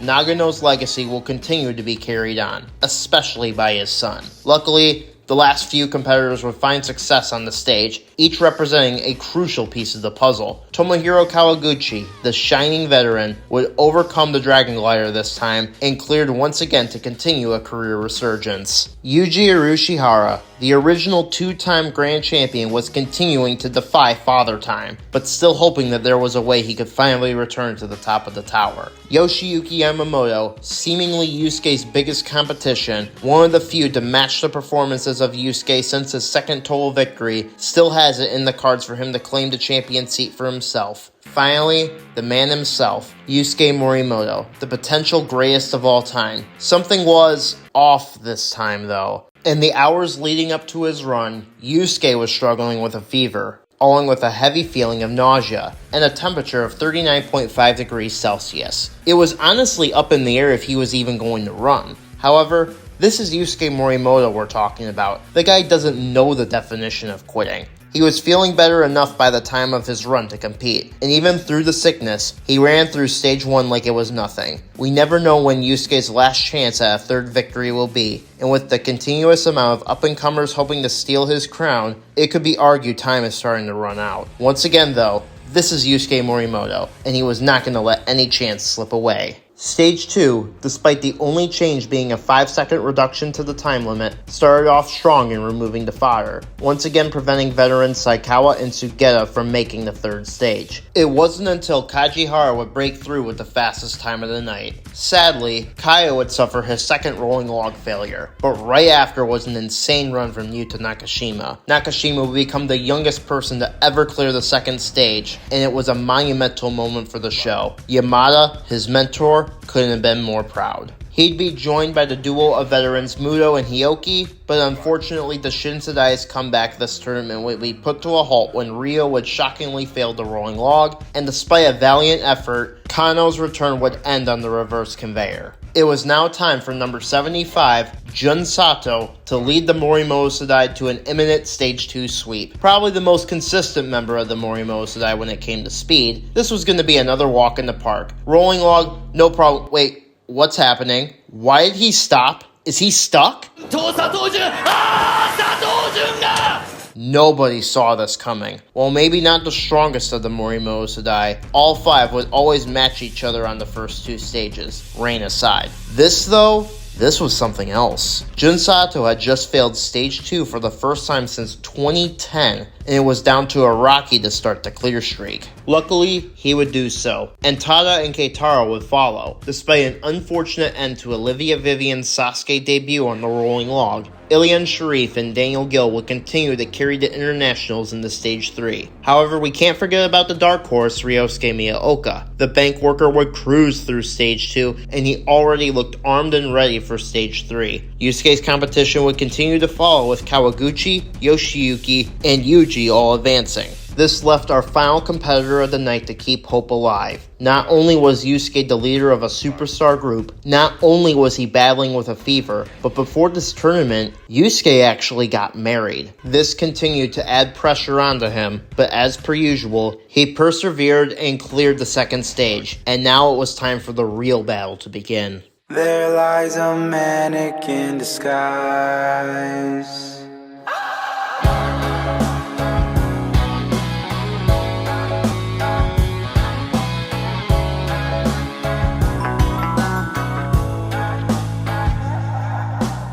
16 athletes remain for stage 3, and we were about to see if they'd be able to overcome this daunting course. Not only was the dimension always a challenge, and not only was the vertical limit burst still fresh in everyone's heads, but the stakes were risen once again by an update to the swing edge. The second set of handholds were changed to just a singular hold, and you'd have to reach behind the bars to grab it. This immediately made its presence known, as normal cliffhanger dimension fails in Kajihara and Hioki would be shut down by this new first transition. Shockingly, it was the less established Muto and 16-year-old Yuta Nakashima who would be the first ones to crack it. Sadly, both would fall short on the cliffhanger dimension. It was now time for the start of the Morimoto Sadai to take charge, starting with Araki. The first two obstacles were easy, of course, but now it was time for the swing edge. Luckily, Araki's years of experience now on stage 3 were starting to pay off, as he'd avenged the previous fails. But now would Araki finally be able to overcome the cliffhanger dimension?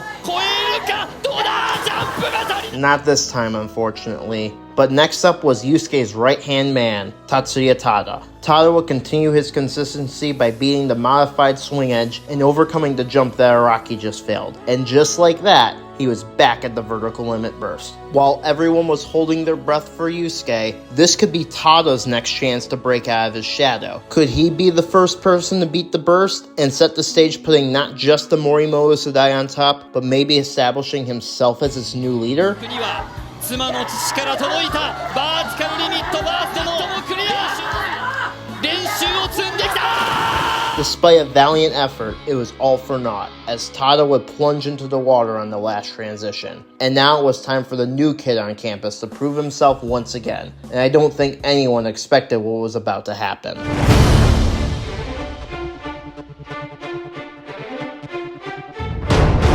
Number 78, Ryosuke Miyaoka, dressed in a shirt and tie, was ready for the course. And although he's a newer face for casual viewers, he's proven that his rookie performance was no fluke. No issues with the first two obstacles, and even the redesigned swing edge was no match. Cliffhanger dimension, much of the same, so far matching Tada beat for beat. The undefeated obstacles still remained, and Miyaoka was the first to attempt this evil challenge one tournament ago. But can he be the first to defeat it? First rotation, very smooth, his focus never wavering.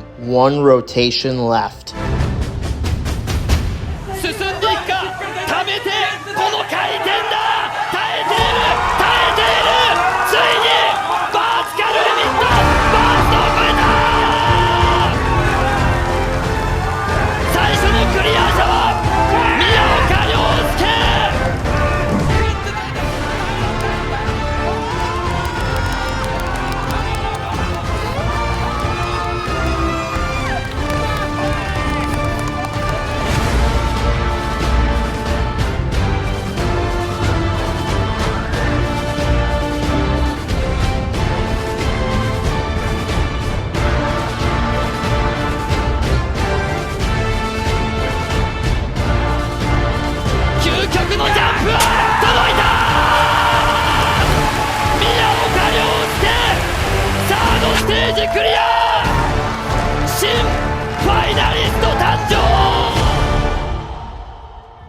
knew that some mild-mannered bank employee, in a shirt and tie no less, would be the answer that we were looking for. With Yusuke among many others cheering him on, not only did Miyaoka complete the hardest obstacle Sasuke has ever seen, he made it to the end of the stage, punching his ticket to the final stage in his second ever Sasuke appearance. Right after him was another victim of the burst, hungry for not only revenge, but for his own first final stage birth, Keitaro Yamamoto. Coming off the best 2 tournaments of his career, Keitaro has been shining as of late. However, in the Sasuke World Cup, he had a lapse of judgment on the swing edge. Will this finally be the tournament? Flying bar? Easy. Sidewinder? Sasuke 39 firmly in the rear view. The new swing edge is where the true test begins. First grab? No problem. Even grabbing the sides of the ledge. Second grab?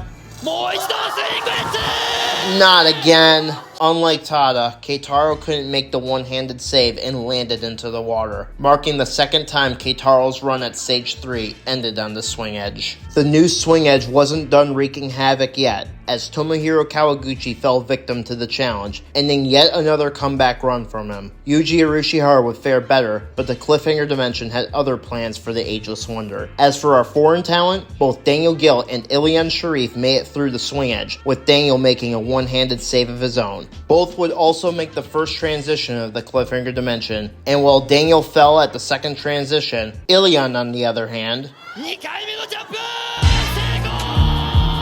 the Ninja Warrior France champion and champion speed climber has really been making a name for himself, becoming the 5th unique athlete to attempt the vertical limit burst and the first foreign athlete. The attempt would be short-lived, however, as he fell almost immediately on the first rotation. Ilian would later say that although the vertical limit ledges felt great, he had no idea what to do technique-wise, but if given another chance, he'd promise to do better. Yoshiyuki Yamamoto would take to the course right before Yuji, and all eyes were on him to challenge not just Yusuke now, but Miyaoka. He also wanted to continue the soaring success he had brought the Black Tigers, hoping to get a second crack at the final stage. First 2 obstacles were no issue, and he leapt right onto the swing edge. It was a tough new opponent, but his consistency would carry over as this was one of, if not the most shocking moment of the tournament. Yusuke's biggest rival for now half a decade struck back to reality by just one, admittedly tough, but solvable change to an obstacle, especially one that Yoshiyuki has beaten in the past 2 tournaments. It all became apparent now. The person expected to claim Yusuke's throne wasn't Yoshiyuki, but Miyaoka. Almost like a hidden boss. He came out of nowhere, disguised in his suit, and took the course and everyone watching by storm. He was Yusuke's newest challenger, and Yusuke was either going to match Miyaoka to the final or crumble under the pressure, and we all know which choice he was aiming for.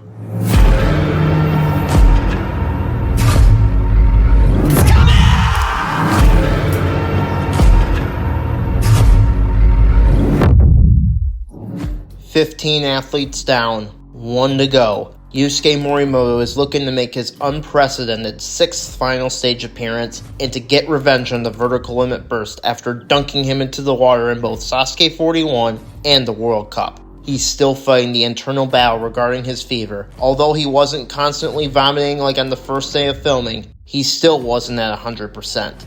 On the first 2 obstacles, you wouldn't tell that the now married Sasuke-kun was under the weather. The redesigned swing edge had taken out many talented athletes before him. He grabs the sides of the small ledge, but on the last ledge, leave it to Yusuke to bay a break an obstacle on stage 3. The Cliffhanger Dimension, on the other hand, was just a formality. It didn't matter how sick Yusuke was. Now, there's a famous saying, 3rd time's the charm, and Yusuke has never failed an obstacle more than twice. The precedent is there for Yusuke to finally beat what many consider to be Sasuke's toughest challenge ever. Miyaoka did it before. Can Yusuke join him on the final stage? Come on, Yusuke, take this monstrosity down.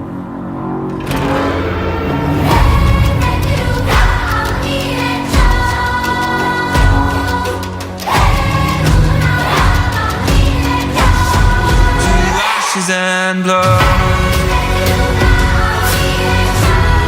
to ashes and blood, to ashes and blood, to ashes and blood.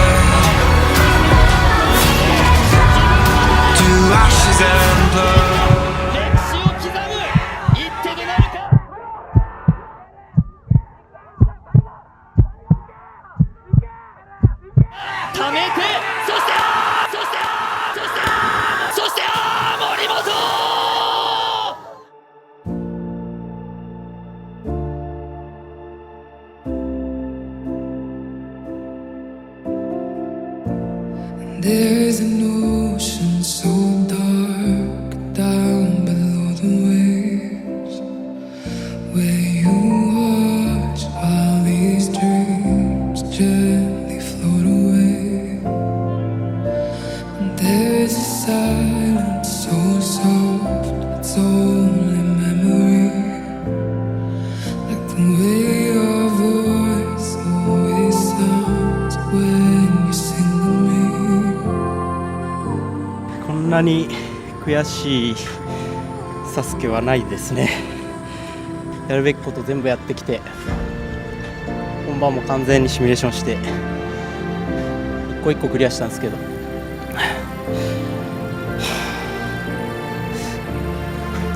まさか3回も同じエリアに負けるとは思いませんでした。ファーストの感触はいかがでしたか？そうですね、やっ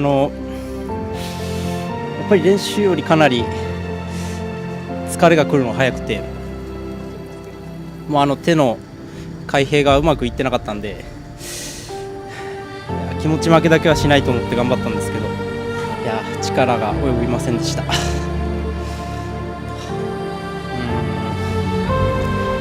今まで、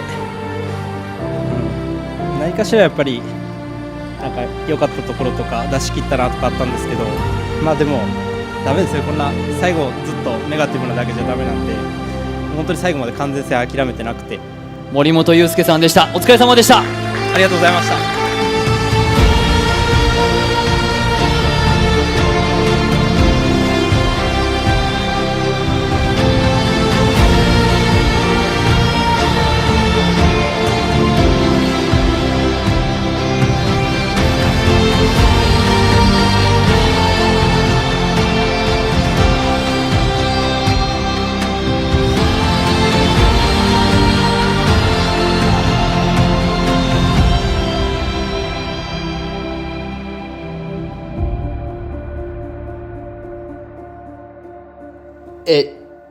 It can't be. Nobody could believe what just transpired. Did his health finally catch up to him? What the hell happened? Well, Yusuke looked completely out of sync all the way through the obstacle. Let's break it down step by step. His first rotation looks okay, until he damn near missed a grab with his left hand. That already could have been a disaster, but because he's Yusuke, he miraculously hung on. With the stationary red zone, everything looked fine on the surface, but Yusuke was surprisingly panicked. On the second rotation, Yusuke tries to force the move once again, and there was no way he was going to hang on. Let's look back at Miyaoka's technique. Here, he slowly brings the last ledge to him, so when he moves his left hand over, the jolt isn't nearly as strong. Here, Yusuke is just trying to brute force it. He moves up to the ledge and tries to rip it down as soon as possible to transition. Knowing that his back hand will peel off, he tries to move his hands as quickly as possible. The jolt being so severe it shakes him off the ledge and into the drink. Now, could Yusuke be extra pumped from his health not being at 100%? It's definitely possible, but nevertheless, his technique is not cutting it. Yusuke obviously has the grip to beat it, but there's a huge block. You'd think an engineer would have figured it out by now. Could it be mental alongside his lackluster technique? Possibly, but Yusuke was devastated by the result. Although he was holding back tears at times, his smile prevailed in the end, wishing his good friend Miyaoka well for the final stage. The first to comfort Yusuke was his hero, Makoto Nagano, a larger-than-life figure in his own right, who was just as devastated as Yusuke, went to greet his fellow champion, one that even Nagano would admit surpassed his greatness. Following him were his Morimoto Sadai friends and his Team Japan Red teammates Ayano Oshima and Yoshiyuki Yamamoto. Yoshiyuki was shedding tears of his own, still proud of his close friend. Everyone would give Yusuke words of encouragement despite this massive setback, showing just how much he's meant to them and the sport as a whole. On the final stage, Ryosuke Miyaoka, suit and all, would look to make a statement in just his second Sasuke tournament. However, things wouldn't end in a happy ending. Due to his inexperience and the fact that he was wearing a suit, he'd be very slow on the speed climbing, but would have a valiant salmon ladder Jugodan clear until time expired when he reached the rope. his run mirroring the one Japan's former number 2 Yoshiyuki Yamamoto had just 2 tournaments prior. Miyaoka himself would have a lot to work on in the time before Sasuke 43. Yusuke and Miyaoka would be talking about their respective experiences on the tower and hope to take it on together. After all, in Sasuke, and in all of Ninja for that matter, hard work is essential to reach the heights of champion status. And that's it. We've gone from the very beginning of Yusuke's story to the present moment. The vertical limit burst proved to be Yusuke's greatest challenge in his quest for a third Kanzen Seiha, an unprecedented achievement in Sasuke. Even with this glaring weakness of his, many Sasuke fans, myself included, would call him Sasuke's greatest athlete. The greats still have their weaknesses, of course. Michael Jordan was never known for his three-point shooting. Tom Brady was a statue behind the pocket. I could go on with examples, but instead of looking at the shortcomings, let's look at all the accomplishments. A grand total of 29 career buzzers in regular Sasuke tournaments, good enough for 4th most, tied with Yuji Urushihara.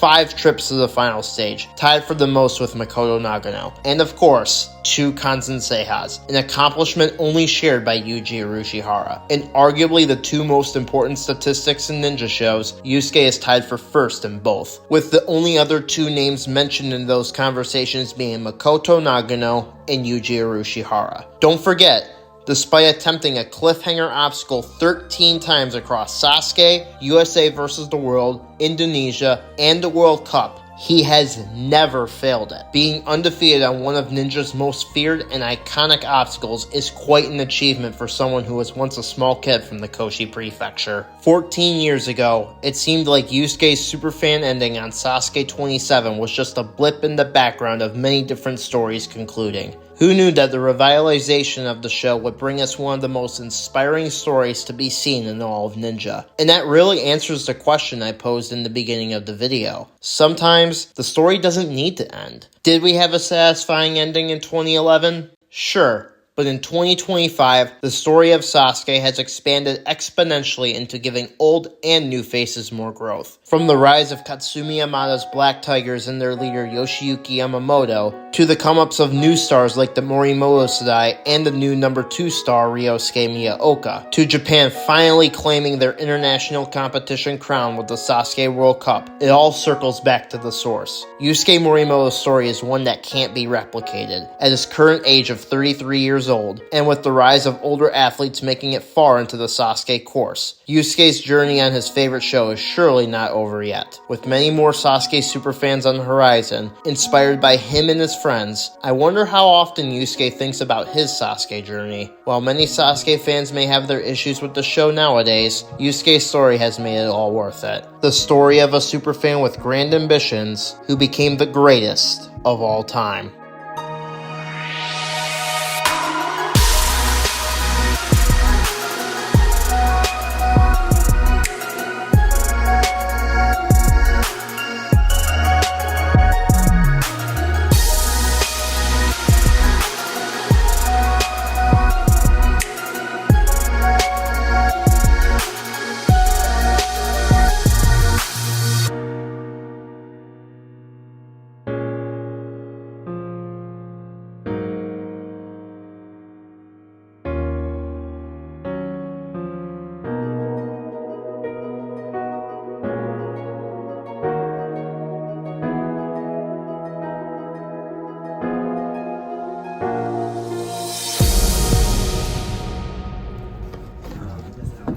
Oh, Hey, whoa, what's going on? We this is top secret business. This is a laptop. No, this is inside this laptop. Oh, cool, really? It's Shush. It's a top secret TSN video. Exactly. I'm TSN, cool. Oh, okay, but you can't freaking record it. Get out of here. It's top secret.